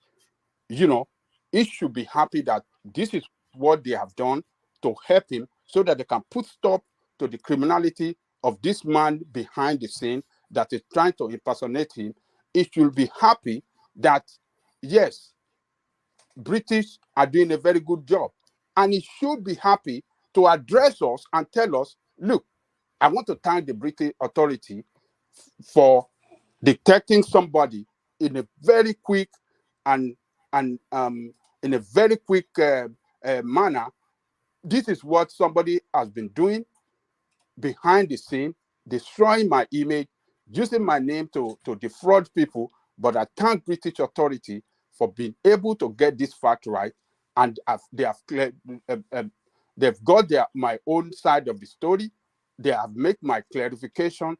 I have put everything before them, my own fact of the matter, that I'm not involved. I don't know who is. It is not me. This is where I was at this period of time. This is where I was at this period of time when this criminality was committed in my own name. So it should be happy to say it out. It should be happy to even praise the British authority, to say, British authority, I thank you for a good job.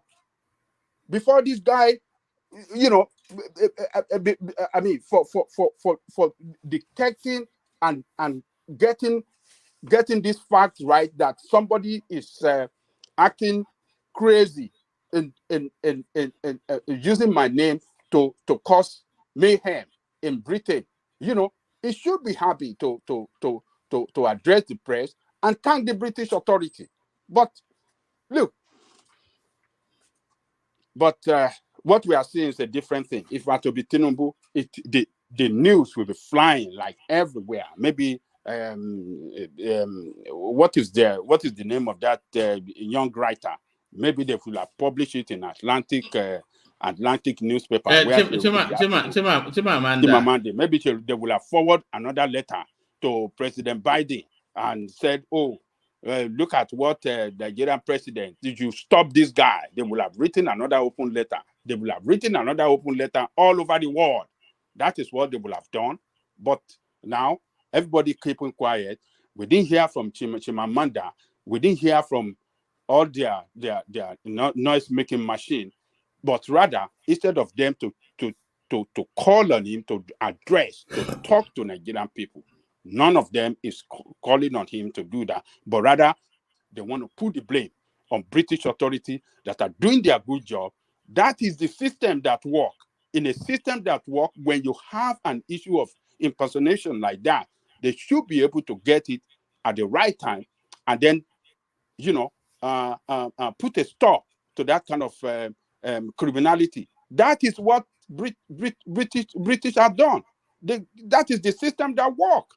You see, they should commend the British for doing their job, for getting this fact that somebody is doing this and that, for getting hold of him, for getting their own facts from him, so that they can use every fact that they got from Obi to pursue this other guy or prosecute him if necessary. You know, this is what they should be doing, but it's a different ballgame. You know, we are just, we have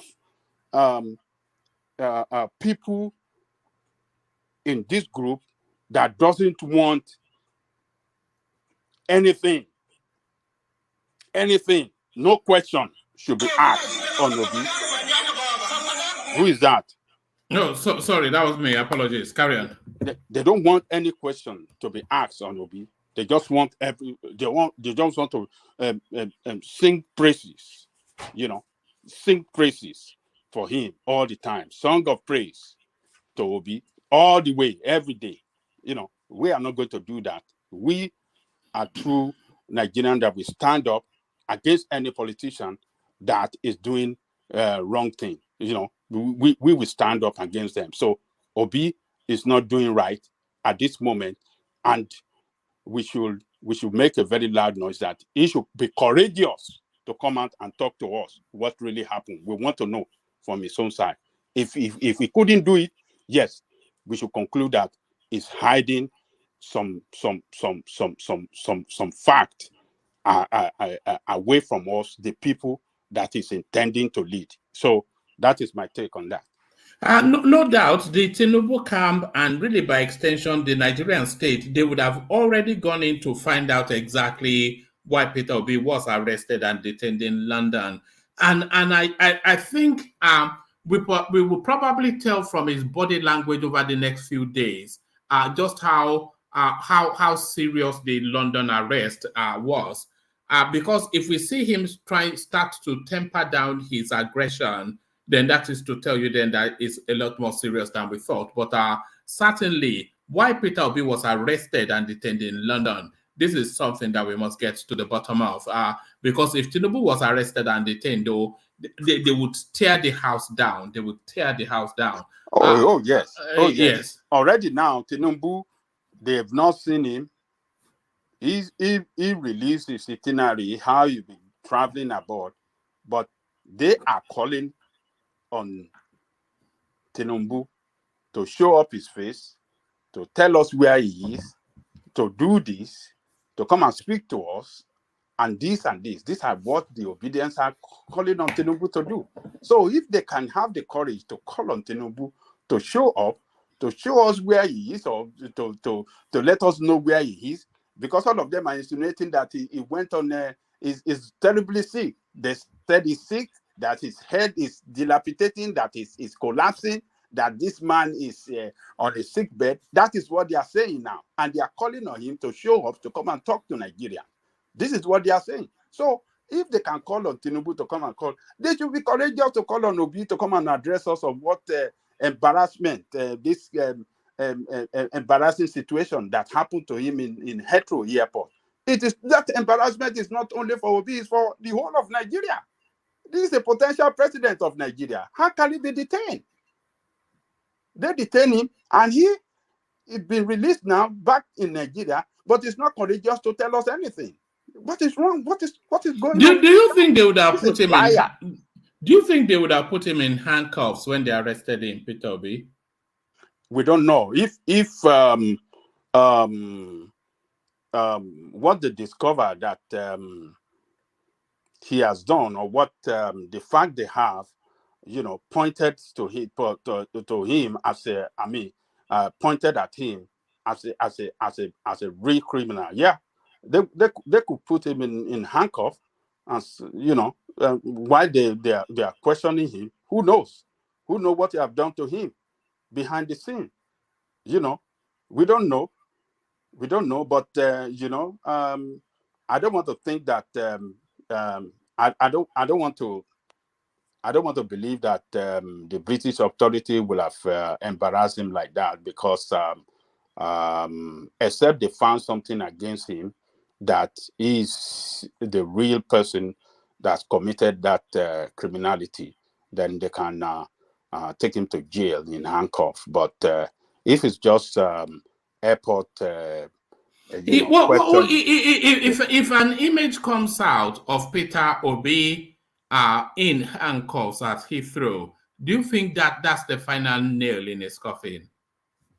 That would be the final nail. Yeah. That'd be too ridiculous for his image, and I will expect him to speak quick at that time if that kind of image should be released. Him in handcuffs, and I will expect the obedient to courageous call on him to come and talk to Nigerians why he could be treated like that, and to come clean, for him to come out clean to Nigerian people, because anybody that is put in handcuffs is a criminal. That is the way it is that we know in this advanced country. They won't just put handcuff on you if you don't commit any criminal offense, or if they don't have some fact established against you on criminality, on criminality whatsoever. So it's going to be very, very damning if that should come out against him, and that'd be very, very bad. That'd be very, very bad. Papa, I have one question for you. Yes. I just want to know if Obi finished his business before returning back to Nigeria. What business? Yeah, what he went to do in London. How would they said it was there for Easter break. Now, where are you going to with that? They said it was there for Easter break. No, if they didn't allow him to enter, to finish his business there, that means something serious really happened. Oh, yes, I will agree with you. But we don't know what really happened. Obi is not coming out clean. He's not coming out to tell us anything, what really happened. So that to show that that guy is hiding something from us, from us, that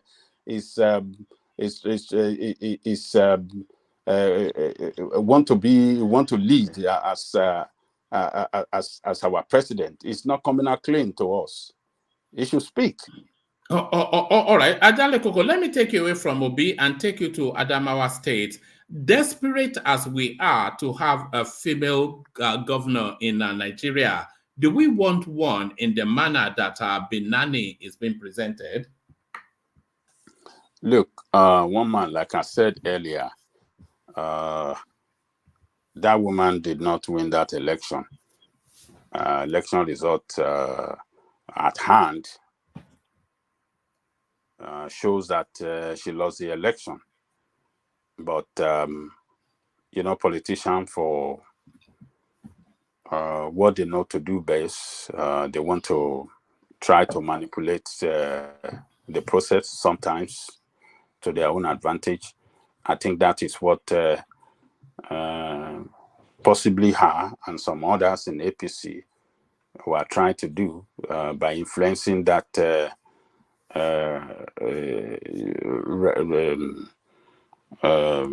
what was that title of that guy?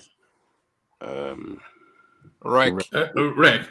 Yeah, resident electoral commissioner. That was what he was trying to do, to organize some kangaroo arrangement to announce her as the leader. I mean, as the governor-elect. She announced a person as the governor-elect without announcing any figure to back it up. So the election collation, the result collation result was ongoing when this guy went and announced this lady as the governor-elect. Yeah, but was the coalition not ongoing when Tinubu was announced president? They had not completed everything. No, they completed everything when they called Did them. Yes, the INEC chairman announcing the president-elect. You watch it. Have you forgotten? No, I remember, but I thought he had scored sufficient enough for that announcement to be made, rather than everything was already collated. No, everything was already collated as at the time. You remember that there are some, on that Saturday that they conducted the election, in some polling booths, they had some problem, which are already not problem. They had some polling booths that election were not conducted on Saturday. They rescheduled it for Sunday. So all election results came in state by state. The returning officer, state by state, brought the election results to Abuja to announce to the country. And when every state completed the announcement of the result, now the chairman tallied all the results and then announced the leader, announced Tinubu as the president-elect, having satisfied the electoral law as the winner of the election. So everything was done well. So, but in this case, the collation was ongoing. They agreed to meet by 11 o'clock, but this resident election commissioner, without the knowledge of returning officer, because it's the returning officer that have the responsibility under the law to announce the result, not resident electoral commissioner. He doesn't have that responsibility by law, under the law, to announce election results. So what he did was against the law, and he deserves to be prosecuted under the law, because what he did was illegal and is capable of setting the country, that state, into serious anarchy where loss of life will be recorded. So, but the results that we had, I mean, that some report indicated was that the first election before this supplementary, the PDP governorship candidate is leading by 31,000 votes, right? And in the one that they did, the supplementary that they did yesterday, the PDP governor won again by 4,000 votes against her own, that is 3,000 votes. So PDP is a clear winner in that election. But, you know, APC were trying to play smart with that lady behind the scene. You know, they're trying to play smart, influence the crooked resident electoral commissioner to announce the result. I mean, to declare her as the winner, and that was what really happened. But INEC have done well to call the returning officer to bring everything to Abuja, and the announcement by the resident electoral commissioner, the announcement by the resident electoral commissioner has been declared as null and void by INEC. That is the good thing that INEC have done. So they asked the resident returning officer to bring all the documentation and everything to Abuja until further notice. So they will let us know from the top who actually won the election. So that is where the situation stands now. So that election, I mean, in that state right now, everything is in the hand of INEC. INEC will let us know who won the election, maybe later on. Who knows? So that's the situation of things at the moment. All right, brilliant. So Ajande Koko, let me take you to this space. The journalist that has released this Tinubu now no longer a Nigerian as thing. It looks as though now Twitter now had enough and they've shut him down somewhat. So that offending little Photoshop passport that he put out, that's been deleted from Twitter, with Twitter leaving a caution on his page to say that this tweet violated the Twitter rules. So what are you then making then of Twitter taking down this guy's account and the warning shot of the excesses of fake news? Well, he violated Twitter rule, and they acted swiftly by suspending an account. I mean, that is Twitter is a social media platform that is that have rules, that is guided by rules, and you know, they don't want to face lawsuit. They could be sued by Tinubu'S team if actually if they feel embarrassed and if they feel that Twitter is giving him platform to promote fake news against the president-elect in Nigeria. So Twitter doesn't want to doesn't want you know, the doesn't want to face a libel suit, sort of, and I believe that is why they acted in such a way they acted. And this guy now, by this suspension of his account, I think it is clearly, it should clearly indicate to Nigerians that it is running a fake news, and Twitter doesn't want to tolerate that, and it's just a signal to everybody that his work is fake news, fake publication, they don't want to be part of that shenanigan, and they don't tolerate it on their platform. So we just have to keep watching that space. But I think that Twitter has acted well, and Twitter has embarrassed him, and Twitter has indicates, signal to everybody that this guy is a fake news promoter. That is Let what me I can let me get Abanyale something Koko. right, in Ajali this Coco. regard. Abanyale Koko. Yeah. Is the argument here that Twitter blocks account that put out fake news? Is this the argument they were making? Because I want to understand it. What did you say? Is the argument here that Twitter blocks accounts that put out fake news? Is that the argument?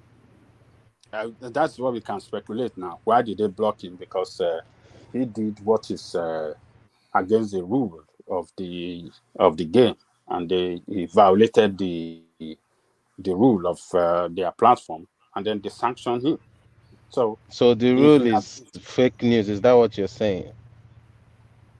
if you No, are it's publishing what is not what right, question are you asking, man? if you are publishing what is not right, what is capable of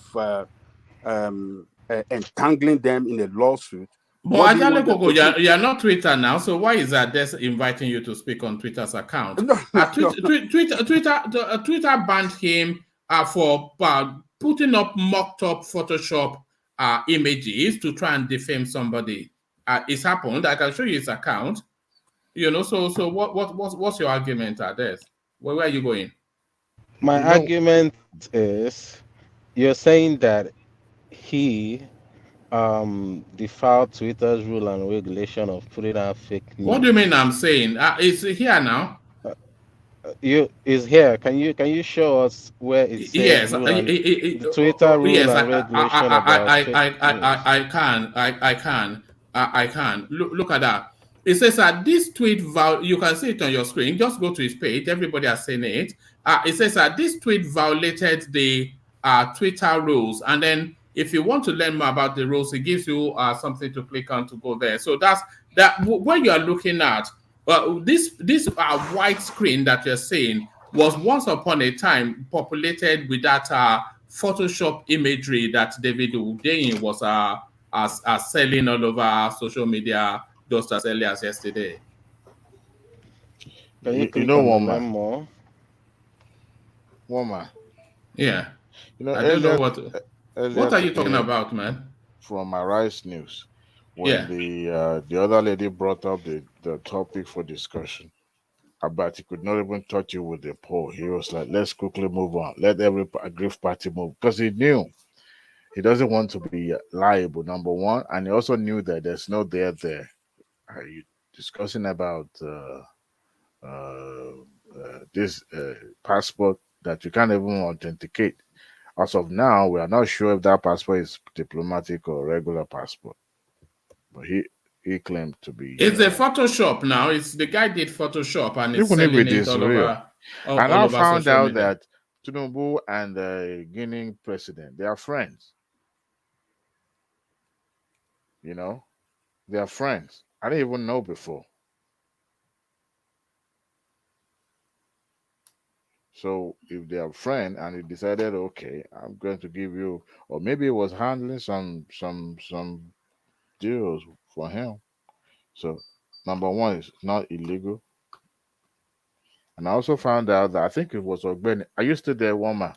I am well listening. Okay. I think it was Ogbeni that was saying that the Constitution, the 1999 Constitution says you cannot have dual citizenship and contest for the position of presidency. Is that not what he said 2 days ago? I can't recall, but carry on. Yeah. No, not Ogbeni. I think some obedient. Oh, okay. But the Constitution, because that same Constitution that says that as long as you are a natural born or you're born to a Nigerian parent abroad, then you have the right, to contest for the presidency of the country. However, he acquired. Let's just assume that he acquired a naturalized, right? So, but he's still a Nigerian. He's a Nigerian born. citizen. So that still doesn't disqualify him.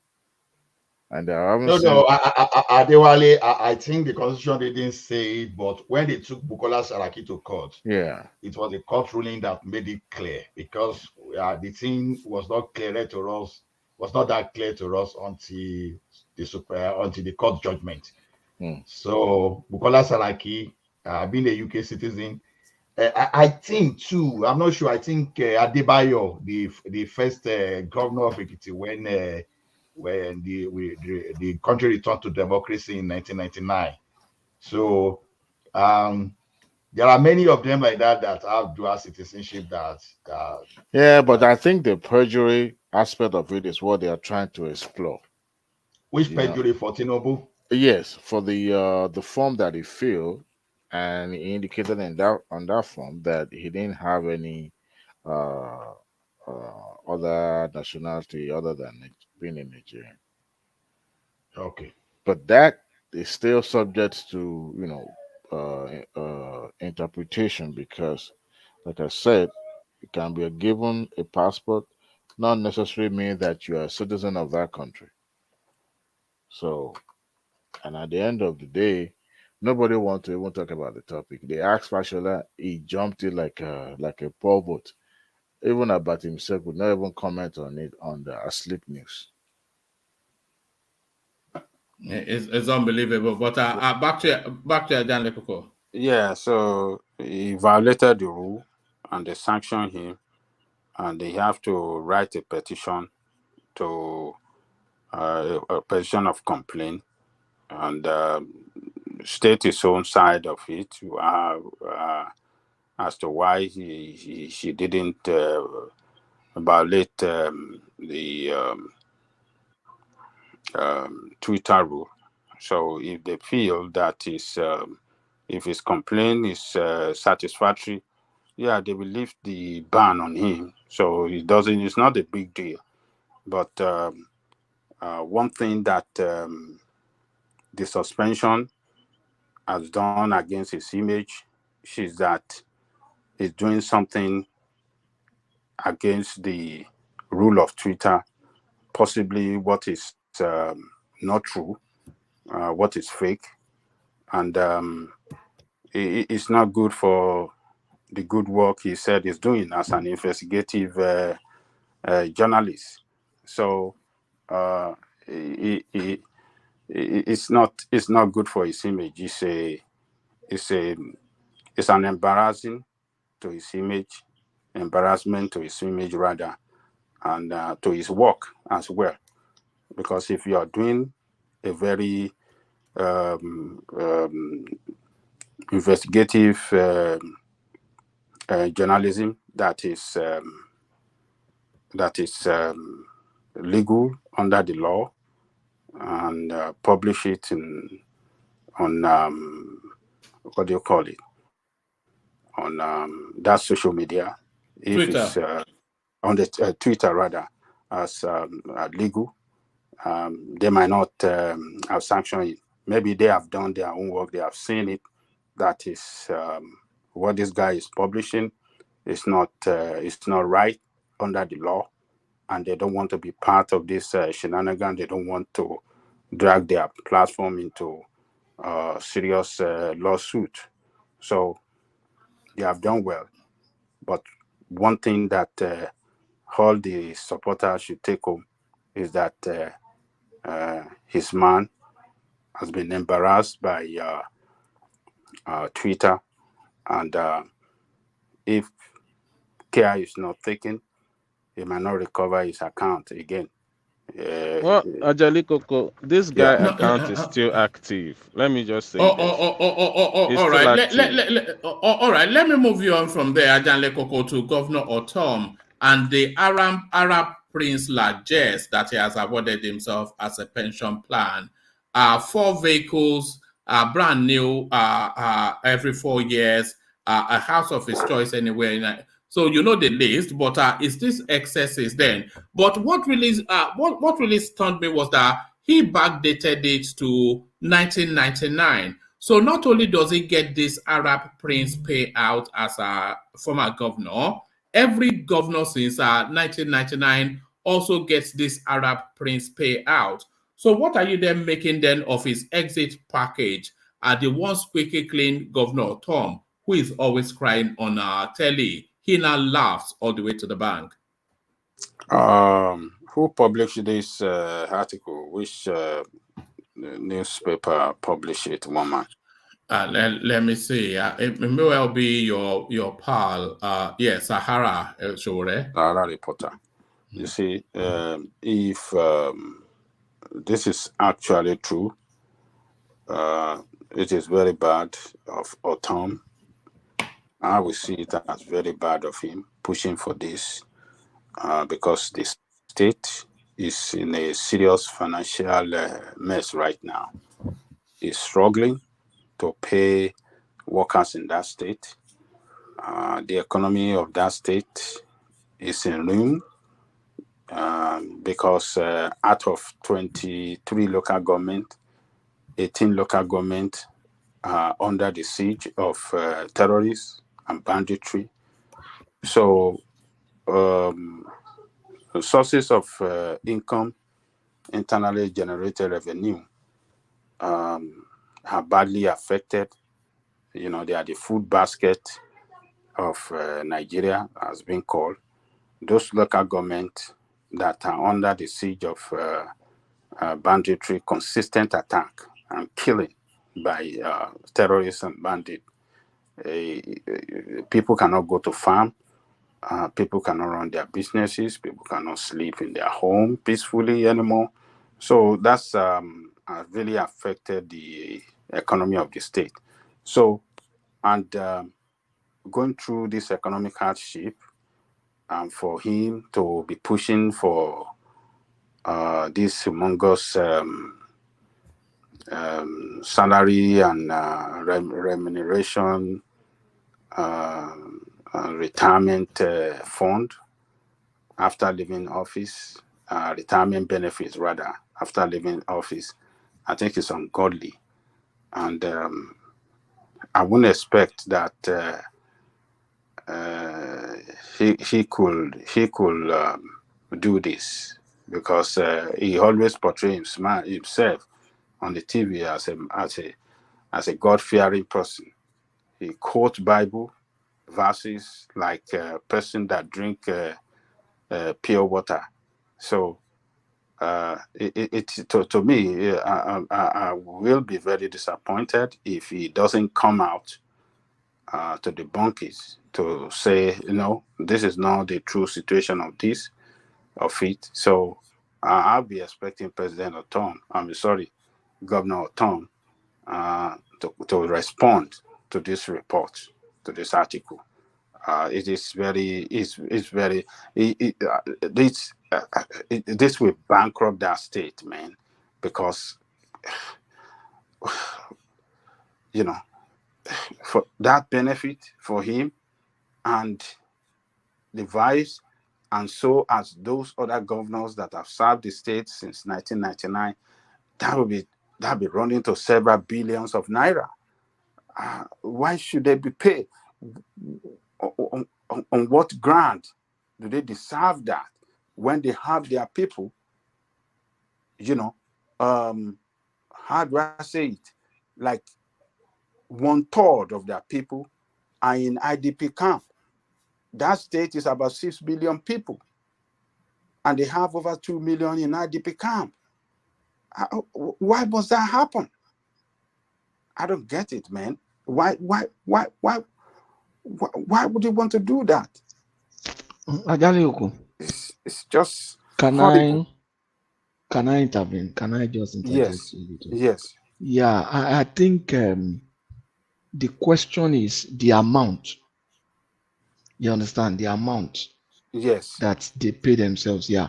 If, for example, maybe Microsoft hired me and I put 8 years of my life, of my working life into Microsoft, I'll definitely get maybe an exit package. If eventually Microsoft even decide to fire me and they don't pay anything, I will sue them. In short, I'm sure you'll be the one that will say, sue them, they are crazy. They use you like slave. they must pay you. You understand?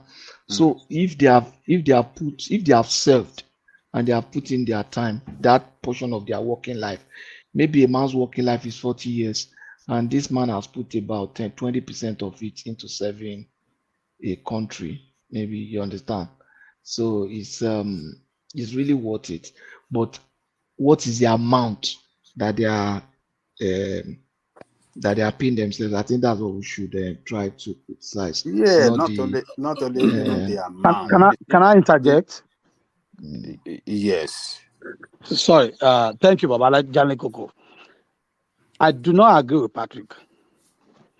In as much as 8 years of their life has already been put into the service of the country. Let's use the analogy of the Microsoft you talked about. I apply to work for Microsoft. This one, everybody wish. I wish to work on Microsoft, I wish to work for Google. In this case, these guys lobbied us to serve us. What business would Autumn will have done in Nigeria? In fact, any right-thinking person, if you are not doing business with government, it will be difficult for you to do business in Nigeria and make it easily.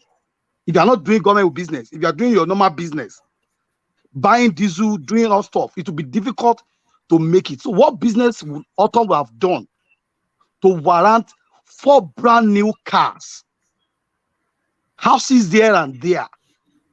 On this one, I agree with Balajoko. This is height of irresponsibility. I wish the new father, when he comes in, can talk to the new house and reverse to now worsen it, to make him look like a good person. He knows he was going to be tackled. That was why he backdated it. So people from 1999 that will raise issue will keep quiet.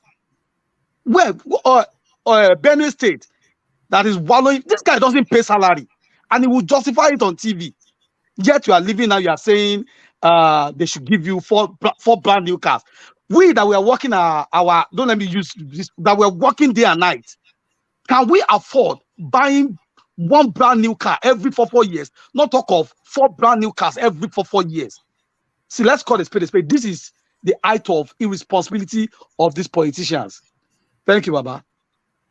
Just to add to that, I'm not sure that they've hit the pension age to claim, because a lot of these people now, they collect the pension from the state houses that they are vacating and then go to the Senate to get yet another round of package.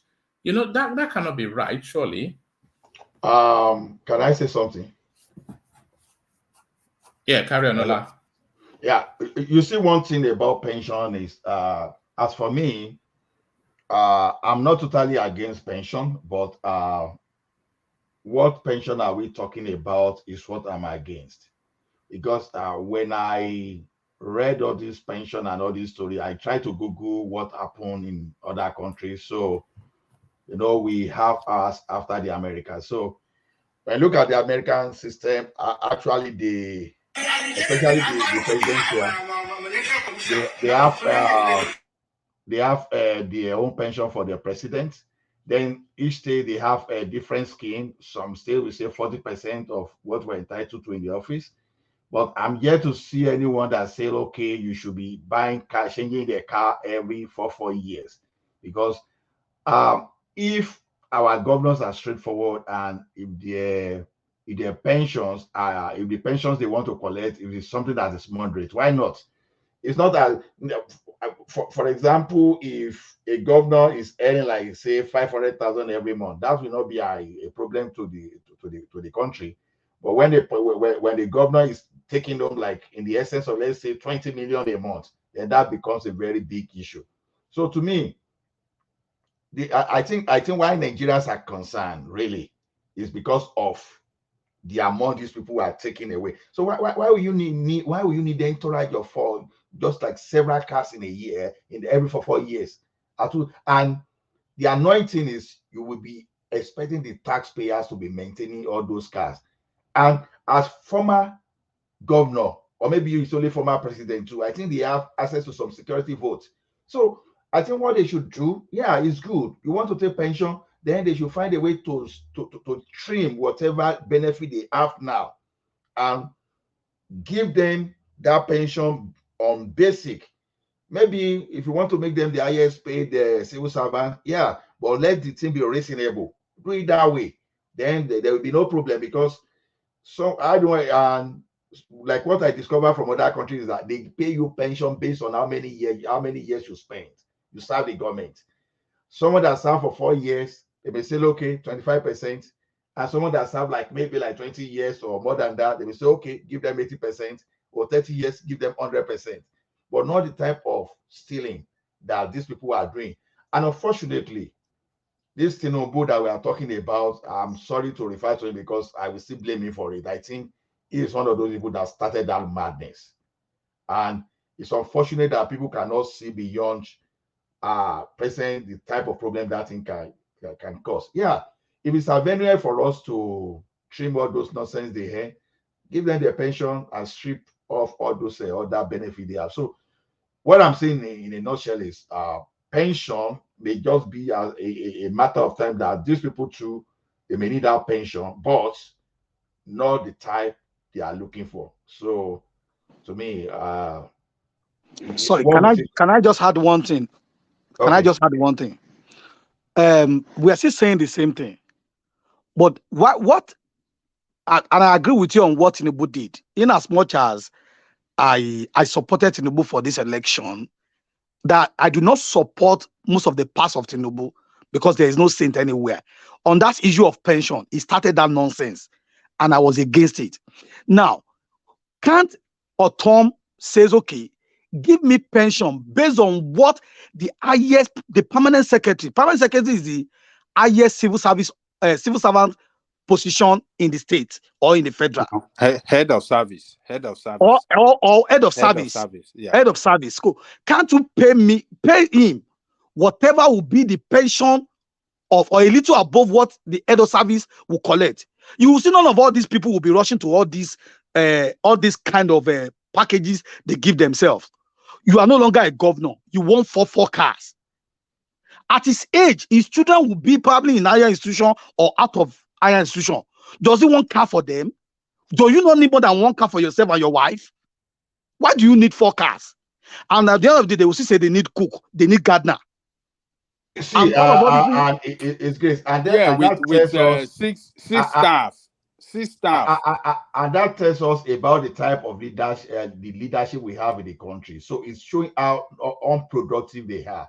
You see some of these head of the government in other countries, when they leave government, they use that position because that position alone should have bought you some kind of social capital and political capital. So, okay, you will see Obama will be giving speeches around university. Otom cannot give speech. You understand? Those speeches, do you know what it takes for you to even invite Obama to give a speech? And you see all those governors. You will even see, although Obasanjo may be collecting his own, but he's part of the system too. So maybe he's guilty of the same because he will still collect security vote, being the former head of state, president of the country. But you still see this guy writing books. How many governors can write books after they leave the office? So the books these people write because by the virtue of their position, that is what they use to make money. But our own, they concentrate more. They focus more on our treasury instead of looking at, okay, my position now. If I start giving some kind of lecture, some kind of educational product on a leadership, people will listen to me because of my position. No, they don't think that way. The first thing is how to attack at the treasury, even when they know that the country is so poor and we cannot afford those things. I think this is evil. Yes, take your pension, but like what is Grace and the other people said, take something that is equivalent to the edge of the civil service. Simple as ABC. But you alone. Yes, sir. Okay, I would like to say something when you're done. Okay. No, go ahead, please. Yeah, just like you said, that people should make contribution to pension. That's what we do. And what Otom is doing, I don't know. They are passing a law. Is that not against the National Pension Act? because there's a National Pension Act, right? And that is I don't know whether the state also has jurisdiction in that area, as I mean, whether it's within the exclusive list or not. But there's a National Pension Act, and that is what is defining the contributions that individual make. We now have a national contributory pension scheme. So I don't see any reason why the state governor should go outside that national contributory pension scheme. They should also be contributing towards their pension while in office, and which definitely will come as a deduction from their salary. So I feel that they are entitled to pension if they have served, or even if they are not serving. But I mean, they've signed up for that, and it's just like you hired someone, the person did not perform, but you have not fired the person. You still be paying him salary, and you still be contributing to his pension. So that's where we have found ourselves. But by the law, I think they're entitled to something like that. But rather, it should be a contribution, a deduction from their current entitlement towards their pension. It should not just be a blanket amount like that. Exactly. I think I totally agree with you. You see the criminal ways Autumn. Oh my goodness, Autumn really has really disappointed me. You see, for them to make this evil fly. All right, land that point quickly, Ola. I want to move on from there. I was just about to say to make sure that the evil that is proposing flies, you have to backdate the thing to 1999. Oh my goodness, see politics there. These people, they are not really showing the love they proclaim to have for their people. I think the actions are condemnable. So that's all I have to say. Thank you. All right, Bilal. Thank you, Ola. So Ajale Koko, round out that space, and then I want to try Bishop again to see if his connection is better. Yeah, I think the way Ola described it, if they had taken on a percentage of their salary, like maybe 40% or so, nobody will raise an eyebrow against them. I mean, if they have done it like that. But, our politicians are just too greedy. That is just the problem. What he's proposing for his pension, I mean, that is just too much. He's going to have 6 staff. He's going to have house in any part of Nigeria that he wishes. He's going to have medical medical benefit that can even take him abroad for any medical treatment. He will go to vacation twice a year, any part of the world, with his wife and at least 4 children. They said at least 4 children. No. They didn't say at least. So they said no more than. No more than 4. Oh, okay. I thought it's at least. So no more than 4 children. So look at how much that's going to cost that state. So if you want to travel to Turkey, from Turkey to Israel, from Israel to Japan and to China, going like that for 2 weeks or 3 weeks, you know how much that will cost that state in terms of dollar. That's a lot of money. So this is a very, very, I mean, it's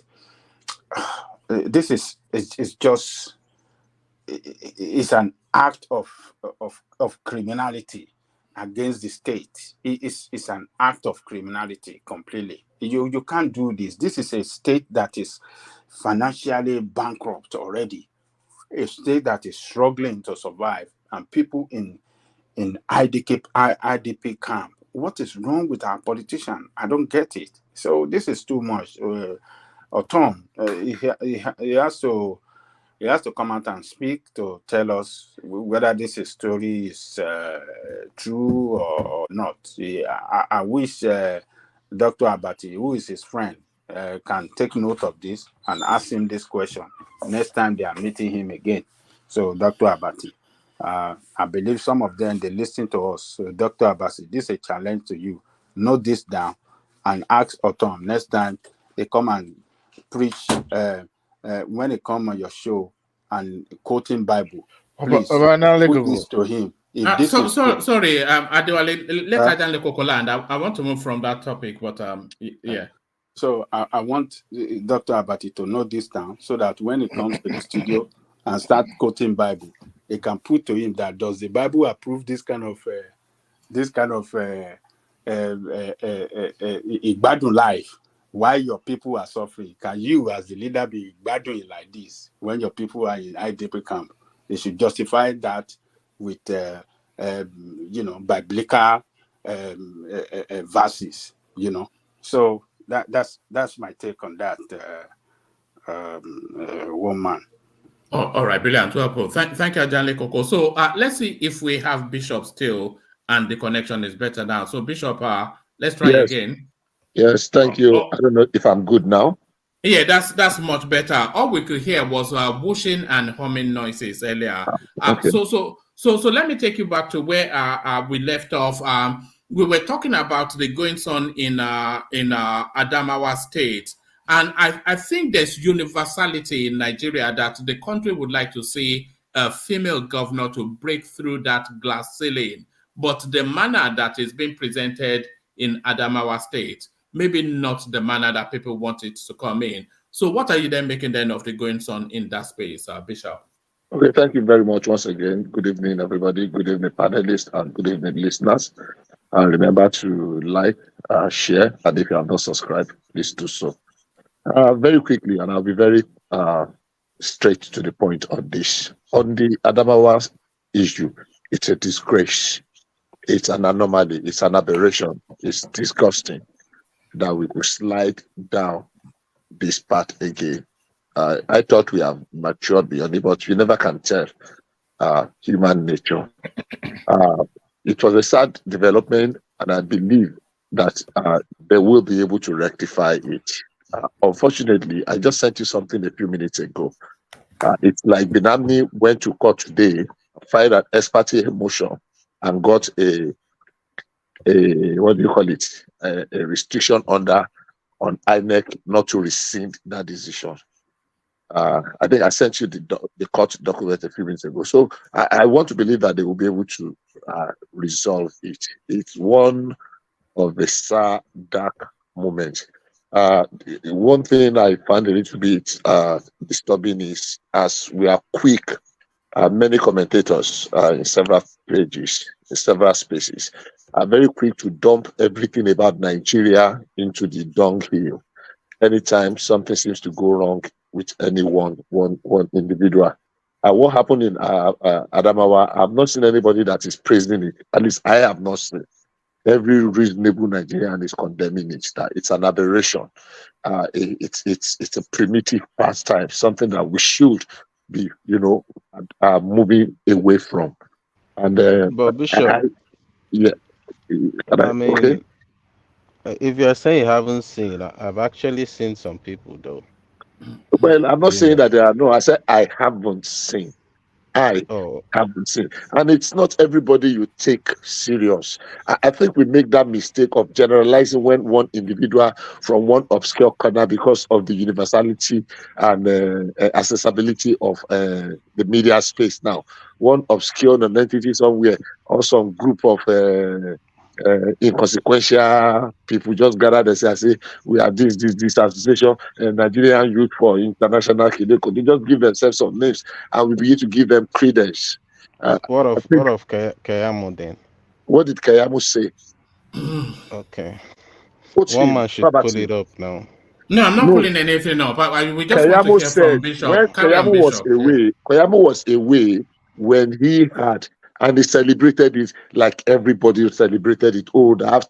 We have had this, and he eventually, a few hours later, sent another reporter that he got to know that something was, it was not clear, it has not been completed because Kayamo was in the US, and he now responded that, so technically what he did was to withdraw his earlier statement congratulating the woman and waiting for the outcome of what INEC will do. So I really am curious as to what you want to quote Kayamo.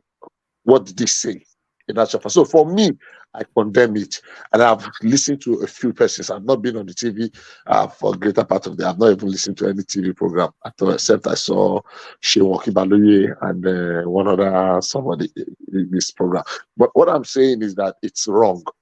I think they should. It was a good thing that INEC was very what do I call it?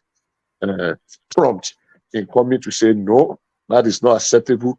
The man has no right, he has no such powers to make the announcement. The results have not been completed. I discussed with some people before the rerun, and I told them that Nani has no chance because I looked at the number of the gap and the available, the collected PVCs is just about 36,000. And we are not even saying we are going to have 100%. Let us assume, without considering that there was a 100% turnout of the people that collected PVC, 36,000. Are you saying that she's going to win the 36,000 100%? The evidence on ground does not show that. So I told my friends, my circle of friends, that I cannot see her pulling through this. The only way she could have pulled through was if some of the allegations she laid before about some irregularities led to the cancellations of some other, So for me, I was not expecting. So I was shocked when I woke up to that yesterday morning, and I actually still took it with a pinch of the salt. So my summary, my conclusion on that was that it was an unfortunate incident. It's something that shouldn't have happened, and I wish that I might be able to do justice in this matter. Because even if you want a woman to win, not in this way and manner, and I think every reasonable Nigerian should condemn it. That's my take on that. Oh, all right, brilliant, well put. Brilliant, well put. So let me take you to this space then, Bishop. To the space then. The tweet taken down by Twitter from David Hundeyin, inviting that Tinubu is from Guinea. So they took it down. We all know they took it down because we can see it on our screens.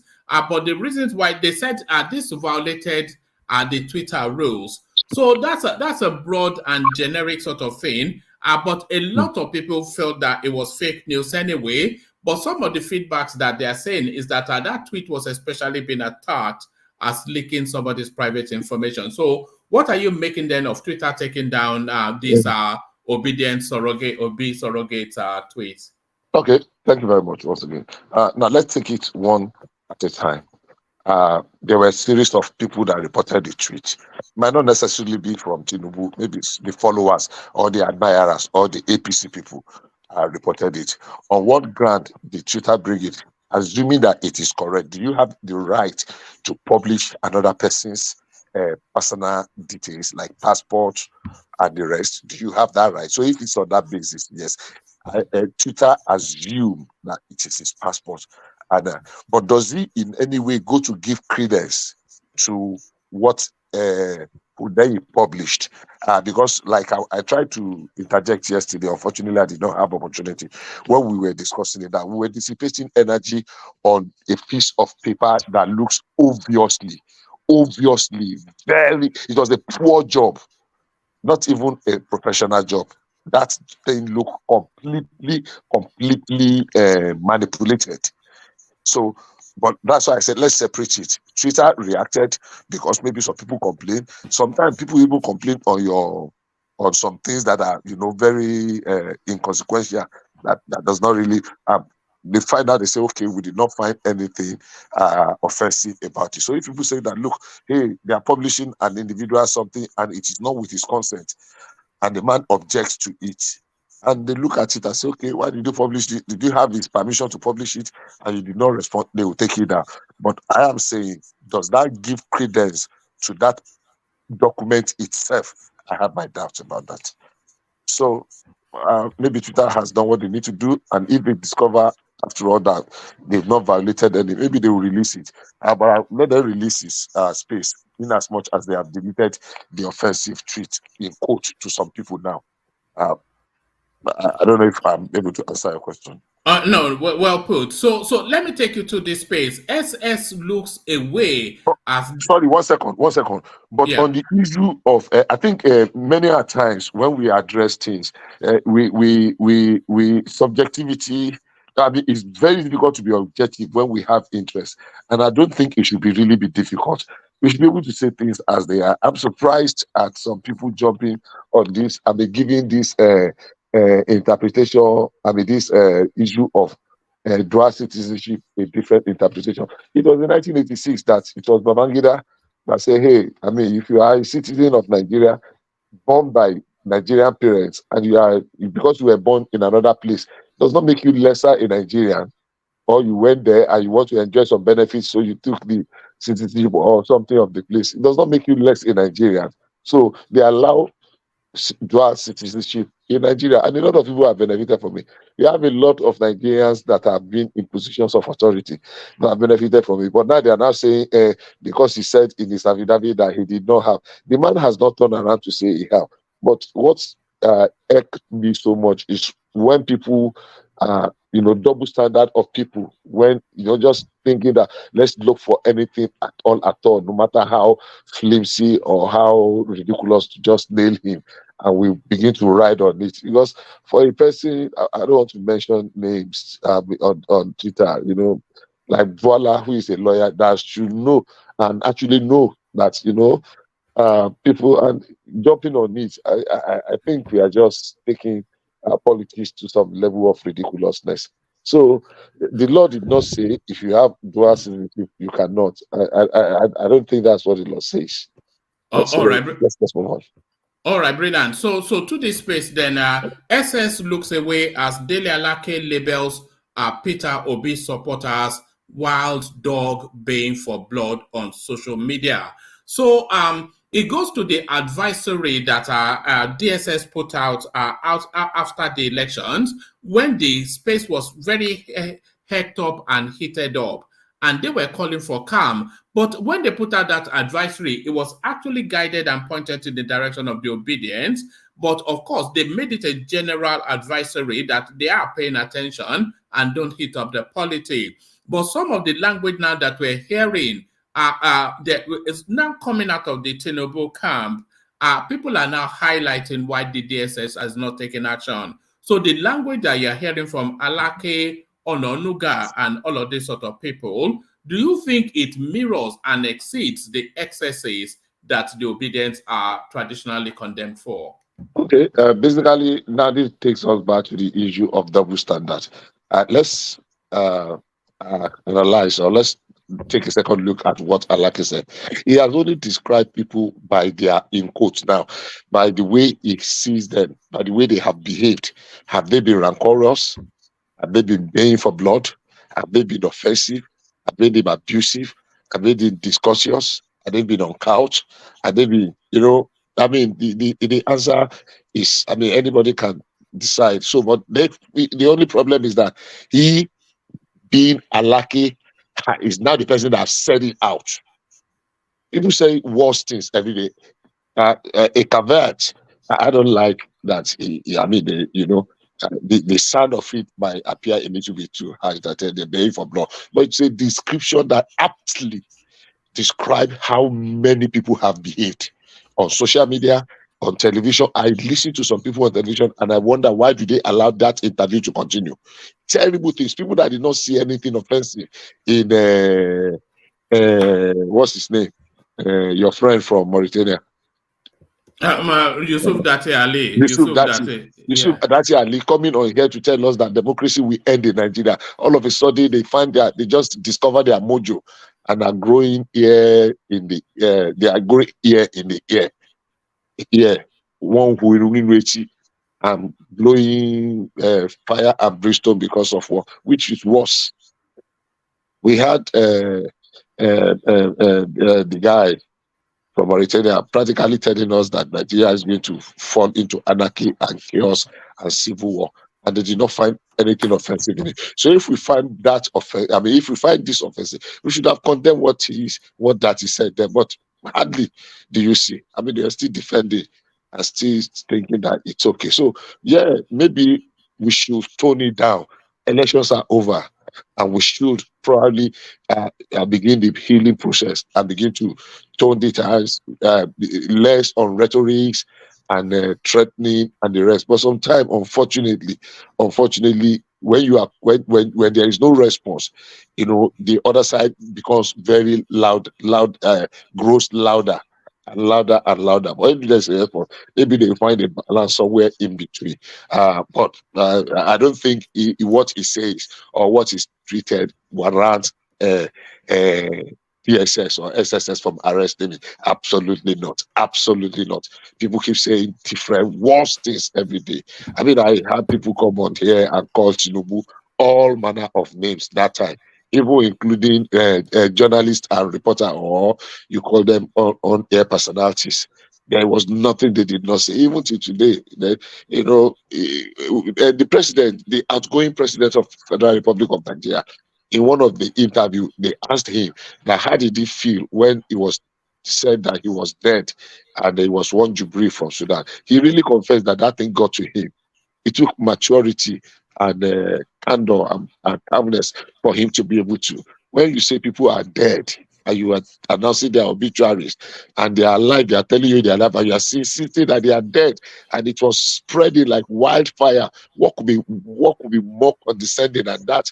And the same people want to come and moralize now and teach us about ethics, about somebody calling DSS or DSS or SSS to arrest someone. They've said worse things. Yeah, am I an advocate that are you expecting some sort of aggression from the Tinubu presidency towards the obedient narrative that will no doubt continue to attack him throughout his administration?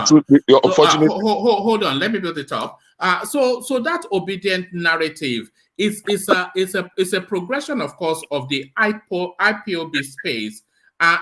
Going off the back of how the IPOB went after Buhari, and he never responded. So now the green shoot of that sort of narrative is building up now for the Tinubu administration.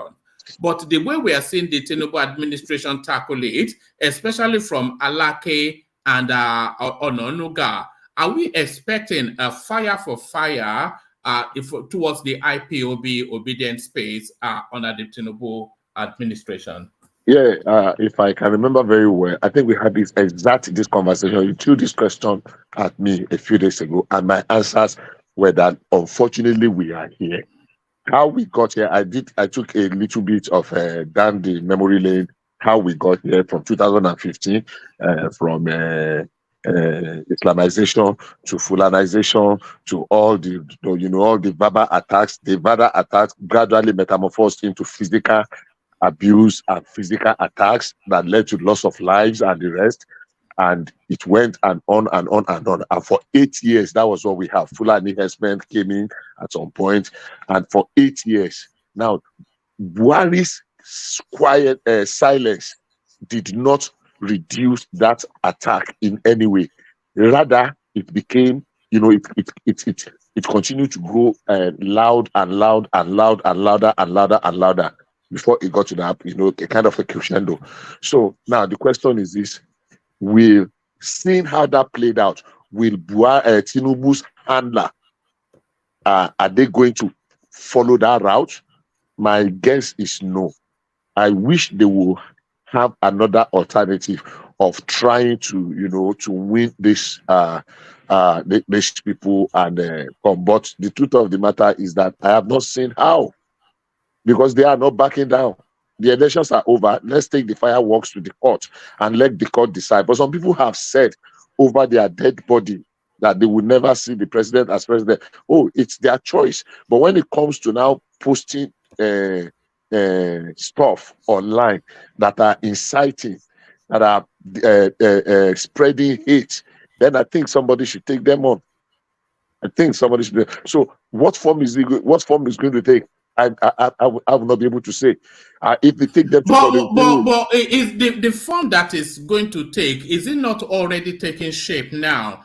Because some of the language that Ononuga, when Ononuga came out and said that the Southeasterners should be prevented from from No, Lagos Port. Oh, hold on. Can okay. you hold on, please? Yeah, hold on.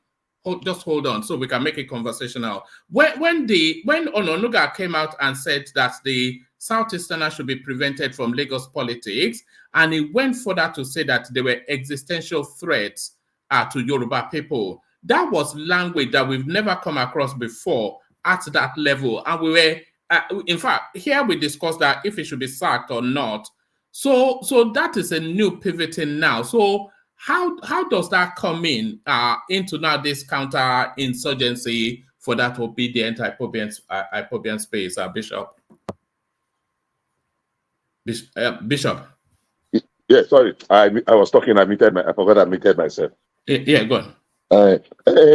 You see, I went back to read by Ononuga's something several times that time. I listened to the episode where you were talking and everybody was really very, I remember Ajanle Koko was there. He was very, very vehement. Quite honestly, do I really agree with everything he said? He tweeted? Maybe not. But I think we took it a little bit overboard. I think it was an overkill. We blew it beyond what was necessary, Yeah, maybe we should have condemned it and say, I went back and looked at my reaction to Oba of Lagos when he spoke about people drowning in the ocean. My tweet was that I actually wanted to delete it, but that was my view then. And I felt very, offended. And the second time I had to, say something about the Oba of Lagos was when the Oni of Ife, they met at an occasion and he pretended he snubbed him. I felt that was a little bit, childish and the rest. So if I look at Ononuga, I say maybe if somebody of a younger age, a younger person should have tweeted what Bayo Ononuga tweeted. But let's be very sincere with ourselves. Truth are bitter sometimes. The kind of things that went on in Lagos, from the narrative of Lagos is no man land, and it was becoming so sure. And people were saying online, we are going to chase away their Oba, we are going to change it. It was offensive to anybody's sensibilities. I've lived in the South for over 25 years, going to 30 years. You cannot even attempt it. So there are certain things, don't give what you cannot take. So those statements, the spaces that we're talking about, how Igbos are going to take over Lagos, that Igbos are, you see different narratives. You see people telling us how actually the original owners of Igbo of Lagos are people from Igbos from Benin, something. So I think it was an overkill. Do I agree with what he said? Maybe not. But they made it too much. They made too much of noise on television everywhere. It was all about it. People say some people even went as far. They took the joke as far as going to report him to the ICJ. What did he say in that space? Read it over 10 times and read it again. Maybe it was too emotional when he tweeted that. Maybe I will not agree with it completely. But at the same time, I did not agree with the way. It was there. Some people say they are writing to ICJ. Hey, you pronounce somebody dead. You pronounce people slave. You call Yoruba slaves. We have it on record. We have it in written form. We have it everywhere. Nobody say. I remember there was a tweet. One thing that made me to really take a second look at Obieze Kwesili. In the days of Buhari as a lifeless somebody, Obi actually tweeted that an incomplete human being. He referred to Buhari as an incomplete human being. What could be more demeaning than that? Nobody took her up on this. And somebody of that seniority as well. Yeah. That's not really the language you expect at that level. But exactly. So that's why I'm saying that if someone younger have said it, maybe it wouldn't have. But it still was an overkill. When Obieze Kwesili called Buhari an incomplete human being, I remember because I responded to her, you did say this? How many human beings can you create that you call a human being an incomplete? I don't know if she's deleted the tweet now. I can look for it out. So for me, she's supposed to be a pastor. She is. She's a pastor. So I felt very offended by that statement. Yeah, Buhari was ill. Yeah, blah, blah, blah. Things like that. But people were saying, oh, he was a this, he was a that. But you now, apart from joining them to call him a lifeless, was it not the lifeless something that was saying there? You still went ahead and addressed him as an incomplete human being. It was so derogatory. You shouldn't do that. Not as an adult, not person, a former cabinet minister of the Federal Republic. Come on, the least you could have done is to, show some decorum. So, but nobody took her up on it. Nobody. I said I tweeted in response to that, and I expressed my disappointment, but nobody said heaven should fall. So based on the for every action, as physicists we say, there is an what do they call it now, equal and opposite reaction for every action. If you now say such things online and you do not expect anybody to talk because you have the mob, according to I'm coaching Soludo now, headless mob. But you can throw everything. But when they throw one back, you now say heavens must fall. And because they are getting away, these mobs are getting away with it because they have a way of, the media that is supporting them. So they feel that it is their field day and they have the monopoly of, in quotes now, the violence of that space. And if there is no pushback, I did say there's going to be pushback if what they did to Buhari, Fulani, and the Muslim North, they tried it with Tinubu, Yoruba, and Muslim Southwest. There's going to be serious pushback. I mean, there is going to be. And if that's a little bit too harsh to say, unfortunately, I don't have a better word. There's going to be pushback. And yeah, but it will not be a good look, though, if a government in situation is pushing back in the tone and manner that we're hearing from Alake and Ononuga against as that goes on. As that goes on, the pushback will not be from Alake. It will not be from Bayo Ononuga. The pushback will be from the foot soldiers. But one of those two, or even both of those two, are likely to be the presidential spokesperson. They are going to, one of them at least will be the new Gabache Ufemi Adesina. And that's what I'm saying. I want to give it to them that they are not as dumb as to want to be engaging.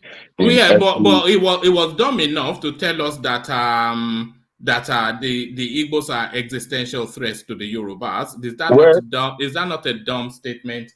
Yeah, it was, but permit me to use this word. It's dumber for anybody to think that we are going to take away their land and we'll chase them away and we'll chase that. That's an invitation for war. I will chase away their obas. That's an invitation for war. It's still there. Yeah, but is it his place though to respond to it? That's what I'm saying. Now, in my place, there's this saying from the part of the world I came from that is for the deaf man to hear. That's why we say it in the presence of his children. Perhaps when it comes to tact, perhaps he was not tactical or tactful enough in that response. How different rather is the Ononuga statement that the Igbos are an existential threat to the Yorubas? How different is that statement from Peter Obi's statement that this is a religious war? Is it not both damnable and condemnable in equal? Yeah. Okay. Let me agree with you. Okay, maybe, but some people still did not see anything wrong in that this is the religious war. They have rationalized it. Yeah, they have rationalized it and explained it that it was taken out of context and it was this. Okay, if we say that was taken out of context, maybe Ononuga's statement was taken out of context. Just maybe. All right, brilliant. Have you spoken to us about the Peter Obi arrest in London thing? No. Because I am insisting that this is one of the biggest things that the stories of this electoral cycle, that a man that has presented himself with such piety and represented himself as this clean-cut person, he has been arrested in London, detained at Heathrow Airport, and we're not hearing anything about it in the news cycle. So how can that be? And if it was, let's even remove Tinubu, if it was Atiku Abubakar that was arrested in London, would we hear anything other than that in the news cycle? The double standards, Bishop. Okay, let me say this, that unfortunately, it is not good for the optics that he was arrested. It is also not good for the optics that there's been silence, graveyard silence from his part, at least not addressing the situation. I think he should have addressed it, but having not, he's only giving room for rise speculations, people to be speculating and second guessing, oh, this happened, that happened. I don't want to buy any of the speculations. I was hoping that he will come out and address it. But I was not putting all my hope on it because I thought that telephone conversation with Oyedepo deserves an address from him. But since he did not address it, at least not properly, the feeble denial here and there did not cut it for me. So I said, if you could get away with that, probably will not just say anything. But I don't want to speculate on what he did or he did not do. I don't buy. I do not buy the story of somebody was impersonating him. That does not cut it. Not in this age. Nah, that issue of impersonation is just for dummies. I mean, it's something 101, whatever they call it. So that somebody was impersonating him. If somebody was impersonating, it is the impersonator that would have been arrested at the point of committing that crime, and they will not contact the person. They don't arrest the person that is being impersonated. Thank you, Daddy. I didn't even. Except the man is being wanted for a particular crime. Okay, somebody did this in your name, and this is what. But there must have been a crime registered. So all these, I listen to a lot of them. I have a few friends that a few people I really respect that are in code that I will be there. I just laugh at some of their take. I just look at them and I just laugh. I told them one day we will come around and discuss that. Can you be this? Because we both know Anambra, this gentleman, at least two of the people I'm talking about. We both know Anambra. We knew very well, how wonderfully Obi governed Anambra. Now I'm saying, and we were always criticizing him there because I was in Anambra all the time. All the major cities in Anambra, I go there very often. We were always clear. So what changed? That all of a sudden, you were saying this and this and this about Obi in those days.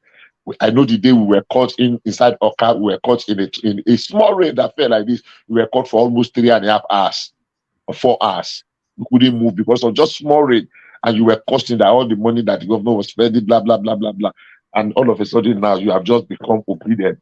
I know the reason, but I won't say, well, I'm just surprised that some of us could get that gullible. So for me, I wait until he tells us officially what transpired. I don't want to join the speculation. Bishop.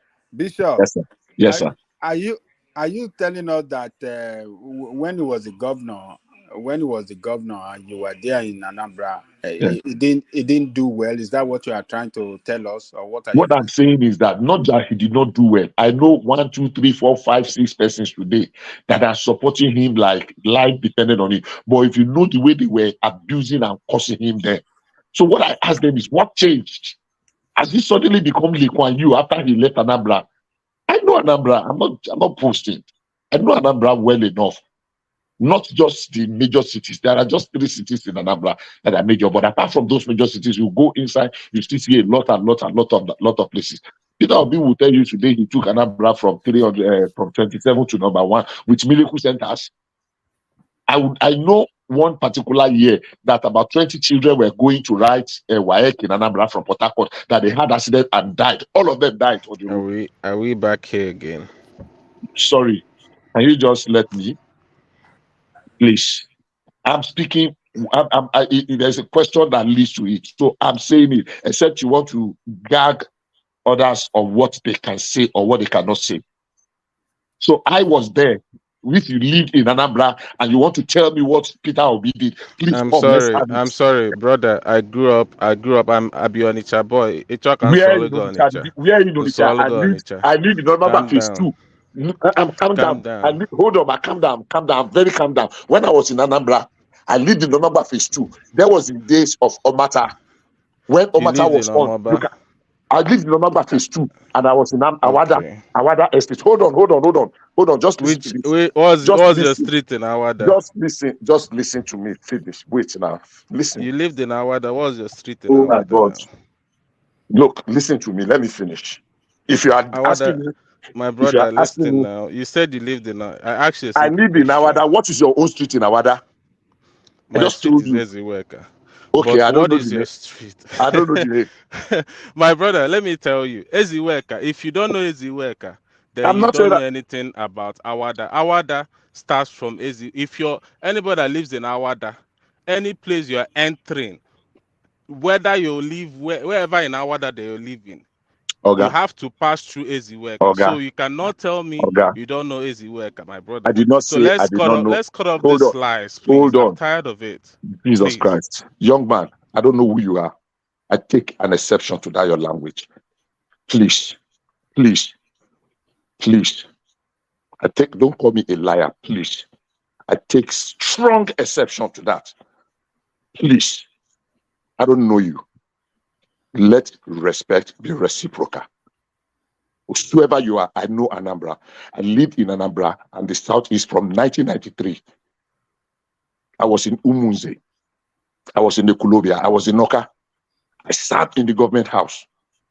I lived in Awada Estate. Eventually, I moved into the barracks because of Omata when their crisis was on.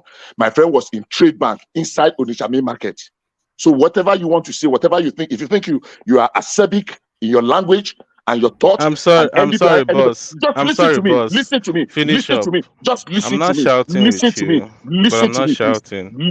Listen to me, please. You just called me a liar. I'm sorry, but continue with what you're doing. I Are we lived good? there, and there was nothing. You want to tell me that Peter Obi did in Anambra? Nothing. If it's good enough for your standard, then let's keep it in Anambra. About the students, magic centers, WAEC magic centers sprang up like hell. People were coming from Benin, people were coming from Akure, people were coming from Aba, people were coming from Abakaliki to come and do WAEC exams in Anambra State. Ask people and let them deny it. So let's leave that.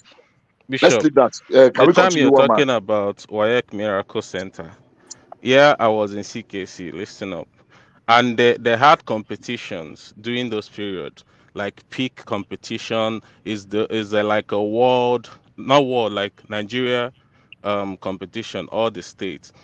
CKC wins that during that period. So when you're saying miracle, whatever, I don't even understand it. Okay, let's one man, can we move ahead? All right. Thank you, Bishop. Let me take you to this space. Then the excesses of Governor Otom, who has awarded himself the largest of an Arab prince as by way of a pension package, living Benue State. So this is the same guy that goes on telly every day crying about Fulani headsmen and how he's being put upon. But now he's ready to rub the state blind, just as he did as governor, as ex-governor too. So the excesses of Samuel Otom, Bishop. Yeah, unfortunately, very unfortunately, you call it excesses. It's one of the abuse of power. But there are a little bit of dimension and explanation to those things. There were pensions package for governors. I know that of Lagos scared some controversies because some people went to court. They actually sued Buhari to court to stop those pensions for governors. Unfortunately, Buhari does not have that power. I mean, and so, but I remember I should have even checked it. I think Lagos State wanted to abolish that law, but eventually I think they cut all the benefit by half. If anybody can confirm that. I think Lagos State did something. I think they actually did abolish it. I vaguely recall that we covered it here. There was a bill to abolish, but eventually I think they cut it by half. I think they cut it. I can check and confirm that later after now. But Bishop might be right. I think they wanted the proposal. They wanted to abolish it, but some people now came up with some that look, it's not everybody that has. So to keep people from you become a governor, you don't want to be a pauper, and you are, because of that fear, you are now stealing. Say, okay, let's guarantee you a minimum, at least a standard of living for the rest. So you will not be tempted to. So that was why they now cut it in half. I'm not too sure which one they passed there, but it was a strong debate. I did follow. It was just a few years ago, but 3 or 4 years ago. I think it was in 2000 that debate came up. Some people actually went to court and but some states are doing it. Now, where it becomes a bit of a challenge is this. There are people that are actually pensioners that are drawing from the government before. Now, you now leave that and go into pension government, and you are still drawing salary, and you are drawing pension at the same time. It is only one you will take. I know some ministers, like some senators or ministers that were governors. You cannot be collecting pension from government and still not be collecting salaries. You can only take one. That debate came up, but because it is state, there's a little bit a limit to what the federal can enforce. I think it is too excessive. I think in a society where we live, I mean, there is so much, poverty is rampaging the land. I won't say don't give them anything. Number one, ensure that nobody is taking double. If you are now a senator or a minister, you cannot be collecting pension and still be collecting that. So one should go for one. Apart from that, I think it's too bogus. I don't know how much they pay. I know the salary is not really fantastic. Some of them were proposing 300% of salary then. So what Autumn is doing is not only, I don't know, I'm looking for the right word. I think it's disgraceful. Let me use that mild word. Because Benue State is one of the states that have really suffered lack of good governance. Benue State is one of those states. And if the only parting gift you have for the state is to now impoverish them more by your last act as governor, I think it's shameful. So for me, I would say those things you read out are a little bit too excessive. If they can cut it in half, 2 cars, okay, 2 staff, maybe. And then that holiday abroad, I think it's an overkill. And I think they can cut those things down. Morality demands, piety and common sense demands that they cut them down. I will check and confirm if Lagos State actually cut theirs. I know there was strong debate about cancelling it, and it was Fashola that came out then and said that even though he had not collected anything for once since he left office, and people, I think he said something like that. Don't quote me. We can check it out. So for me, it's a no. That's the summary. Oh, all right, brilliant approach. Brilliant approach. So Zita joins us. Zita, yeah, you are right, Bishop. Fashola came out on Open TV that he has not collected as pension since he left office. Valid. Fashola did not collect. Thank you. Yeah. He said so on Channel TV or something like that. Valid. I think I remember that. I think it's this guy. I don't know. One man, I think it was last year that we treated this issue. I think it's this new governor, Sanwo-Olu, that is, I think is trying to abolish it completely, isn't it? Yes, and it's getting resistance from Obasa, from Obasa, the speaker. Yeah. So what did they now end up? Did they cut it into half? Because I had that debate then, but I did not follow it through. Yeah, we don't know. It was proposing it then, but Obasa was kicking against it. That Obasa was of a different position, maybe like half. Maybe he was of the position that they should cut into half and not eliminate everything in totality as the governor was proposing it. So we have not had anything since then. Maybe they have done something or not. I don't know. Except to maybe one man want to search another day and let us know what's the latest on this. But this governor is making every effort to abolish it, and it's a good move. They don't deserve it. These people, do you know how much they are paid every month? All this money we are calling pension that they have, they don't deserve to take anything. I mean, it's a service. They are well paid than American governors and American presidents. These people enjoy too much. What they are going to make while in office for 4 years and 8 years is enough for them in terms of salary. These people, I don't think they touch their salary at all, because everything while in office is free. They ride free vehicle, they eat free food, they buy the clothes is free, Ajale Koko, the everything is truth, free. Ajale Koko, the truth is that there's no one size that fits all. That's just the truth. There's no one size that fits all. Sometimes when you get close to some of these people, it is not as wonderful and as rosy. As out of power, some of them are as empty shells. That's the truth. Out of power, they are just like within 2-3 years, they are just that. So that's my take about that. Is there one more topic, woman? No.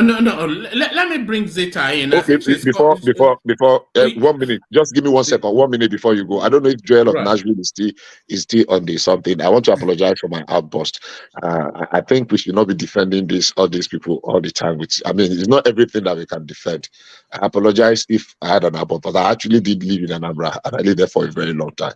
And No, those that are was Des. That was Des, not That was okay, that Joel. was this. Not best. Joel. Oh, okay. I Yeah. thought it was Joel. So there's my apologies if you are still there. But I think my takeaway is that I don't think we should be defending all these people about everything.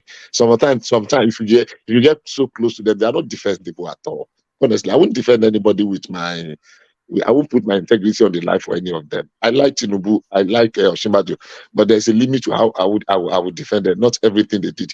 They won't tell us. They cannot come out and tell us that they have been saintly in all of their delays because you are not exposed to some of their hidden delays. Sometimes when you see them, you'll be shocked at the kind of things they do. So, but if I sound a little bit harsh, please, my apologies. Thank you very much. All right. Thank you for doing that. But This is the that's it. reason why I like this show. Yeah. I like it, even though when things get heated up and emotion is running high, people still, I like your show, woman. I like your show. All right, thank you. I wish more people did, but there we are. But Des is not one to take offense. It takes a lot to offend Des. So is a mellow man. But Zita turns up to really offend Des. Because Zita, I think you've come in specifically because of that conversation that was going on between Des and Bishop, and trying to determine then just how Anambra governed. How rather Peter Obi governed Anambra. So was that the space that brought you in, Zeta? Good morning, everybody. Good morning, Zeta. Not really. I just wanted to chip in 1 or 2 words because almost time for me to start going to work. Well, I don't know. Most times when people come into this platform or I meet people and they say very pleasant things about Obi, I don't have issues with you supporting Obi, but there is, to an extent, you push things. You seem to start sounding funny about them. You see, everybody, you have the right to support whosoever you want to support, and you have the right to be passionate about it. It's all well and good, but the person that was talking to Des about where he lived and wherever, I don't really think that is necessary because I, for one, my aunt is married to an Ifitedunu man, and the daughter is married to an Integer man. If you know Anambra very well, and they live in Oka, if you know Anambra very well, you know that after Ifitedunu is Integer. Okay, this is a global platform. Their house is just beside, in Ifitedunu, just beside the P Square's house.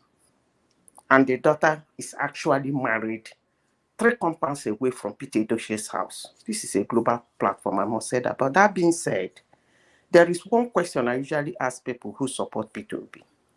I ask them, do you know him? And when I ask that question, I don't really get a very good answer. Peter Obi left Anambra State in March 2014. And I always ask, what was Obiano doing in his 100 days in office? I don't forget to.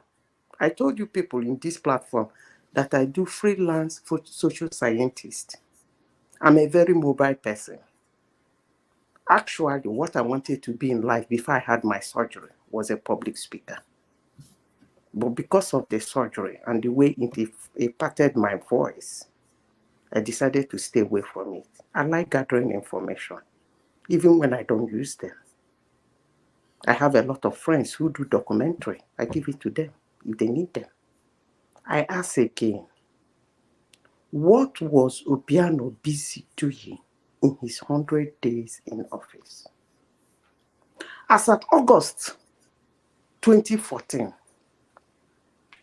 Obiano was busy fighting banditry and insecurity in Anambra.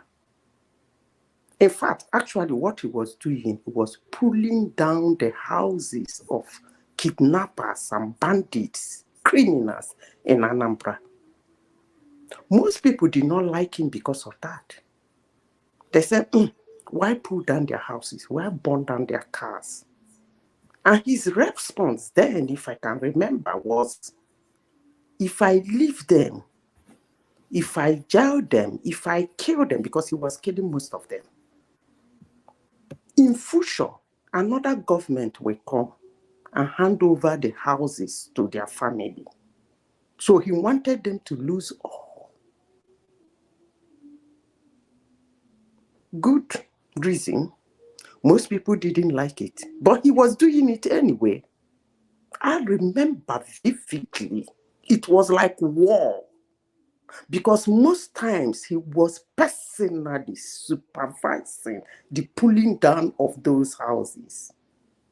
Maybe those people singing the praises of Peter Obi, they think people like Zita has forgotten. I have the videos of all those. The day they will do documentary in Obi, that person, I will help that person. That's all I have to say. Madam Woman, Zita, let me ask you one question. well, ask me. Um, the last 4 years of P2B, can you name one person, just one, that was kidnapped in the last 4 years? Tell me the name. That's what I will tell you. And Yeah, why was the guy busy bulldozing and fighting criminals? Why should I? it's Why not the would you ask question me I that question? asked though. I asked you a question. If nobody was kidnapped, so why will a governor resume office and his work?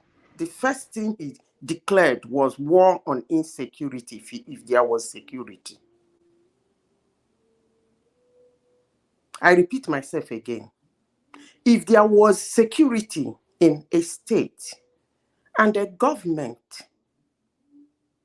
or a governor just resumed office, why would he declare war in insecurity if there was security? Another question. Can I've you asked name you a in the question. last three No, years no, no, of no. I no asked you a three question. years? I don't care what Obiano does. You're talking about Okay. P2B. And I don't care what Obi does. One man, next to the next question. You talked about what's his name? Autumn Benue State Governor. One man. So, sorry, I muted myself. I was talking. Yes, he awarded himself a largesse as a pension plan. Okay, you remember some months ago we discussed about this man on this platform, and I think it was me and one other. Is it Playtime? I don't know. One other person. We were pushing about the guy.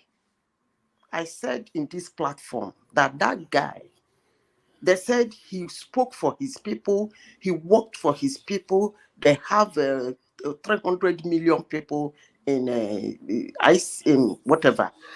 And I said, I do not disagree with that. And I called him a name on this platform. I called him Governor Fulani Esman. And most people on this platform did not like me that day. They threw rocks at me for ever saying that. And I stood my ground. I said, when somebody decides to play politics with people's lives and property, it's quite it's a terrible thing for somebody to do. But they claim he was sympathizing his people, he was fighting his people. As I said before, he's governor Fulani herdsman. Look at what he's doing. That's the man that has sympathy for his people, right? With all the security votes. Do you know how much that man was getting in security votes because of those crises? I don't want to go to that one. One man, next topic, please. And to the space, the goings on in Adamawa State, just as early as yesterday, we were celebrating and eulogizing that at last a quantum leap within the Nigerian space, a female governor. But it looks as though some of our antics is actually a lot worse than what we traditionally know. So is she governor or is she not? Who gets to declare that? Everything now in court. So what are you then making then of this Binani, who is a female by gender, but very much an alpha male Nigerian politician? So what are you then making then of that convoluted, corrupted space? First of all, one man I must say, if you know you are a man on this platform and you support us, raise your hands. Can I see your hands? Who is us? Women. Well, I'm a feminist. I'm a full feminist, so I'm a supporter of anything that enhances the female gender. The one yourself. We don't have choice now, so we have to support them. Okay, who else is not supporting us? If I leave this house outside, I can tell you whether I support or not. The only person not supporting is Ajale Koko. Ajale Koko is a traditionalist, so he believes women belong in the kitchen. I'm in for it, but I'm in for a female governor. But the process is what I'm having issues with. I wanted that leader woman to actually win back. But okay, you have issues with the process, right? Yeah, the process is still very kind of it's not clear. Yeah. Okay, let me tell you something. In this very case, I don't think you should have issues with the process. You see, for 63 years, men in Nigeria, in Africa, they've been reading themselves in. I don't believe you're about to do what you're about to do, Zeta. Your credibility is on the line on what you say next. No. I must say this. Yeah. No, you cannot tell me the process. The process that brought Yaradua, what did you have to say about it? The process that brought, what is his name?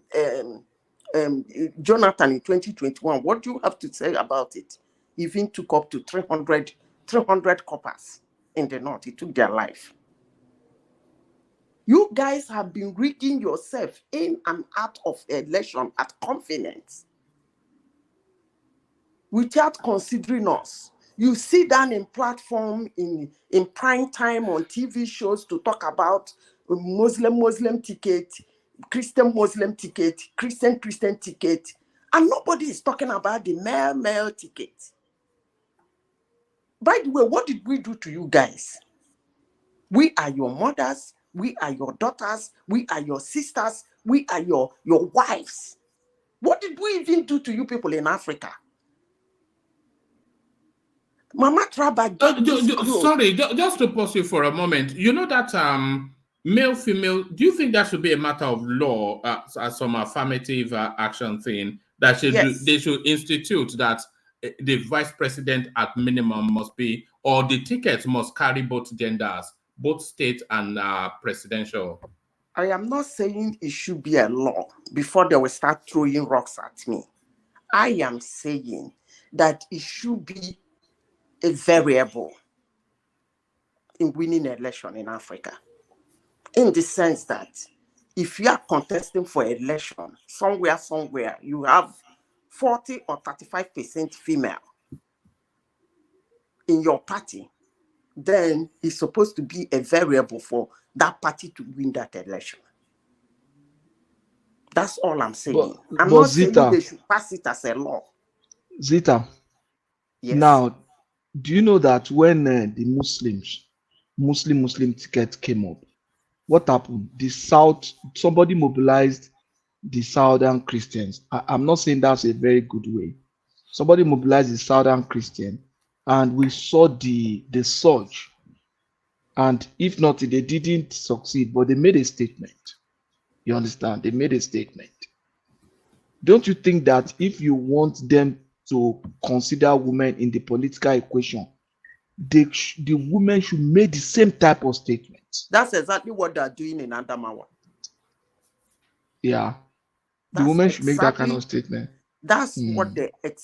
That's what if you follow what is happening in Adamawa as today, you will know that women are, in as much as they are trying to clip their wings, they are struggling in Adamawa, and that is the statement they want to make in Adamawa. And we will start from there. Because you cannot tell me that a sitting governor is winning with that kind of margin. That guy is supposed to be thrown out of that place. You cannot be winning as a sitting governor with that kind of little margin and you're making noise everywhere. That means you are not good. In as much as they said that the election this year was the worst Nigeria has ever conducted, their opinion. But from 1999, the time I know, to 2023, please, can somebody give me the statistics of governors from 1999 to 2019? Give me statistics of governors that lost their election, sitting governors, House of Reps, the people from the Congress, state that lost their election from 1999, re-election. But Let me finish one man before I lose my thoughts. All right, go on. But go on there. There are mitigating circumstances, though. But carry on. Yeah. From 1999 to 2019, check the statistics. How many of them could not even get their primary ticket for re-election? But only in 2023, check the statistics. But still, people, because they lost, they can say this is the worst election ever. Are you talking of primary or the real election? Both the re-election and the primaries. Okay, I will tell you, Governor Lamadesina lost his re-election in 2003. Baba Jali Koko, I said statistics. I said from 2019, 1999. Yeah, that's what I'm telling you. In 2023 alone, 20 governors lost their seats. If I'm right. No, I don't want did. to go to the Congress. No. What they lost their state during the presidential. That is what I am saying. We are saying the same thing in a different way. Oh, okay. I said, check the statistics from whichever angle you want to take it. People who lost their state, people who lost their seat, people who lost their primaries, people who lost their re-election. From 1999 to 2000. Yeah, you're right. Yeah, you're right. This 2003, a lot of 2003 alone covers the whole of that 24 years. Yeah, right. I think you're right. But still, people say this is the worst election Nigeria has ever conducted. I give it to them. I don't know where they started monitoring from. That's by the way. Back to Adamawa. One man. You see that man, the sitting governor? He's not a fantastic governor. My sister, who are those people that said the election is the worst? Who are those people you're referring to? I don't know. But they have said it in this platform now. You don't know them? I think Zita was leading up to somewhere. Let her go there first, and then we push her. Yeah, a little bit. I just got you want to cause trouble. We know what you are trying to do. Carry on, Zita. If he wants to get you into trouble, they're already sharpening knives in the comment section. They are sharpening knives already. Carry on, Zita. The Adamawa state, if you are a sitting governor, I mean, in the year 2023, where we are not already there, we are not there yet. America had their democracy, been having their democracy for God knows how long. They are not even yet there. But in 2023, my country, Nigeria, we took a bold step towards democracy. So if you are a sitting governor in 2023 and you struggling for re-election, you are no good. Please, they should give that woman that thing. Nobody should throw that woman out of that thing. So you want her to get it? You want her to get it by hook or crook? How have you people been getting it before? So you don't object to that. Look at that. Bishop, you don't hear one, Abi. One man, hold on. From 1999 to 2019, how have you people been getting it? I mean, men. How you've been getting it, right? Madam Zita, please. Even though I support her, really, but let's do it right, please. I support her, honestly, and I'm very sincere. Do but what let's right do it now? right. What are you talking about doing it right? You said somebody who announced the result is not the person that is supposed to announce the win the election for Nigeria. But why we go do it right? Eh? Why? I mean, that woman should be there. To be honest with you, I don't know why they have to suspend the election. I think she should be there, considering what has been going on. Lost the election. She didn't win. Even with rigging, she should be there. Even if she rigged Yes, herself in. Even with rigging, she should lost. be there. The INEC was trying. The resident election commission was trying. I mean, commissioner was trying to rig the election for her, and she didn't. And he didn't do it perfectly. That was what caused the trouble. If he had, if the resident electoral commissioner, if he had liaised with the returning officer and both of them combined to do it for her, that would have been maybe they would have got it right. But he was trying to do it behind the returning officer, who is backed Madam by Zita is right. We have been rigging everybody in, even this election. Tinubu was rigged in, so I don't know why the woman shouldn't be rigged in too. So why are we trying to differentiate from, that men's rigging and women's rigging? All rigging are What rigging. I'm saying in essence is that you guys are the ones calling it that she was rigged. I said it again, and I will say it again. I'm looking at the results before the supplementary. The result, because this supplementary, they've not shown us the difference. They didn't. I don't know if you people have seen the figure anywhere. According to what I saw, the man did not call the figure. He just declared her winner. So I don't know where the rigging or the normal process. Nobody is asking a question. Hold on, Madam Zita.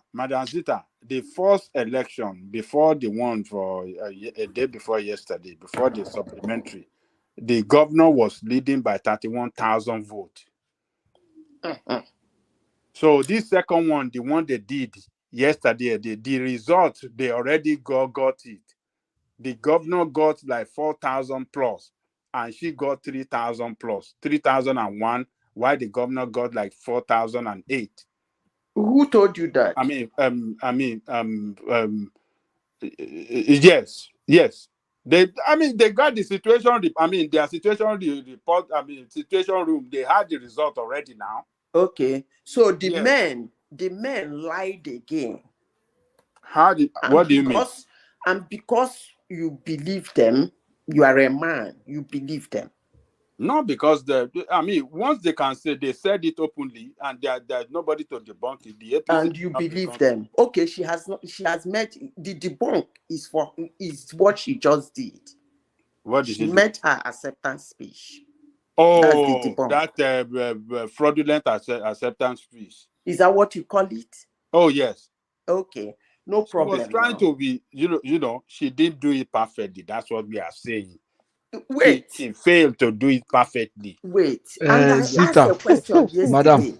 I asked Oh a my question God. yesterday. She didn't do it well. Let me That was the finish. problem. I asked a question yesterday. They said the person that announced the result is not supposed to be the person that announced the result, right? Yes. Okay, fine. So where is the person who is supposed to announce the result? They were collating the result. The result collation was ongoing. When another person, when the collation of the result was ongoing, when the residence election commissioner went to announce result. No, Even Baba, result, Baba, he just can went you? to announce her as the winner. She Baba didn't Lanjeko. declare any result. Can I say something? No, hold She on, did. Madam Zita. Please, let me just, Baba Lanjeko, just give me a minute. Yeah. What happened was this, Madam Zita. They were collating the previous night at 1 a.m. They shut down for the night to reconvene at 11 a.m. to continue from where they stopped. They have gotten 10 of the 20 local governments, remaining 10 where they did rerun. Instead of 11 o'clock that they were supposed to reconvene, this resident electoral commission came in at 9 with the commissioner of police. And they were saying that, I mean, when he was sitting and they thought he just came to prepare the place. But when he was gathering people and to start announcing, some people opposed him. That no, they were supposed to gather at 11. What is happening? And that was where he made that declaration. So they have not completed the collation. The ones they have collated was the figure that Ajane Koko just gave to you now. And Fintiri was actually leading. However, even before the suspension last week on the 18th, Fintiri was leading by about 31,000 votes that have been certified. So the woman needed 31,000 and above to be able to meet up and overtake. All the votes available in this rerun is 36,000. Actually, more than 40,000 people registered, but the number of cards PVC collected was 36,000. So it will need 100% voter turnout, and for her to win all the votes, for her to be able to cancel the deficit and take like 2,000 or 3,000 lead, which is almost an impossible. You are funny. You see, you said the way the person, and I want to get two things right. First of all, they said the person that announced it is not the person who is supposed to announce it. Is that right?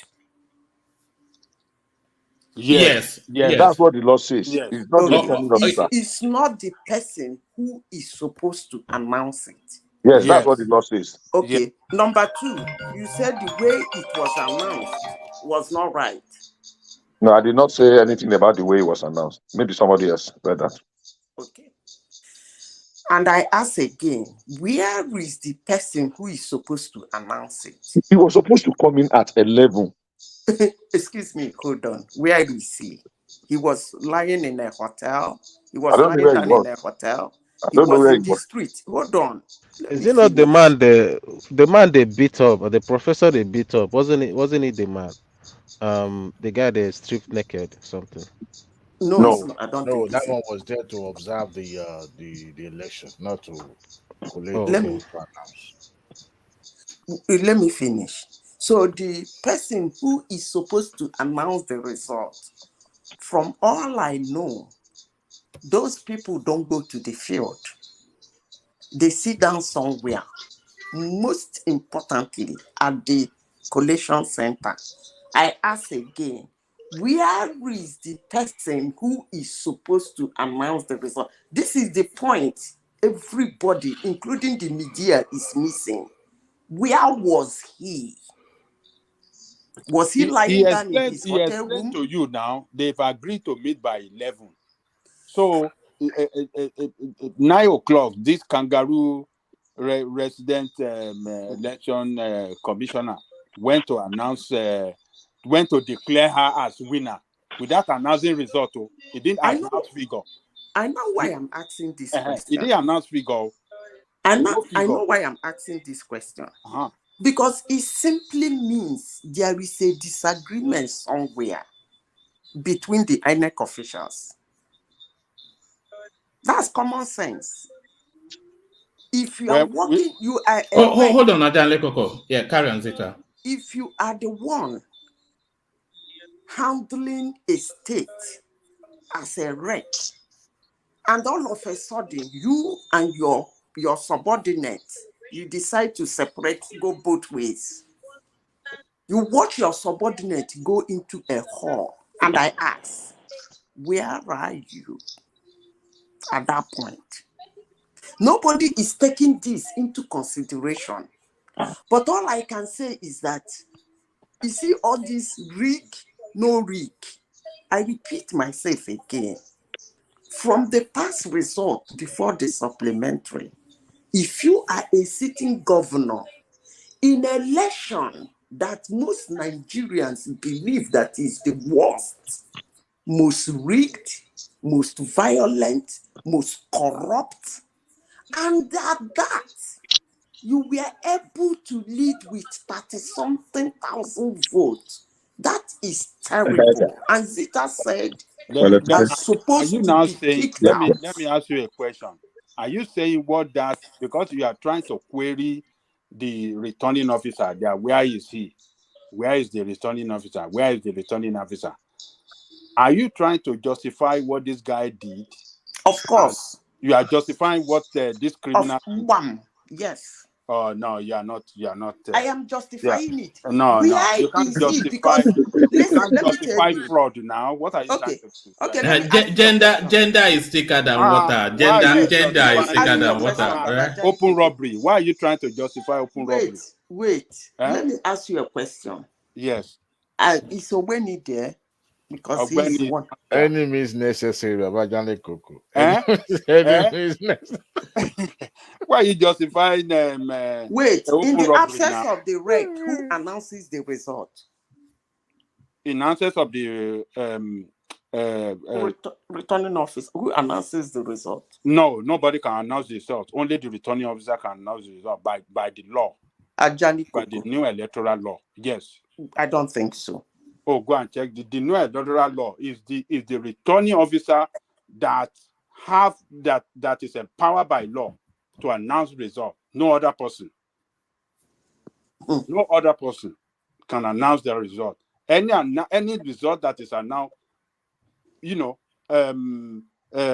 by any other person, and not the returning officer, is null and void. So you are telling me in the new electoral law there is no provision in case of emergency? If there is emergency, no provision. I didn't from say, you said Abuja will no other intervene. person can announce that Abuja result. will intervene. Abuja they intervene, and that is what they have done to call for all those election results, everything to come to Abuja. Baba Jani Koko, I make two references here. The first, what I said, election before the supplementary, the man wasn't doing well. Who? The governor. He didn't do well. That was What do you not mean a by pass didn't? mark. What do you mean? That's not He a was pass leading. mark. The outcome of the election, he was leading. That's what I'm saying. The leading, the number of votes is not impressive. 31,000. 31,000 votes. Yes, it's not impressive. Do you know that? Do you know that state is like almost 50-50 election chances between APC and PDP? You are not getting my point, Baba Jadi Koko. Yes. Let me go back and see if I can make you understand me. First of all, I said from 1999 to 2019, you guys have been rigging, putting yourself in position. I agree. However, you are right. Whatever. Yes. Okay. In 2023, there come a president when he was leaving, about to leave office. He said he wants to leave a legacy. He passed an electoral law. And if you put together the statistics of what happened from 1999 to 2019, you see that this is the first time Nigeria is stepping into democracy, according to Zita. One. Then let me say, according to others, why I tell you that the governor, the result is not impressive. They said that 2023 election is the most rigged, the most corrupt, the most violent, the most everything unspeakable. That means they did anyhow. Let me use Port Harcourt Pidgin. They did anyhow. They assigned numbers to themselves. People who are in position like APC assign numbers to themselves. Then the man is PDP now. That one he assigned numbers to themselves, to himself. I'm telling you what they said about 2023 election. And letters were flying up and down, even to what is it called? The President of America, because they believe that the election that brought him in is perfect. I'm sure that's why they wrote that letter. And demonstrations were everywhere, saying all manner of bullshit, like this election in 2023 is do what you want. It's a free for all. So if it is a free for all, and that man can struggle, can only struggle to win with 33,000 votes, then he is no good. That means he saw war in Adamawa. For election that is free for all, for election that if you have the power, you can do anyhow you like, for election that is the worst ever experienced in Nigeria, for the election that is marred with violence and rigging, and the sitting governor could not. As we all know, you can only rig where you are accepted. But for a sitting governor to be able, in all these languages used for the 2023 election, and the sitting governor can only get 33,000 votes for himself, then he is no good. He has to leave that seat. Madam Sita, Ajali Koko, do you know the premise Madam Sita she's coming from? Yeah, I got everything. Yeah, you should understand what he's just saying in sarcastic that if people say this election is the worst ever, so how come a governor is leading by just 33,000 votes? You get my should point. Understand what she's coming That's right. from. Yeah, I got that everything means he's right. not good. Yeah. That means he's not good. Yeah. He has to leave, and he must leave. Otherwise, you guys will see strike in the other room. All right. No strikes in the other room, or you want to end humanity if you strike in the other room. Don't strike in the other room. But as he must leave, so must I. Thomas turns up. Let me hand over to him. Zita still talking us through. Then this now gender bias. So Zita, you lose your righteous status a little bit for willing to accept that elections can be rigged only if it's by your own gender. So the rules now they are not quite as 100% as we thought. I didn't say rigged. I didn't say rigged. I didn't use the word rigged. I said since 63 years now, you people have been doing anyhow, and nobody has done anything to you people. You talk about Muslim ticket, male ticket, Christian ticket, male ticket. Christian Muslim ticket, male ticket. What did we do to you people? That's what I want men on this platform to explain to us. What did we do to you guys? That anytime we struggle to get close, you tell us all manner of story why we should be stopped. And I never sacrifice rich. Sacrifice what? Rich. We born you. That is not enough sacrifice, right? You can't say that. You can't say that they didn't sacrifice enough. Madam Sita, you are not doing well in the other room. Rich. You are not doing well in the other room. That is why. No. Okay, See, no. I think women need to be more organized and be more forceful, because the way it is that it is like if you are not forceful enough, they are not going to listen to you. That's the way I see it. So you have to be more forceful. How you are more forceful and legally, I don't know, but more The organization. way, Because you will you see know, the like of Mama Kuti, the fella's moms. In his life, those all he got, he didn't get all those fame on the platter. She was thoughtful. She was even above many men within that space that time. So, to me, I won't say, because I've listened to people that they say they should legalize and just allocate position to women. I don't subscribe to that. I think the women should stand up and be highly competitive because they have what it takes. They have what it takes. So tomorrow, if you can force it tomorrow, and maybe women start finding themselves like a 60% or 40% men, that means that they've earned it. So to me, I'm almost losing my sanity hearing a lot of stuff. Um, Madam Zita, what you're saying, although I've just sarcastically been agreeing with you, to be honest. Um, what you're saying is totally wrong. Why? Because when you're saying that man has been doing this and doing that, if you don't want to call it the real name, which is rigging into the system, and you think a woman does it and it's okay, the main question you're probably gonna ask yourself: the man that has been doing it and using money to buy their way into power, what is the outcome? And there's a saying, what a man can do, a woman can do better. And you see a woman that rigged himself or whatever, do whatever the man does and get the power, and you're not bothering to understand what effect it would go to the people, and you're just taking it to the personal level. Do you think her rigging herself is going to benefit the people, which is all what democracy should be all about? And you're saying it's okay if it's a woman? I'm sorry, madam, this is totally wrong. I mean, people are saying she didn't do it right. It shouldn't even be done at all. It's the truth, and we'll keep hiding and trying to play with it. Please, let's stick with the truth, please. Can I answer you? Let me add to that. Let me add to Can that. I answer you? Madam First? Zita, before you answer, let me add to that. You see, Madam Zita, una know they support themselves too.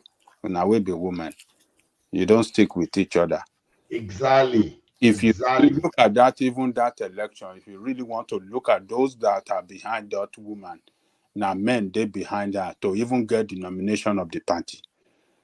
If you want to really put it on the ground, say, look, women versus men, you will see more women will line up behind man against their fellow woman. So women themselves have problem, and I don't know what is responsible for that. You But don't feel, Ajali Koko, to you and yeah, Madam Sita, do yeah. you think the women cannot raise more than deputy governor in Nigeria? Because that is the height and I minister. answer the You, question. Let me address people that just spoke to me, please. yeah.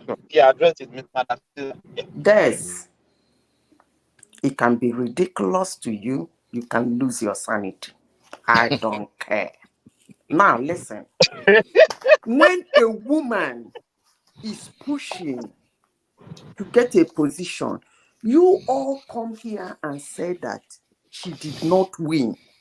She is rigging herself into that position. The same thing they said about Mama Taraba. She rigged, she's rigging, she did not win. She said, why? The question, you people are not getting me. The question I'm asking, why are they saying she rigged in the first place? And I make reference to the difference in the result before the supplementary was called. And I said what I said about the election. If a governor can only garner that, that means he's seeing hell in that election. People are fighting for him not to be there. People are voting for him not to be there. That's the point I'm making. So why is it that when a woman is getting close to becoming the first female governor, at least governor, we did not ask for vice president, just governor. Every man, everywhere is jumping out. She rigged. She did not do it in the proper way. You people are painting every picture to make sure that she look bad, to make sure that she's not going through the right direction. Why? Why is all this thing coming out? She rigged, she did not rig, she's not doing it. You are ridiculous. You are ridiculous. I am. You are getting irritated. You are losing your sanity because a One woman doesn't make it right. is about to become the first governor in Nigeria. You are losing Madam your Sister, sanity. calm down. If man can rig themselves in, why can't women rig themselves in? I don't even care at this point. What I'm saying is that that woman is close to victory, and I am supporting her. What kind of problem is this that now? is strong solidarity. I mean, In if all women, 2015, can, this is the same thing men gathered and said about Mama Taraba. The first news, oh, she's there. Oh, Nigeria has gotten the first female governor. Before we know it, she rigged here. No, that was not the number. You cut it like this, you join it like this, you add it like this, you knock her off. Zita, I salute your courage. If all women have this strong, women are supporting courageous, her in Adamawa. For your information, you don't even know how many prominent women from Adamawa state that is supporting that lady for her to get that close. What I'm saying is that women in general should be supporting each other across the country. That is the only way out for a woman wants to be governor. She's rigging. They are not saying it the right way. Nobody is seeing the crisis of nobody is trying to see the crisis that they want to rig her out. Instead, everybody is seeing the crisis that she wants to rig herself in. What is going on here? I mean, is it the much African men see us? No, what we saw is Can you what imagine we them are saying that he's losing his sanity? He's losing no. Hold on, let me finish. You are losing your sanity because I said a woman fought in the re-election and a man can only win her with 33,000 votes. You don't know what that means for womanhood. You don't have it. And you, what that means in an election in 2023, that was the first step Nigeria is going into democracy. A woman fought her way, 33,000 votes, that has a question mark. And you don't have a clue what that means to us women for her to get that far. Madam And all Zita. you people can say is that she wants to rig herself in. Madam Zita, And what? the Hold problem. on, I'm not done. What about the man that wants to rig her out? Nobody's No, talking about that. the problem is like everybody said. If you're trying to rig, Nigeria is already a rigged system. It's just like I'm saying, there's a way to rig and everybody will be okay with it. And people will be like, did you rig or didn't you rig? But something that is so obvious and you're endorsing that, it makes it look like you're trying to endorse evil. Permit me using that word. I'm not getting you. Do you Yes, understand it where shows a I'm going? position. Hold on. There is some issues I have with some people. When you hold on to your opinion, please I'm not getting irritated about your opinion. Your opinion and the fact which you claim to be available to you is that the woman is trying to rig herself in. It's so obvious. Hold on, let me finish. And that she's not doing it the right way. That is the fact available to you, and that's your opinion, and that's what you believe in. Then, on the contrary, my own opinion and the fact available to me is that they want to rig her out, and she's fighting her way through. So, for you to come to one man's platform and say that you are losing your sanity because I said that, I don't even know where you're Can we go from that? Let me tell you, It's my sanity now. sanity for you calling her a rigger. I never lose my sanity for that. Some people are losing their sanity. ọmọ tọ̀nà wárọ̀ lálẹ́ yìí o.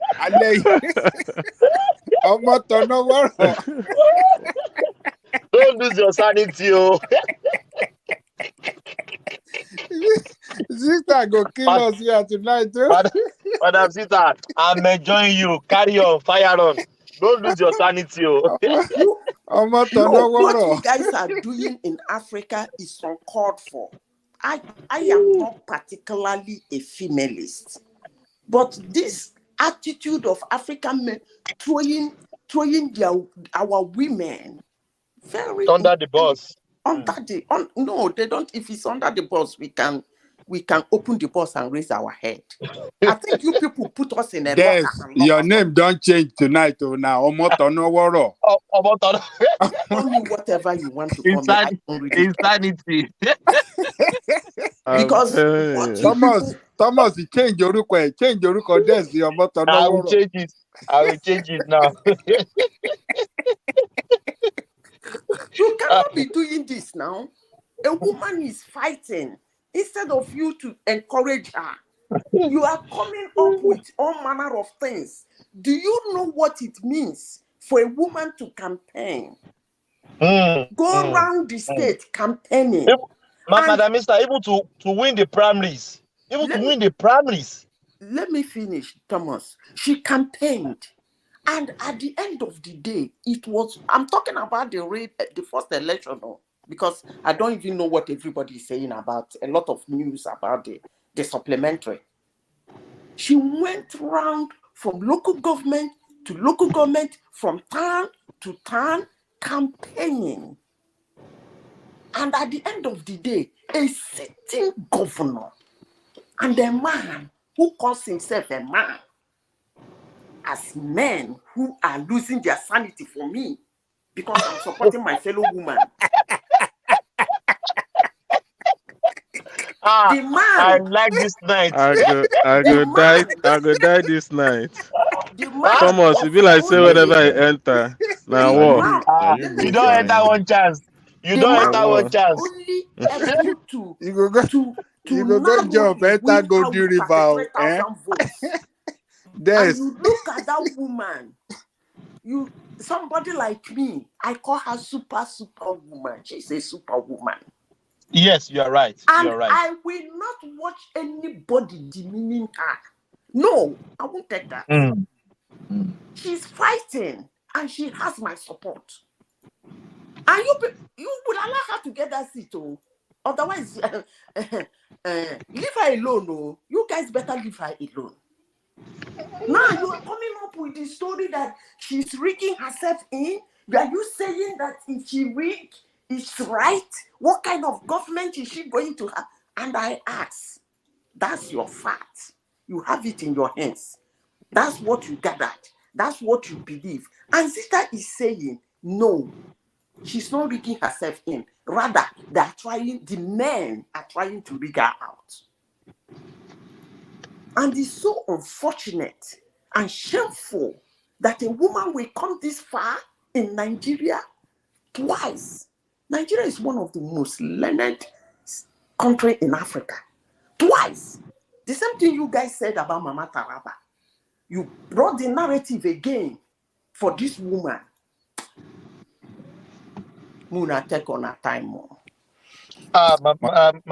Make I apologize, you. Make I apologize, Madam Sita. I don't take my time, I beg, my rest. My insanity don't come back. No. Your insanity no day today. Your insanity, no, it don't come back. No. Throughout today, your insanity no day. Never. No. Tomorrow your sanity go come back. Madam Sita, you are really on point. You really are spot on. At least, come on now. Even vice president, ordinary governor. Nigerian women for 63 years is asking for ordinary governor. Ordinary. The men walk in and out at convenient in Africa. Ordinary governor. Yeah. Ordinary. Anytime we fight and we are getting close, you guys will come up with all manner of stories, just as you are saying this night. to kick us out. You see this Adamawa case, eh?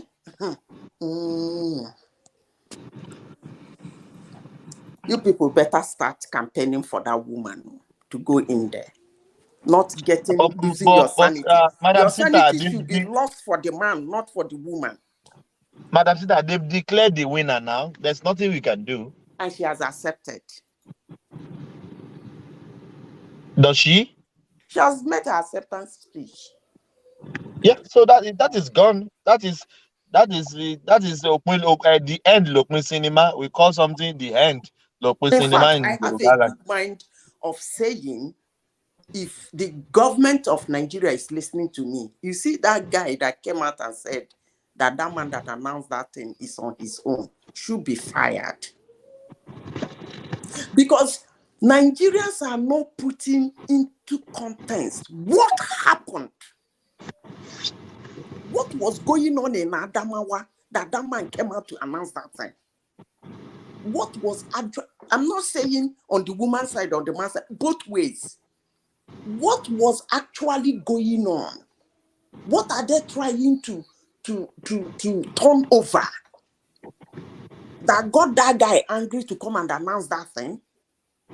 What were they planning behind closed doors?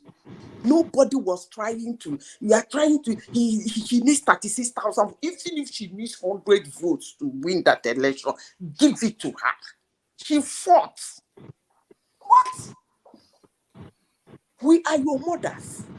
We are your sisters. We are your wives. We are your friend. We take care of you people. Respect us now. Which kind of thing is this? Eh? For once, give it to us. Oh, voila. Madam, we go give una everything. Even Yes, I think we presidency need self. it. If una run am, we go carry the president, give women. Yes, because you people have been president for how many years? What's happening in Africa? You people, men has always been the president of every country in Africa. What and what? Even So in why can't United we just States, change so it's it? not Let it just be in women. Africa.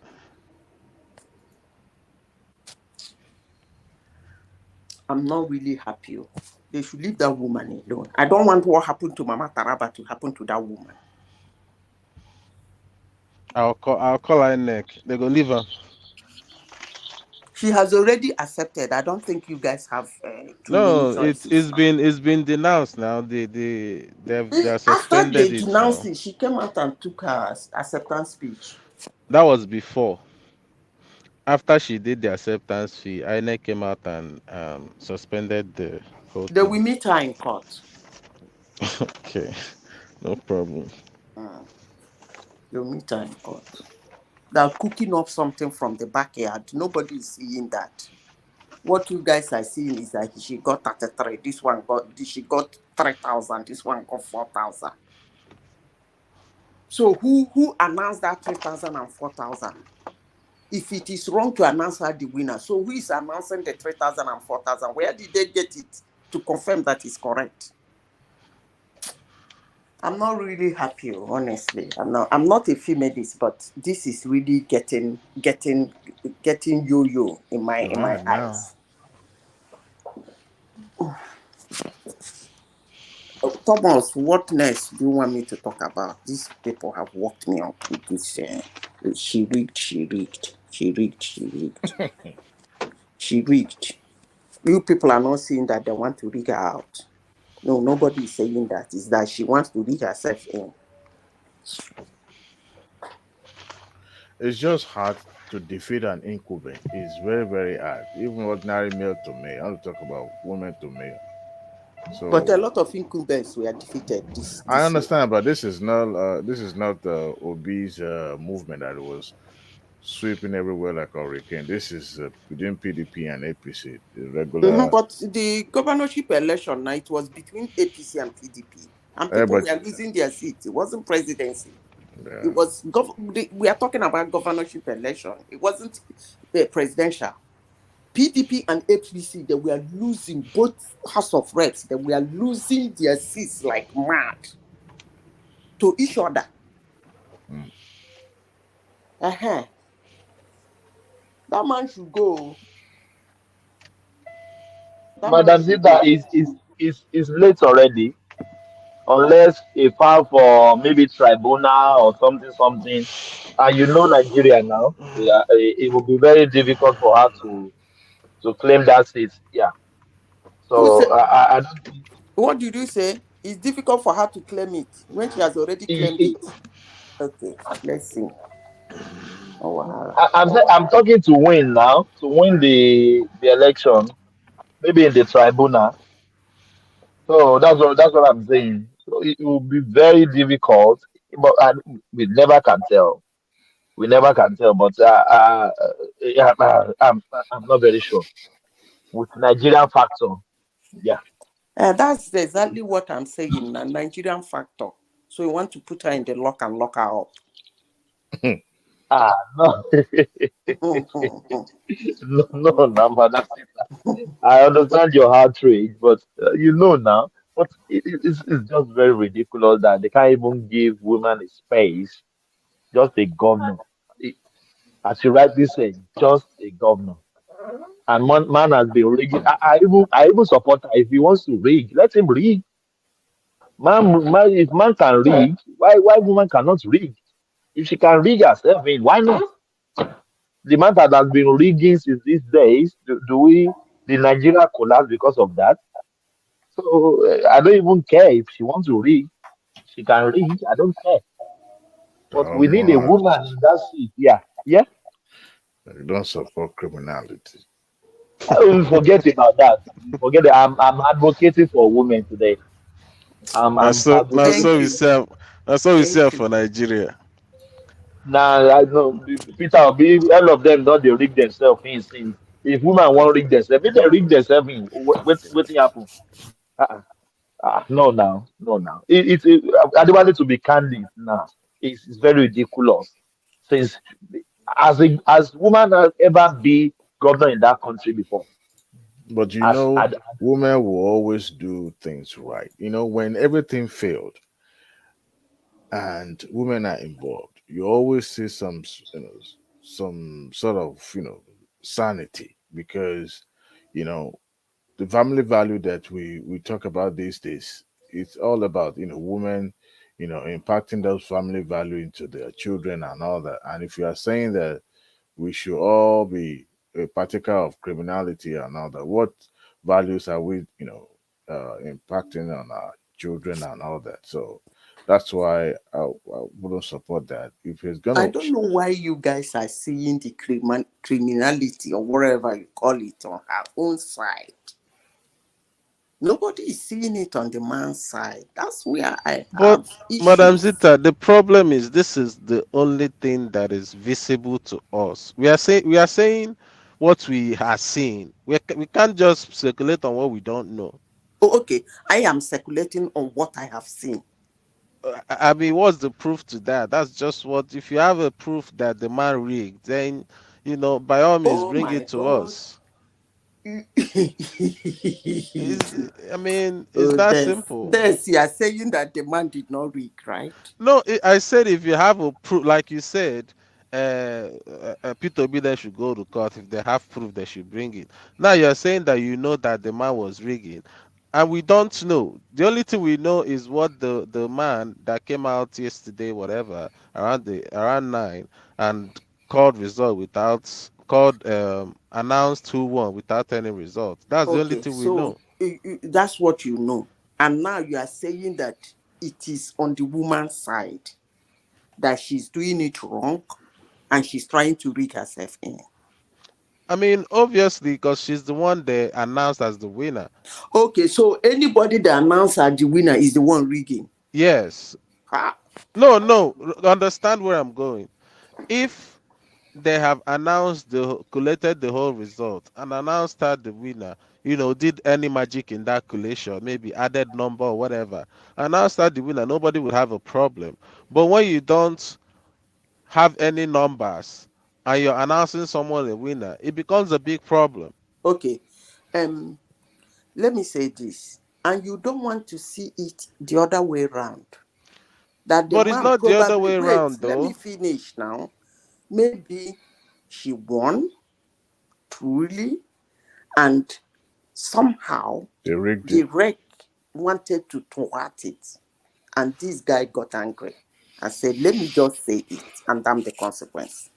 No, We are That's but not that's saying, Madam we true. are not, Zita, You know, wait, Madam the let me the Zita. finish. first I the just first asked a election question was now. like that. People Why thought can probably it's you, possible that they rigged the election in favor of Interior. Yeah, it's possible. Yeah, it's very so why possible. is nobody seeing it in that angle? No, That's the see, feminism I am talking about. I'm Madam saying, Zita, I'm a feminist. Listen, I'm not talking no, the about. way you are talking this night, you are not. Oh. No, no, no. Mm-mm. I want No. everything good. That's just me. Anything good, anything bad, you will not see me there. Forget about if infantry one or the woman one. As long as it's the right thing, I would always support it. I'm saying the man infantry was winning close to 31,000 before they started collating this period. And the amount that Fintri was leading her, there was no way she could have. So it's not possible for Fintri to have hold the returning officer Yes, you because remember the figure that was allocated to this particular local Fufore or whatever they call it was so huge that it surpasses Venturi's winning number then. And that was the disputed figure, the reason why he went to supplementary election. yeah, You remember? yeah, So there's a yeah. possibility that election was rigged, even right from the beginning, from the first election, and now that supplementary election is being conducted, trying to claim they are winning their mandate. So, but nevertheless, But Adewale, the way this one play out, the one that you're saying that is rigged, the first one mm, has already been certified. Do you understand? After everything, after they have already certified it and know who was leading then, which is 31,000. This one now they are calling is remaining about 10 local government, and that 10 local government, there's not enough people that have been accredited that would make the woman have won. how You do know, you know? I'm telling you because the accredited vote was like 30 something thousand out of the whole 10 local Oh, governments. Do you understand? okay. So there was no way the woman, if she has to have made 100% of all the whole local government for her to have won. Makes you Do you think he understand? didn't? You already said you yourself said it gets human for someone to have that kind of vote in a particular place. You already said it doesn't make sense and it's not right. So So it's where did on. I say that one? You said it here. I think when there were when P2B won 90 something percent, and you have a problem with someone having such margin. So I don't know. But that I have a problem with it doesn't mean they don't. And in real time too. Um, I They don't do know, in but real time, but I Des, have issues with that. Des, do you know Infinity has gone to court already? yeah, yeah, Yeah, she uh, has gone to court to restrain INEC and PDP yeah. so that they can't upturn what the rec has done. You know what happened? It's I think she she she she she's still not happy with what happened at the first election before the supplementary. So she wants everything to be sorted first of that. So that I think she wants to scatter everything so that they can, do what she wants to that's like. that's her call.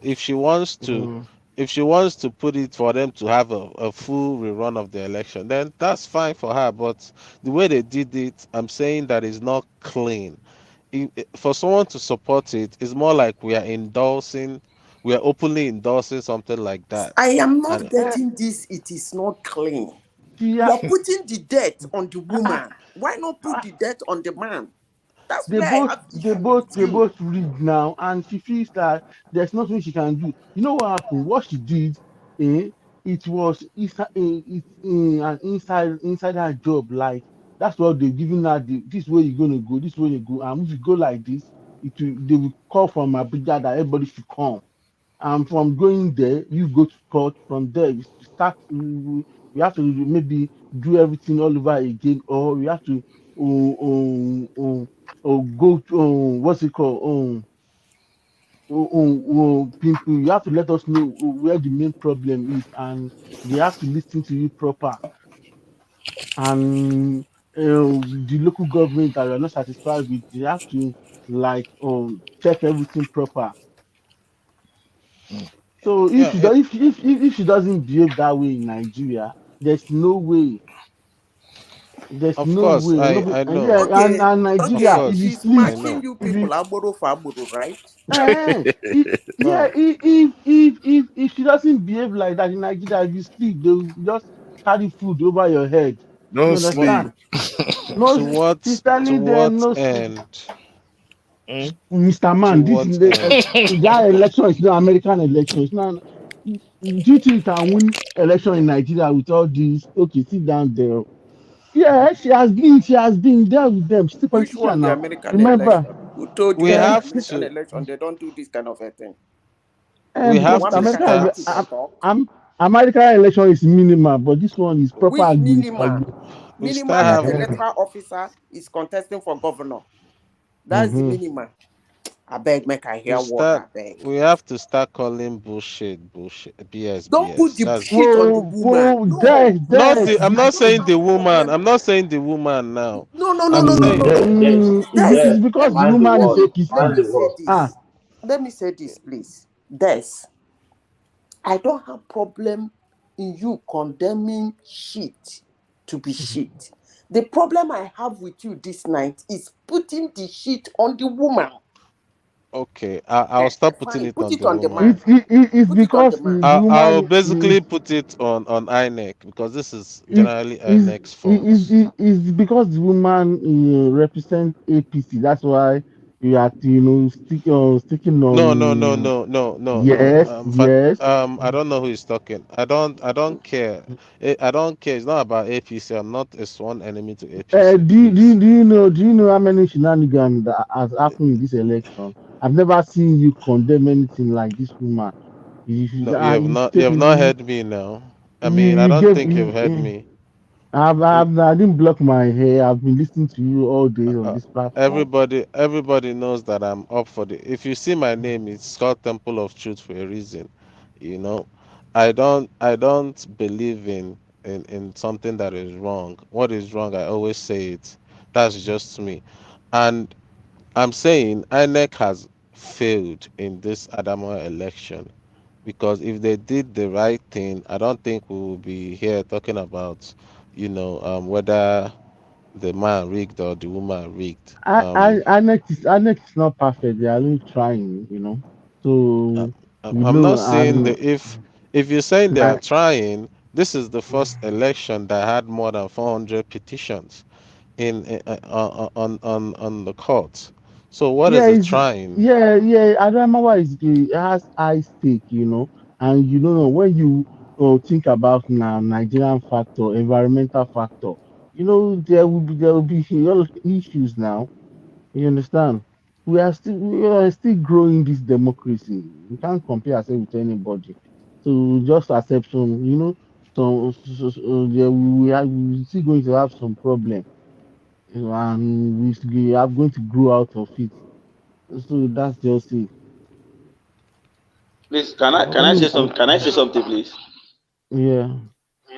Yeah, I think another issue that we are not looking at is the factor of Atiku in Adamawa.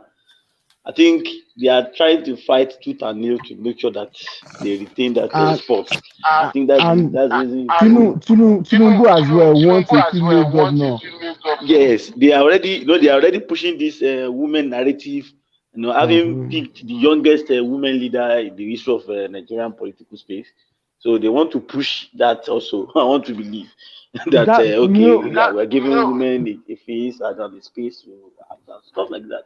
A lot of the reason why we having this kind of issues are Atiku is fighting because that's his own because that is state, and Tinubu is fighting that he wants a female government for a female governor by all means. I So don't forget they frustrated Mama Taraba too in Taraba. You know hmm that woman, that Mama Taraba, yeah, that woman contested yeah. about 3 times, 2, 3 times like that. I don't know. the power that be within that space, they frustrated that woman. And But that woman but it's not. really tried the governor.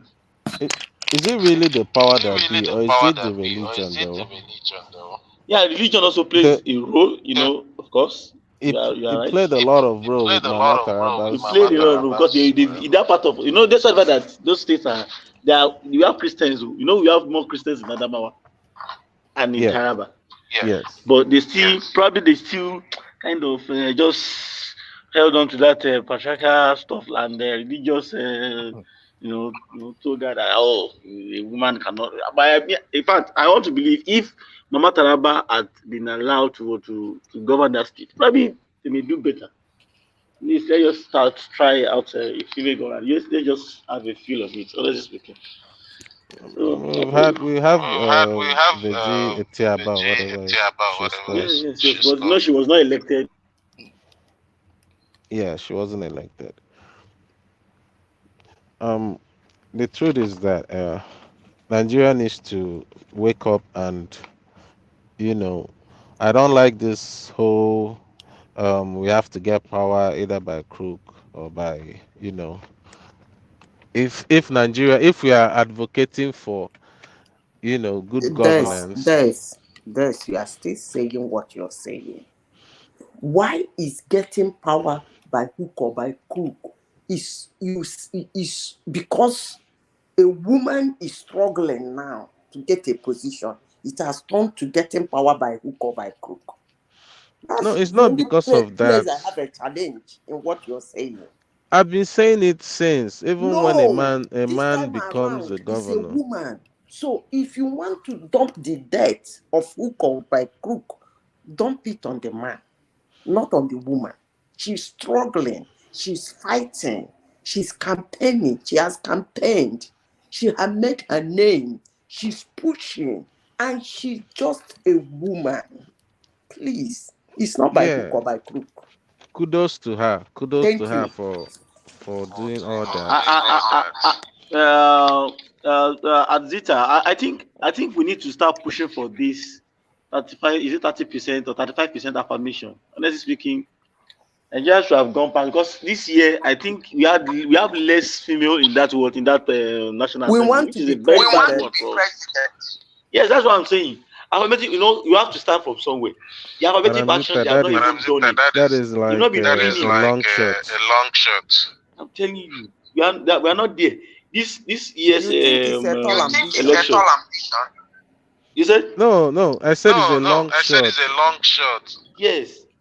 In this 10th National Assembly, I don't know the number of females we are going to have. The way I'm seeing it, I think it's going to be smaller than what we have ever had. Because I don't know, unless we have we have that mind of pushing for, let's push it at least. I think we have done that of youth. We have done not too young to run. Buhari signed that before 2019 election, and we saw what that produced. One of the youngest speaker in the country came from Oyo State. I think about 3 or 4 of them. I didn't know. In fact, the guy just married not quite long, probably a year ago or so. So Yaga was also at the forefront of pushing that bill at the eighth Senate. No, is it eighth Senate? Yeah. So if we have done that of the youth, not too young to run. Now we have more parliamentarians than our youth. We even have 26-year-old lady that won in Kwara, in the Kwara House of Assembly. But at the federal level, we should push at least 35%. At least let's push it. All political parties at least 35% of your aspirants should be a female. At least let's just to balance things a bit off and free up the space and even give men a kind of run for their money to make them to be a bit serious. Space add value to national development. You know, so I think that should be one of the focus of the ruling party. I think is on their stuff. I mean their manifesto. This lady Betty Adu Edu was talking about it that they are really going to be pushing for that. So I think it's high time for us to do that. If not, we'll just be seeing ourselves.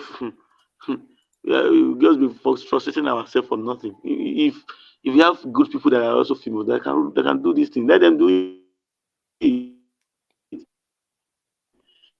Yeah, me, I don't have any issue. This woman in Taraba, they rigged her out on so many occasions in Taraba. And also contesting. She was also contesting against a PDP person. But this one is not. It doesn't have anything to do with the PDP or APC, but just about giving the female folks a chance. At the table also. Let's see what they got and what they can bring to the table. And this woman that we're talking about, I heard she really tried. From rep to senate. That she said she's popular for somebody to get 400,000 votes, over 400 and something thousand votes.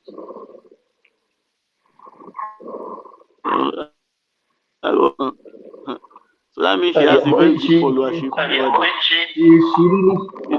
She really tried. She tried. Yeah. She really tried. Yeah. So that's my own thing. Dorothy, your system is echoing back. Something is going Yeah.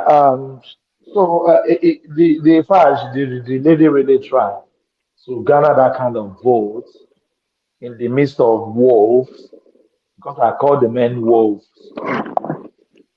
When we are talking of election, yes, now against incumbent governor. It is not even outgoing governor, first time governor. So she really tried, And what people don't know is that they're just using this woman and the governor as small screen. This is just the final lap between Tinubu and Atiku. Atiku is fighting for shame face of shame, and Tinubu is fighting for pride. So that's the final 10 meters. That's why they are counting 65 polling units like they are counting 6 million polling units. It's between Tinubu and Atiku. That's what is going on. Very funny.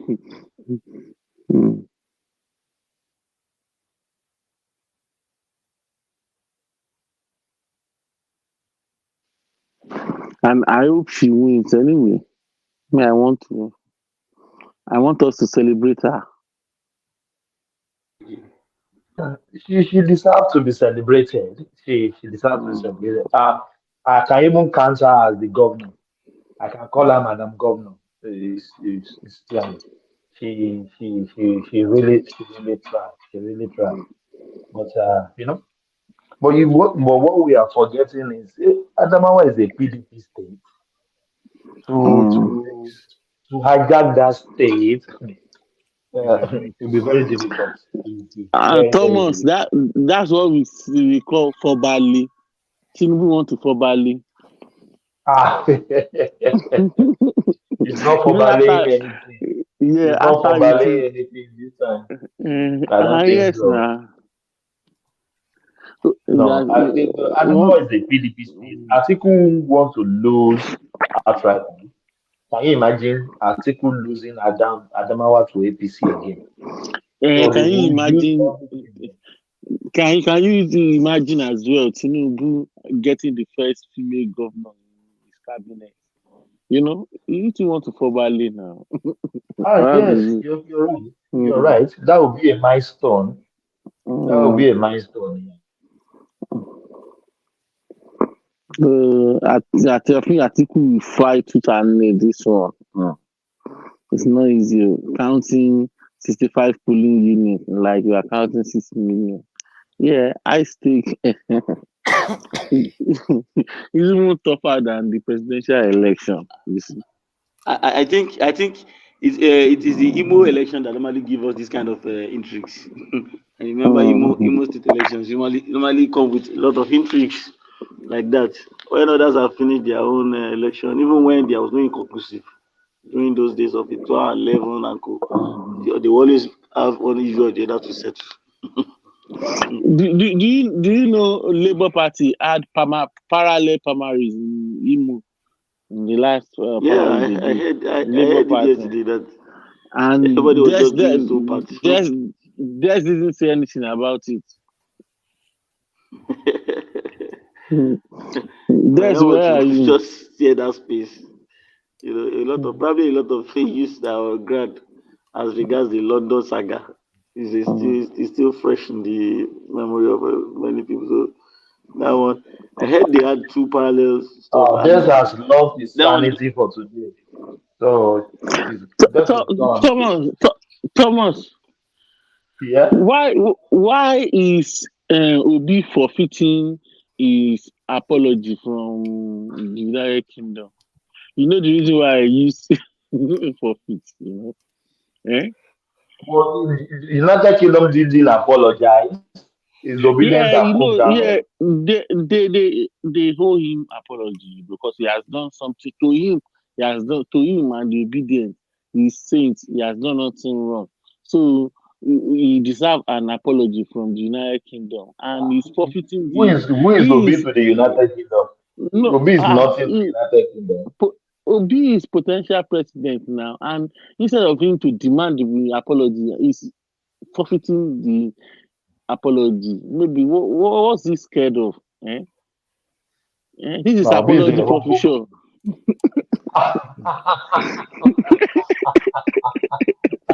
So we have seen evil for Bishop. Now we are seeing apology for Bishop. Apology for Bishop. I'm still, I don't know. Something is still telling me Obi is still hiding something with that Yeah, arrest. He obviously. hasn't Oh, tell us yeah. he hasn't, he hasn't tell us the real, what he was arrested for or detained for. Don't let us use the word arrested. I think detain, can use detain. Uh, But for how long there's was somebody, he? How long was he detained at the airport? Anybody know how long we he don't was? even know. He wasn't, we Don't don't even know. Because know. you We know don't one even thing. know. You know one thing though. Him being a frequent flyer, and at least having lived in the UK for a very long time before. When you pass through immigration, whether you fly first class or you fly business class, you're still going to pass through that. And sometimes randomly they pick on people, for secondary inspection. Anybody can be called in uh, for inspection, and not just inspecting your luggages. They will ask you questions. So I'm suspecting maybe that's what happens. It would be like to travel, like a regular person.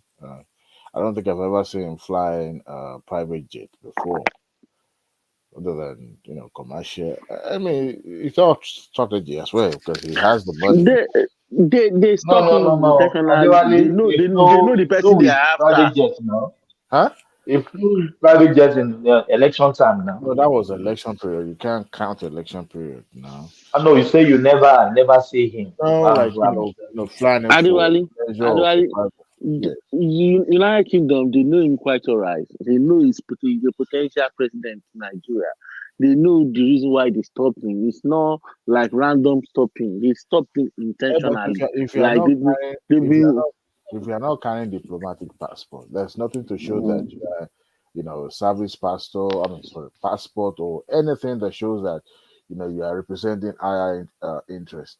Then some overzealous immigration officer could, decided, I'm just gonna tease this individual. He's a black man. I will do whatever I want to do to him. Because I'll just But Adewale, did I'm you hear hoping. this? Did you hear this ridiculous comment from the obedience? about They what. said Nigerian government is the one that prints the fake document that the person that is impersonating Obi is using.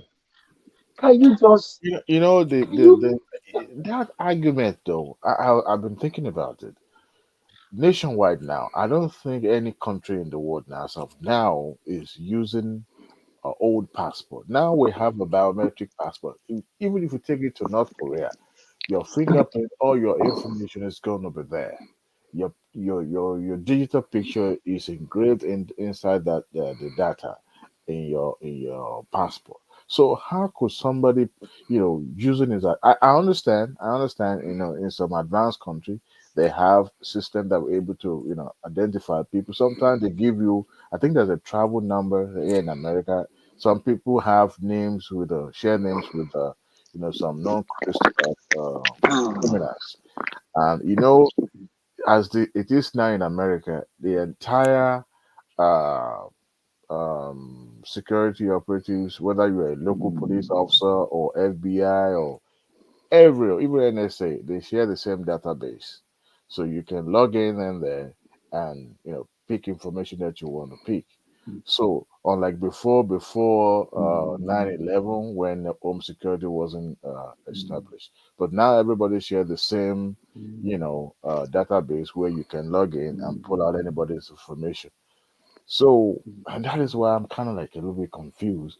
If it degenerated to the point that there was a little, commotions or shouting match at the airport, that means it was more than just secondary inspection.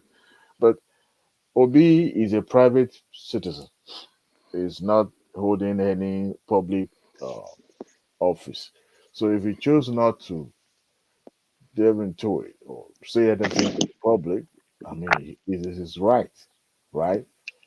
But for the fact that this man is a prominent Nigerian politician, so But everybody is Adewale, interested. if somebody wants to impersonate him, they can get fake passport. I don't think that is even possible anymore. No, And no. Adewale, this is not about impersonation. Anybody can impersonate him and use the travel document to travel. I think what's going They on is will that detect you. There's no something way. something has happened. It's not about traveling document or using his document to travel. Something has happened. Now I can use anybody's name to travel anywhere. Yeah, So but far when you travel, hold on, no. I didn't Yeah, commit but any you will crime. have your fingerprint. Your biometric fingerprint is there. It will identify you. Well, Identify me. And besides, even though let's say you scale through all those ones, if you don't commit any offense, it won't trigger anything. You just go like that. but the thing is, So the that case means now is that something has happened and a crime has been committed. um, So we don't know if it's financial crime or you don't know. So my that he brother, needs to come out and let us know. my brother. If it is true that somebody is impersonated Obi in UK, that means Nigeria authority is culpable. Why? Because they issued passports, the same information, and the same passport to another person, which it shouldn't be because by I think AIPA standard, the national standard, you must have those things embedded in your passport. That is Well, only okay, sorry, please let me come in here. There's nothing like impersonation here. Somebody and another person, yeah, can bear same date of birth with a B and bear but same name. your fingerprint will Apart from that, okay, what you're saying now is that they produce is biometric. yeah. If everything fail, facial recognition fail, your biometric Yeah. fingerprint will identify you, will single you out one way or the other. So that is why it's so hard for people to impersonate or use other people's information these days. We get it twins sometimes, they look alike. But once you place your hand on that part, that thing will show that this is not you. So the story about somebody going into UK impersonating Obi is what I don't get. I don't understand the story. But like I said, it doesn't hold anybody any explanation. He's a private citizen. The No, fact it's that not a private citizen. It's he potential no, president. no, no, no, no, We don't know what might happen in the court now. no, no, no, no. See, the issue doesn't become state issue until it becomes official. Obi is not a Nigerian official. He's a private citizen. He contested for positions. No, that's to you. If you go to Nigeria Watch today, is their president. If you Well, go to the that is for obedient official today, president there's to be that's there. But as far as Nigeria is concerned, officially, he's nobody. He's just like a regular vote. All right. Even don't Tinubu, don't don't Tinubu, let Mama Ace hear this from you that he's yeah. nobody. Even Tinubu is nobody. Even though the constitution recognizes president-elect and he enjoys some benefits such as securities and all that, access to security briefings and all that. Other than that, there's no other thing. Though that one is made official, and also he still has his private life because he has not been inaugurated as he comes to office. But people like Atiku, people like Obi, they are private citizens. But people are interested in his life because now he contested for election. So more or less like a public figure. Somebody is crying. But me, I just know what happened is more than this crap. We just They are giving amplify. us. We just that Mm. people just amplify and make it look as a big deal. So there's nothing like American always said. There's nothing but that. Let's just quit it. But we want to explore and see why is the reason why they pull him inside one room. You understand? That's the reason we're just trying to explore that idea. Nothing more, nothing less. It's just like if somebody said for to be Tinubu that was pulled in, first and foremost, Tinubu traveled in private jet, right? It doesn't fly commercial. So I understand sometimes he fly or handle private jet. He also fly one another person's. I don't think he has a private jet per se to himself, but nevertheless, he fly private jet, and there's this respect that they have. Adewale, Yeah. is Obi permanent resident in UK or a citizen?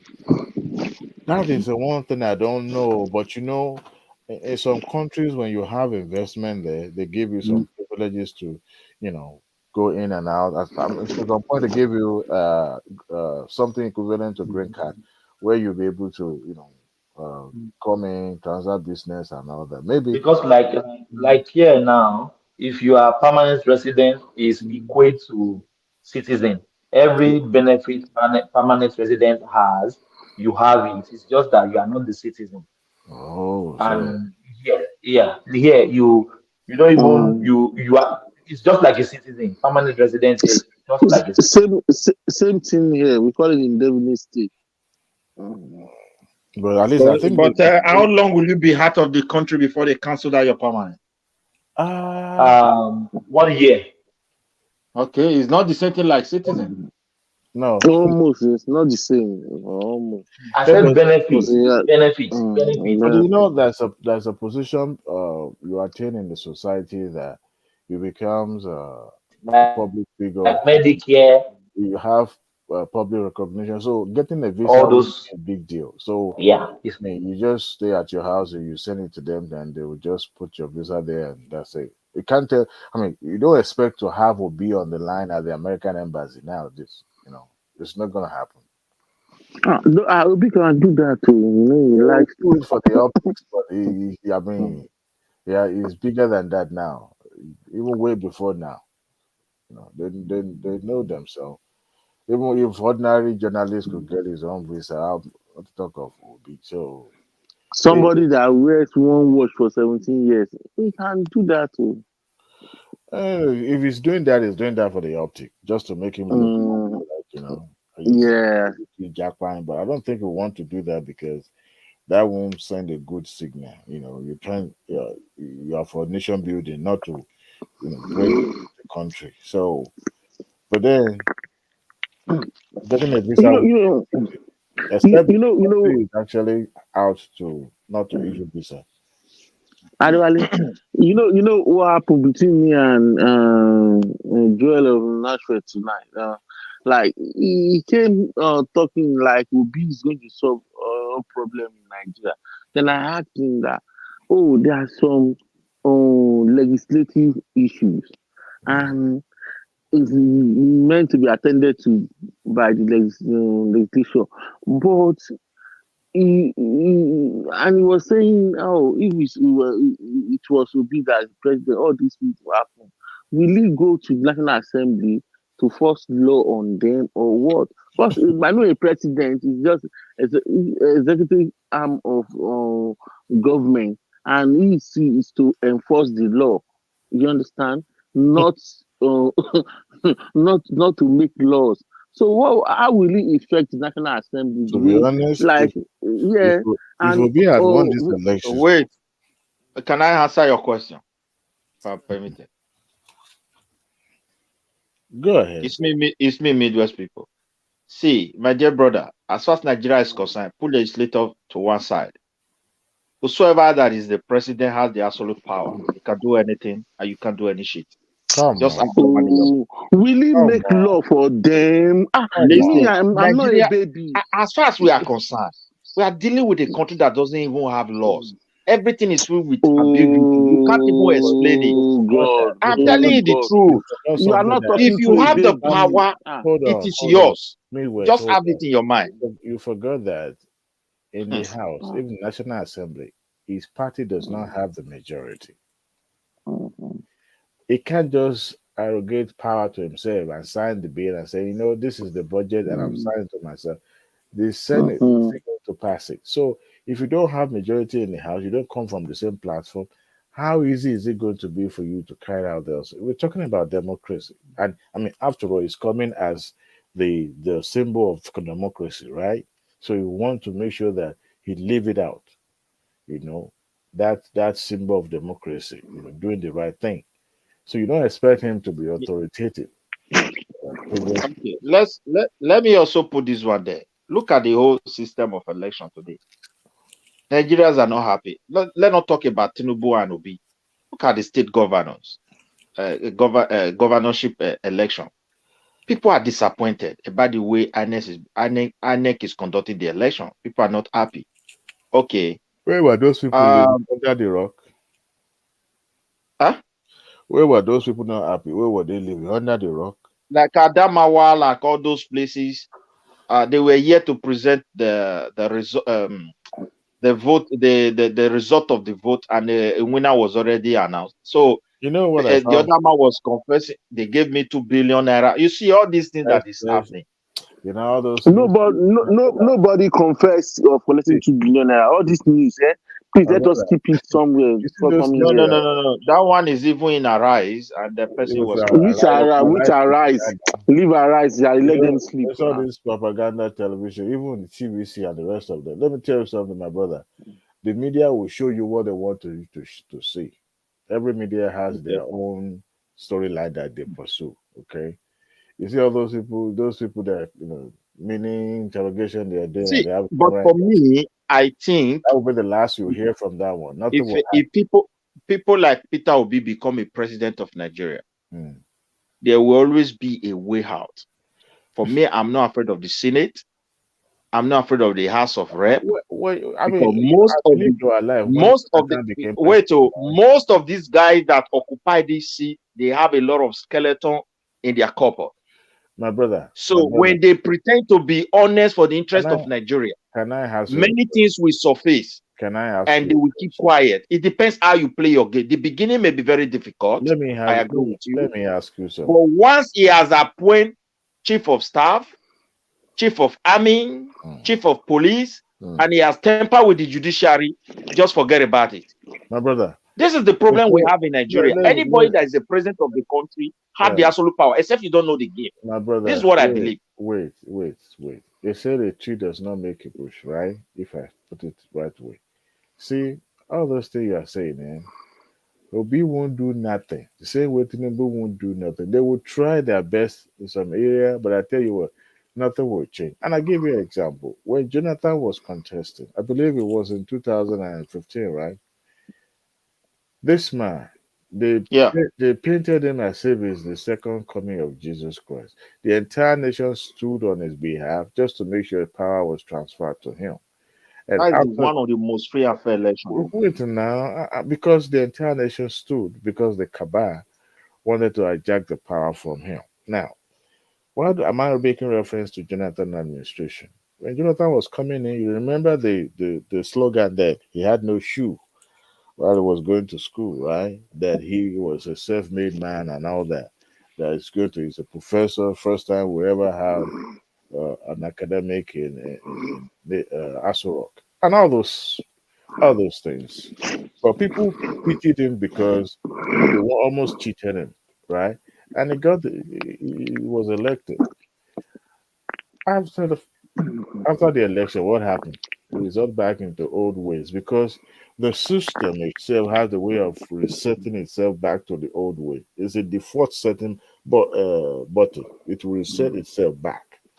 So you see this will be of a thing or Tinubu article, we are still going to go back to the old way of doing things because you know why?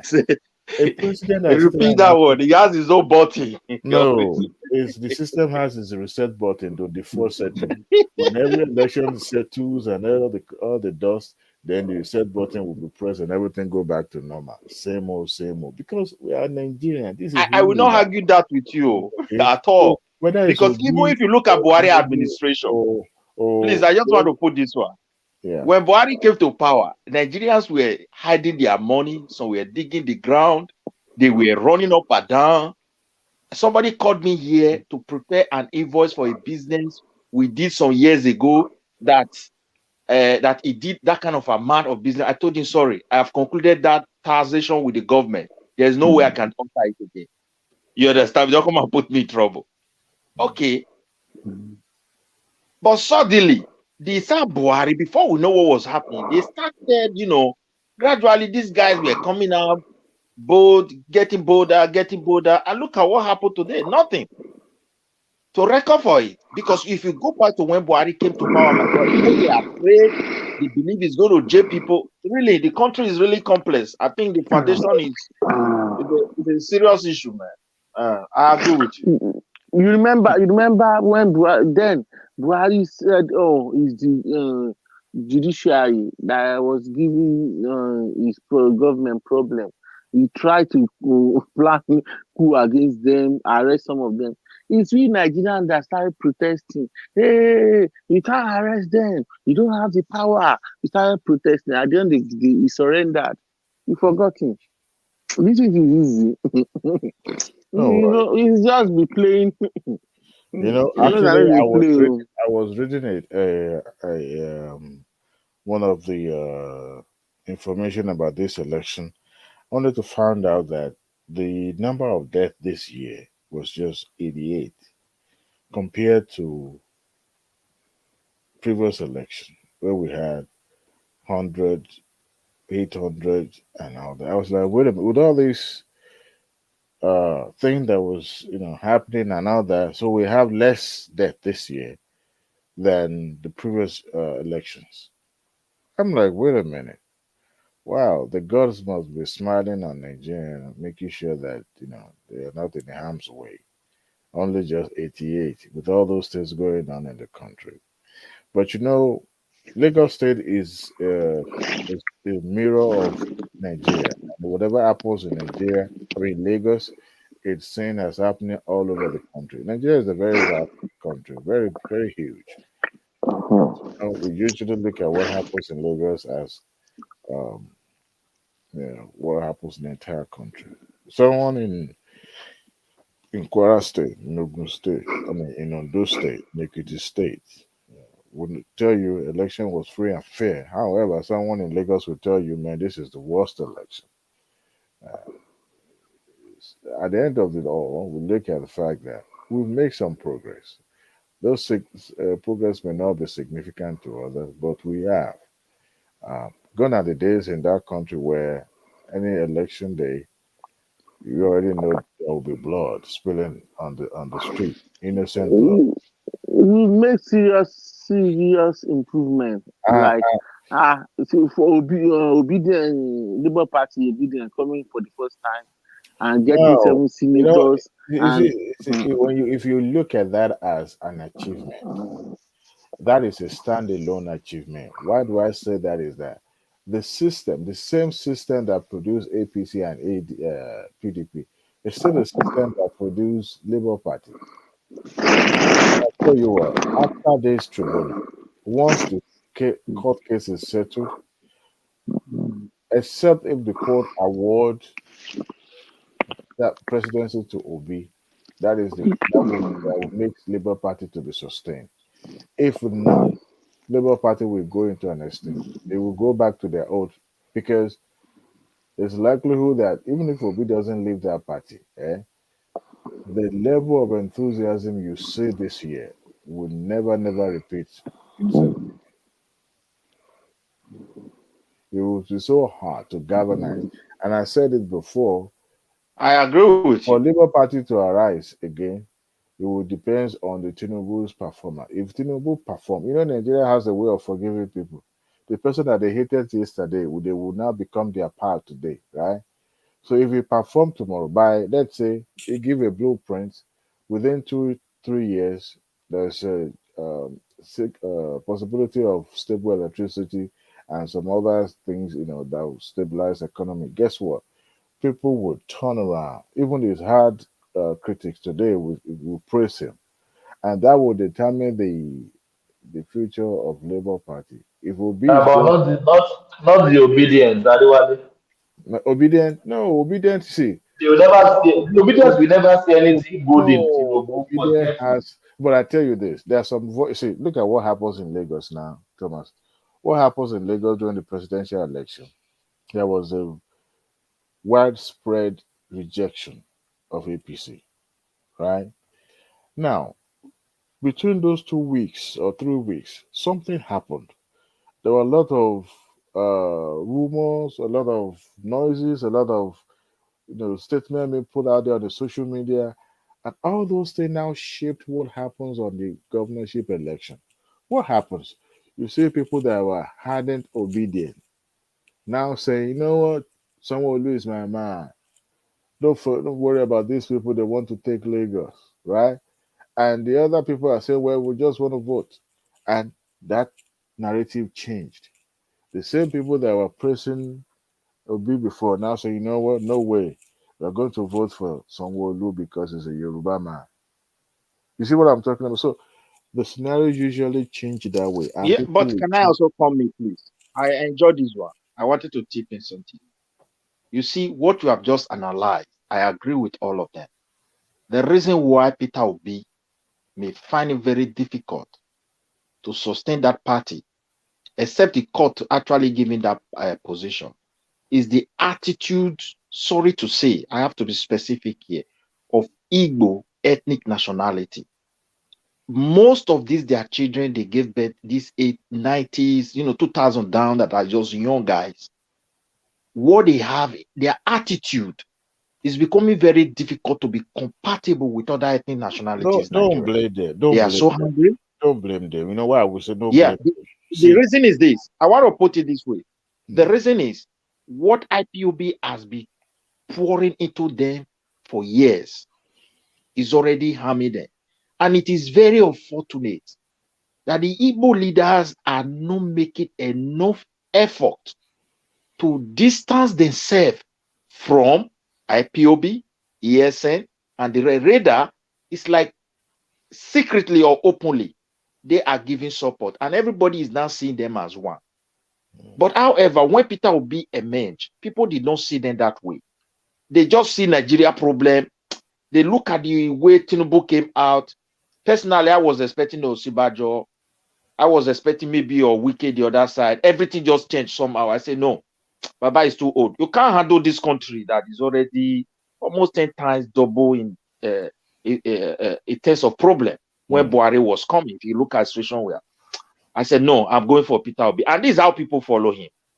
mm. But after the election, people still love him. But that Lagos, I tell you, the effect is still there.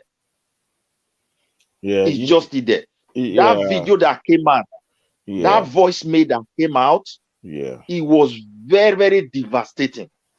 And that was what And they could not distance the party from I, it. and They just see it like normal. the funniest thing, that is how politician has a way of dropping those little things that will shape the discourse and the public opinion. They has a way of Yes, pushing those narrative out there. Before you know it, it will become widespread. People will start catching on it. And that is how yes, they shape it's not just in Nigeria, everywhere in the world. You see, politics is science. You study people's mood. I was listening to Fashola this afternoon on his interview on Channels, and he said, "Look, they regularly conduct poll, and sometimes they conduct internal poll and they conduct public poll. And when they do this poll, they don't just use it for election purpose. They use it for policy formulation and trying to, you know, check if the policy is widely acceptable or not. And they do that particularly in such a way that they want to know what people want to hear. And they want to create confusion. They will also do that as well. right? So in my head, I was thinking, this is a very smart way. Because if I know you are for one cause and you know how do you get people, how do you drive people out? You give them the narrative that, okay, this is what you intend to do, or this is what, before you know it, people started hearing it because this thing is not written.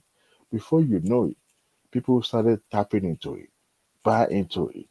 Sometimes it might take a longer time before people buy into it.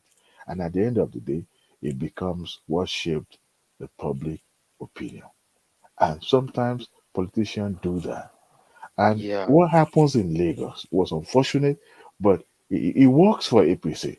It truly works. He worked well. Because if you look at it, the day of election, those areas that was already been identified during the presidential election, the hoodlums, the political hoodlums, started coming out because they knew they are not gonna, even if they have stayed in their house without those hoodlums, somebody will still win because that narrative out there, that video or audio, whatever, has already done a lot of work for them. People Damages. are changing their mind. So Yeah. once that mindset has been made, but their political thugs, they wouldn't want to leave chances. So what do? They want to make sure that when you do things and you want to consolidate your effort, and that was exactly. And and they don't care the consequence because at the end of the day, who got arrested? Nobody. But this thing has been happening in time immemorial. So at the end of the day, these are the way. But what I've seen from people of Southeast Timor is that they felt marginalized in such a way that can you imagine? In my head, I was just thinking, you are a member of a family, right? Your father has 6 children, and you are the number three. And when it comes to sharing of inheritance, people hardly call you. They call the firstborn and the secondborn. They don't even call the fourthborn. They don't call the fifthborn. They call those two people, but as if you are not significant. And your generation upon generations getting older, and not in your once you ever see somebody saying this is a president and from Igbo. So you begin to see the agitation. Politician has a way. All this IPOB and whatever you see today, there was a time a Masop. I think Masop is still in existence, right? Was Yeah. something like that. There was a Yeah, time they are that safe. yeah, there were those. See, the politician knows how to put narrative in the public domain for years. It won't be today. Some has to be long term. Some has to be maybe for short period of time. So all this agitation was tailored towards actualization of Igbo presidency. And I get it. But there's no harmony from that region. Their political elite are, and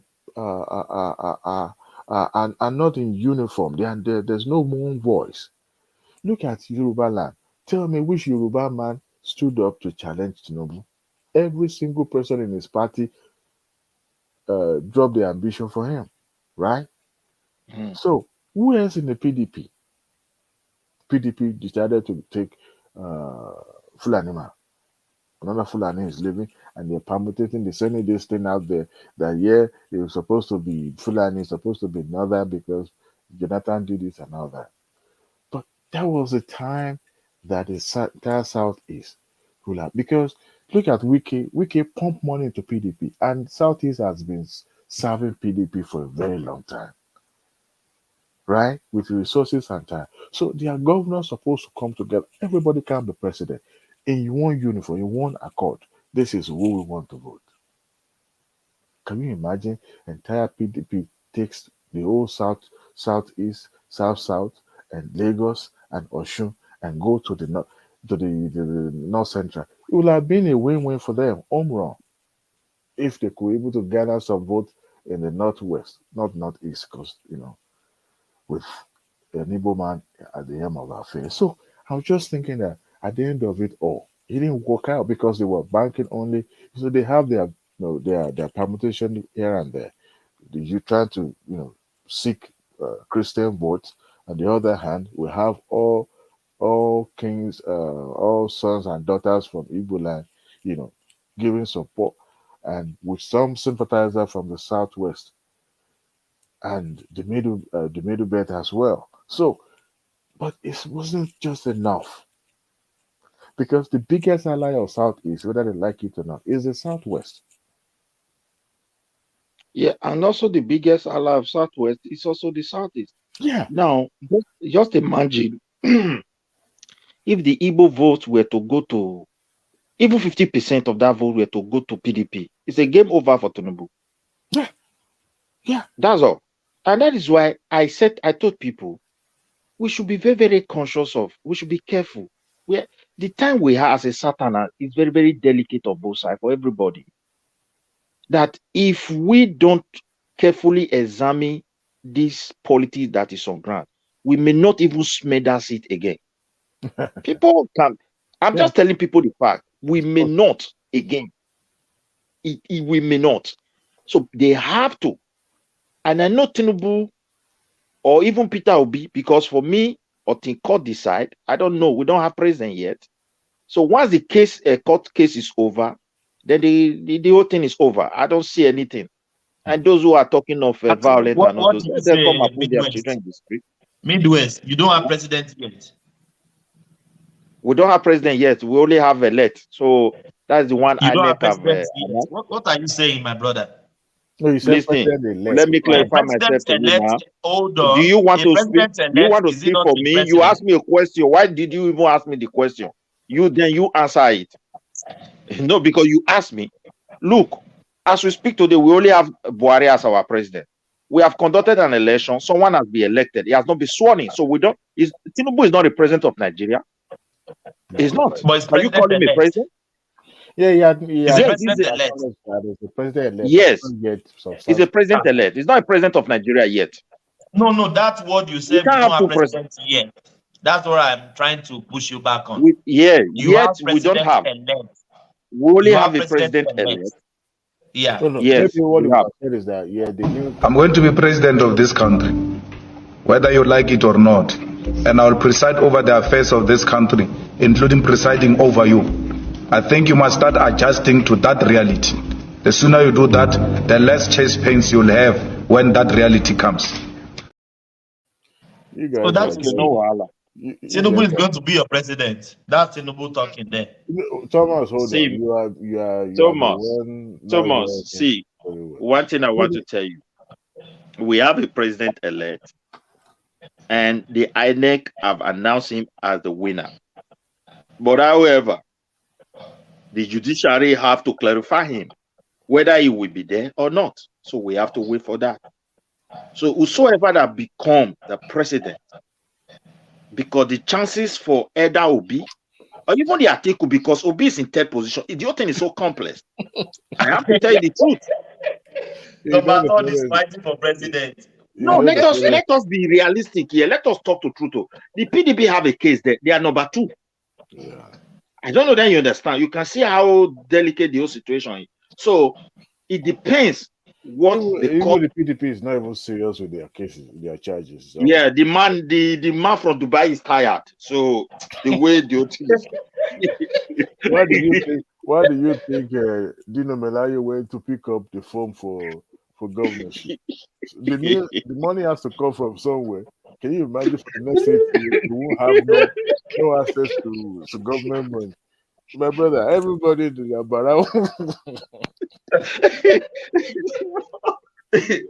the man from Dubai is tired though, because what happened shocked him.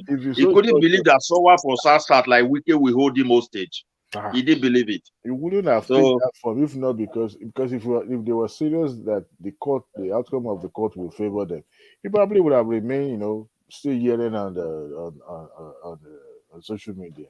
But they have anyway. I think they have a case there. So they just have to do it for this, for posterity. So okay, once you have a case, you have a case, and they have a money to hire a lawyer who will do it for them. So the lawyer and the judge, are they from Cameroon or Togo?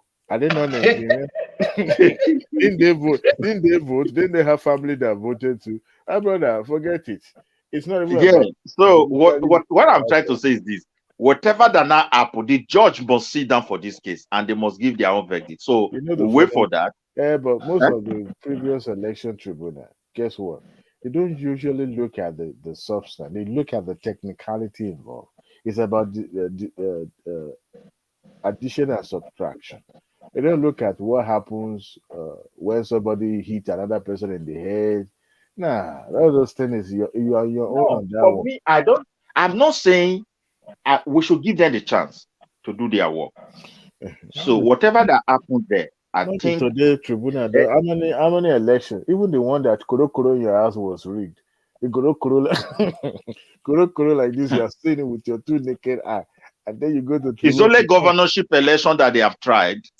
I As far will. as they have made, I I think they have made history when it comes to governorship election It's to about some the extent. highest bidder. That's one thing. It's about the you see, Yeah. So, you know, we have even in America but when in most cases, it's not like that. It's not the highest bidder. Edo State was not like that at the you know time. that state is different Yeah. now. See, state is Yeah, different. that's what I'm saying. On the state level, they have tried. You know, who pays the piper? Who dictates the tune in the state? But the thing Who is pay this. the piper? See, let me give you an instant of Edo State own. See, when Oshomole came to power, it was the court that brought him to power for the first time. And then you have Anene on ground. Tony Anene, late our Anene. He was a heavyweight. You understand me? You have Igbinedion. These are heavyweights because Lucky Igbinedion was just completing his tenure. The money was there. So Oshomole was not really buoyant. People have to support him. Though Lucky, to some extent, the same Igbinedion somehow supported him, because the party was in confusion somehow. No, it's back to PDP So, but now. yeah, the court was able to, they look at the whole thing. The Edo people were really serious. They want to change. So, and when the court look at the whole case, they gave it to Shomole. That was no money because the money was not there. We have to be sincere. In some states, I think they have tried. Yeah. So Anyway, I don't know. I As far believe as this one case thing. is, The yeah. case when it involves personalities like this, it's not just settled in a court. It's always settled somewhere. You know, these folks, they are family members. They are part of the society too. You know, but I tell you what, even Not in all situation. Not in all situation. Like this, Obi issue. uh, Like Obi, if the court gave it to Obi, you know, the for funniest thing. example. But Yeah. you know, how do you create more chaos in the country? How do you how do you establish wahala when wahala is sleeping with JJ?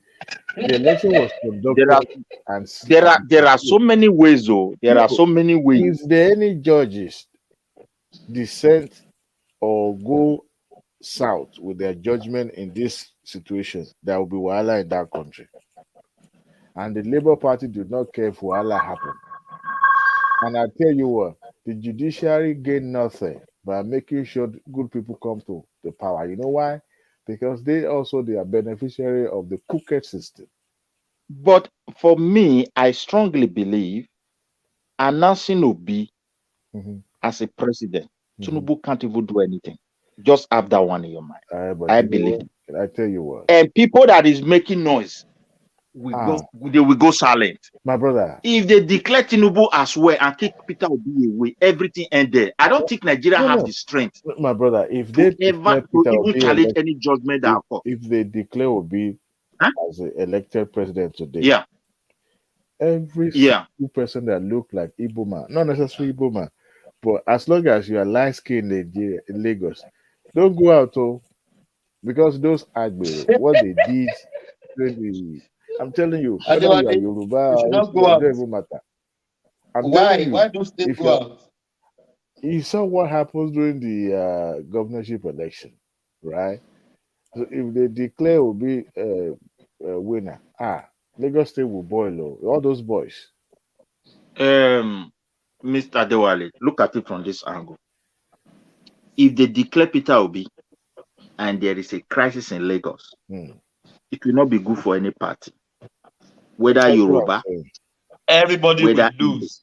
Everybody will lose. everybody. Yeah. And that may be, that is if it did, I don't think Nigeria, you see what Buhari did anyway. You see the way he deployed the army. I will Buhari tell didn't you, do anything, Jari. yeah, no, it at least as far as the presidential election was concerned, Hey, he but did something, he tried. Because the deployment alone, it gave a shock to people. They don't know what to do because they never expected it. no, You you don't say understand they me? never expected. They never expected it. That's what you say. Yeah, they never expected it at all. Yeah. So for me, I also believe if the judge or any judge in Nigeria, for any reason, They never bought that judge away. they declare any candidate, nothing will happen. Is it My only brother. Lagos that is in Nigeria? My What of brother. Yoruba that is in everywhere also? No, I What just, of other tribes? I The government, just say that. everybody will just lose, and it will benefit those people we have been saying, oh, power must come to serve. I think if they don't manage this situation anyway, I believe if Nigeria remain, neither Yoruba nor Igbo will smell that. Anybody from South will not smell that city again. Just go and mark it. I believe it. I They think will know, they will learn a lot from this because the enmity will be so deep I that said the that. South, I the said that Yoruba and because Igbo of, will never agree again on anything. you know, you are right. I said that because of I base my judgment on what happens on. There will be violence if the government don't put strategies on But ground. I don't see any. I don't see any judge in that tribunal or at the Supreme Court going to upturn that election. You know why? Because this is not governorship election. This is a federal national election. Yeah. And the best way you can throw a country upside down is to say something. Because right now everything is still calm, right? It's a little bit, yeah, it's a little bit calm, and it's And already getting calm every day. and the way I've Yeah. seen it, it looks like Obi is able to at least, um, unlike his deputy, I mean vice president candidate, his vice was very rambunctious and cantankerous, you know, when he was blowing hot on the channel establishment. I believe he was reacting on emotional distance there. But Obi has been able to at least display that thing that, you know, characteristics that make people like him for being humble and, you know, no wahala kind of a person and all that. So even if they declare Tinubu, I don't think Obi will be, you know, it will just you understand that, look, system ain't right. It was part of the system anyway. So, but you know, at the end of the day, hey, something has to go and all that. But the Tinubu is the wild card because hey, it's obvious that he's an anointed. Look at it. He has been in Europe since, hibernating in Europe. So that tells you if Europeans um, uh, are not in support of a candidacy, it will not be allowed in. But they allowed him. I believe he has been, you know, networking and all that. You know, all these things go beyond naked eye. But Obi is also allowed to go to Europe and stay. You What know, of that? but you know, the level of But net. Adewale, don't you think maybe they deported Obi? No, I don't Because think. let me say this. Let me say this. He went on Friday and he came back on on Monday. But was allowed in. He was allowed into the country. No, He they will could not not. deport. The British government will not do that because even if they are in favor of Tinubu, they are not going to do that to a presidential candidate. It'll be They too are also obvious. very careful. They would do that. It will be very obvious. Yeah. Yeah, they would do But that. They won't make the that kind of. incident that happened there was unfortunate, but at the same time, it was just too. I mean, it was just not something that you hear that you know happens to. If it happens to an ordinary person, yeah, but for Obi, but you know the level of networking Tinubu has, Obi doesn't have it. I tell you this. That's true. I'm not talking about among Nigerians, even internationally. I mean, Yeah. there's you know these folks are good. They you know intentionally position themselves. Who would have known that Tinubu and the Guinean president are friends? it actually helped him to win the election in Guinea. So I want to believe Person, that's yeah, where person like Tinubu, politically, strategically, the man is intelligent. yeah. But the only aspect I is just that age. I can't just kick it aside. These are natural things that I always tell on a man. You know, So now, yeah, and looking at the country where there is no single structure, everything is just back, bo. So it's not like I will start from here. You are just there to start figuring out from beginning till you finish. I was listening to So yeah. yeah, so because of that aspect of the complexity of our country, When will I I sleep said, tonight? I'm Baba, supposed to you have are too gone to old bed for this now. one. Hey, you see my life outside though. I'm still Ah, here. I'm supposed to have gone to bed, so that at least I'll be able to have good sleep. yeah. I've not been sleeping well these days. 3 hours, 2 hours, that day I'll just, like today I only slept for 2 hours. Yeah, I am. My brother, make I go sleep small. I was not talking to every one of you. See, Thomas, don't mind one man. No. When the show started, I joined. One man will stay with one person for ages. So the conversation will go from head to toe to nails and come back to the buttock and go back to the head again. And at the end of the day, everybody will be interjected before you know it. 3, 4 hours don't pass. The cocoa of discussion self, we never even discuss her. And you wait. Thomas, Thomas is not in the house.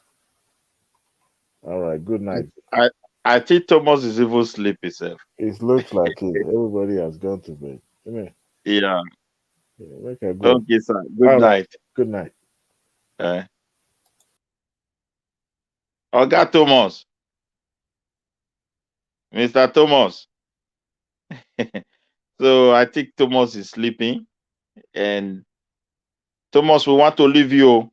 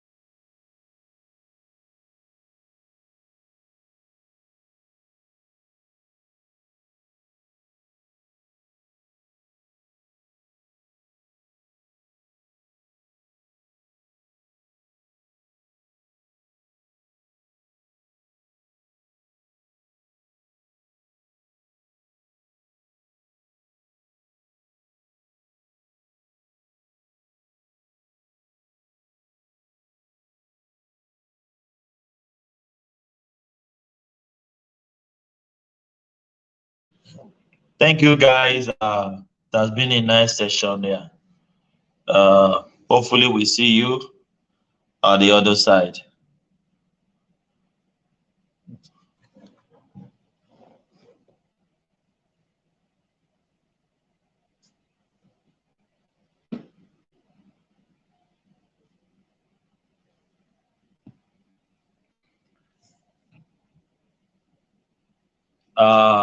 Yes, hopefully we see you at the other side.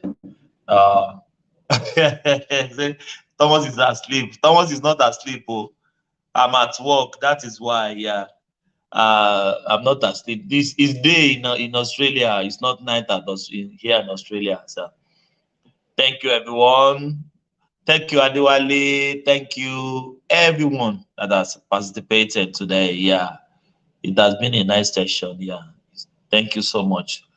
May God bless you all. Yeah, we'll see you at the other side. Thank you so much. I will leave you with this. Yeah, thank you.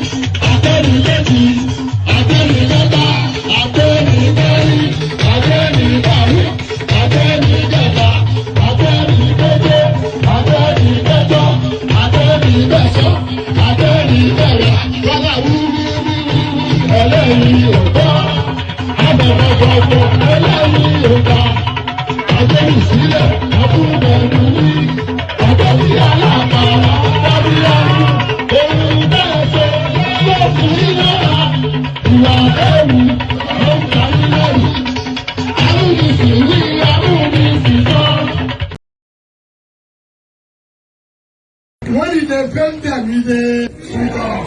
When it sweet us, it they never say something. As in the sweet us, you go to pay them. As in the pay them, you go to sweet us. As in the sweet us, you go to pay them. As in the pay them, you go to sweet us.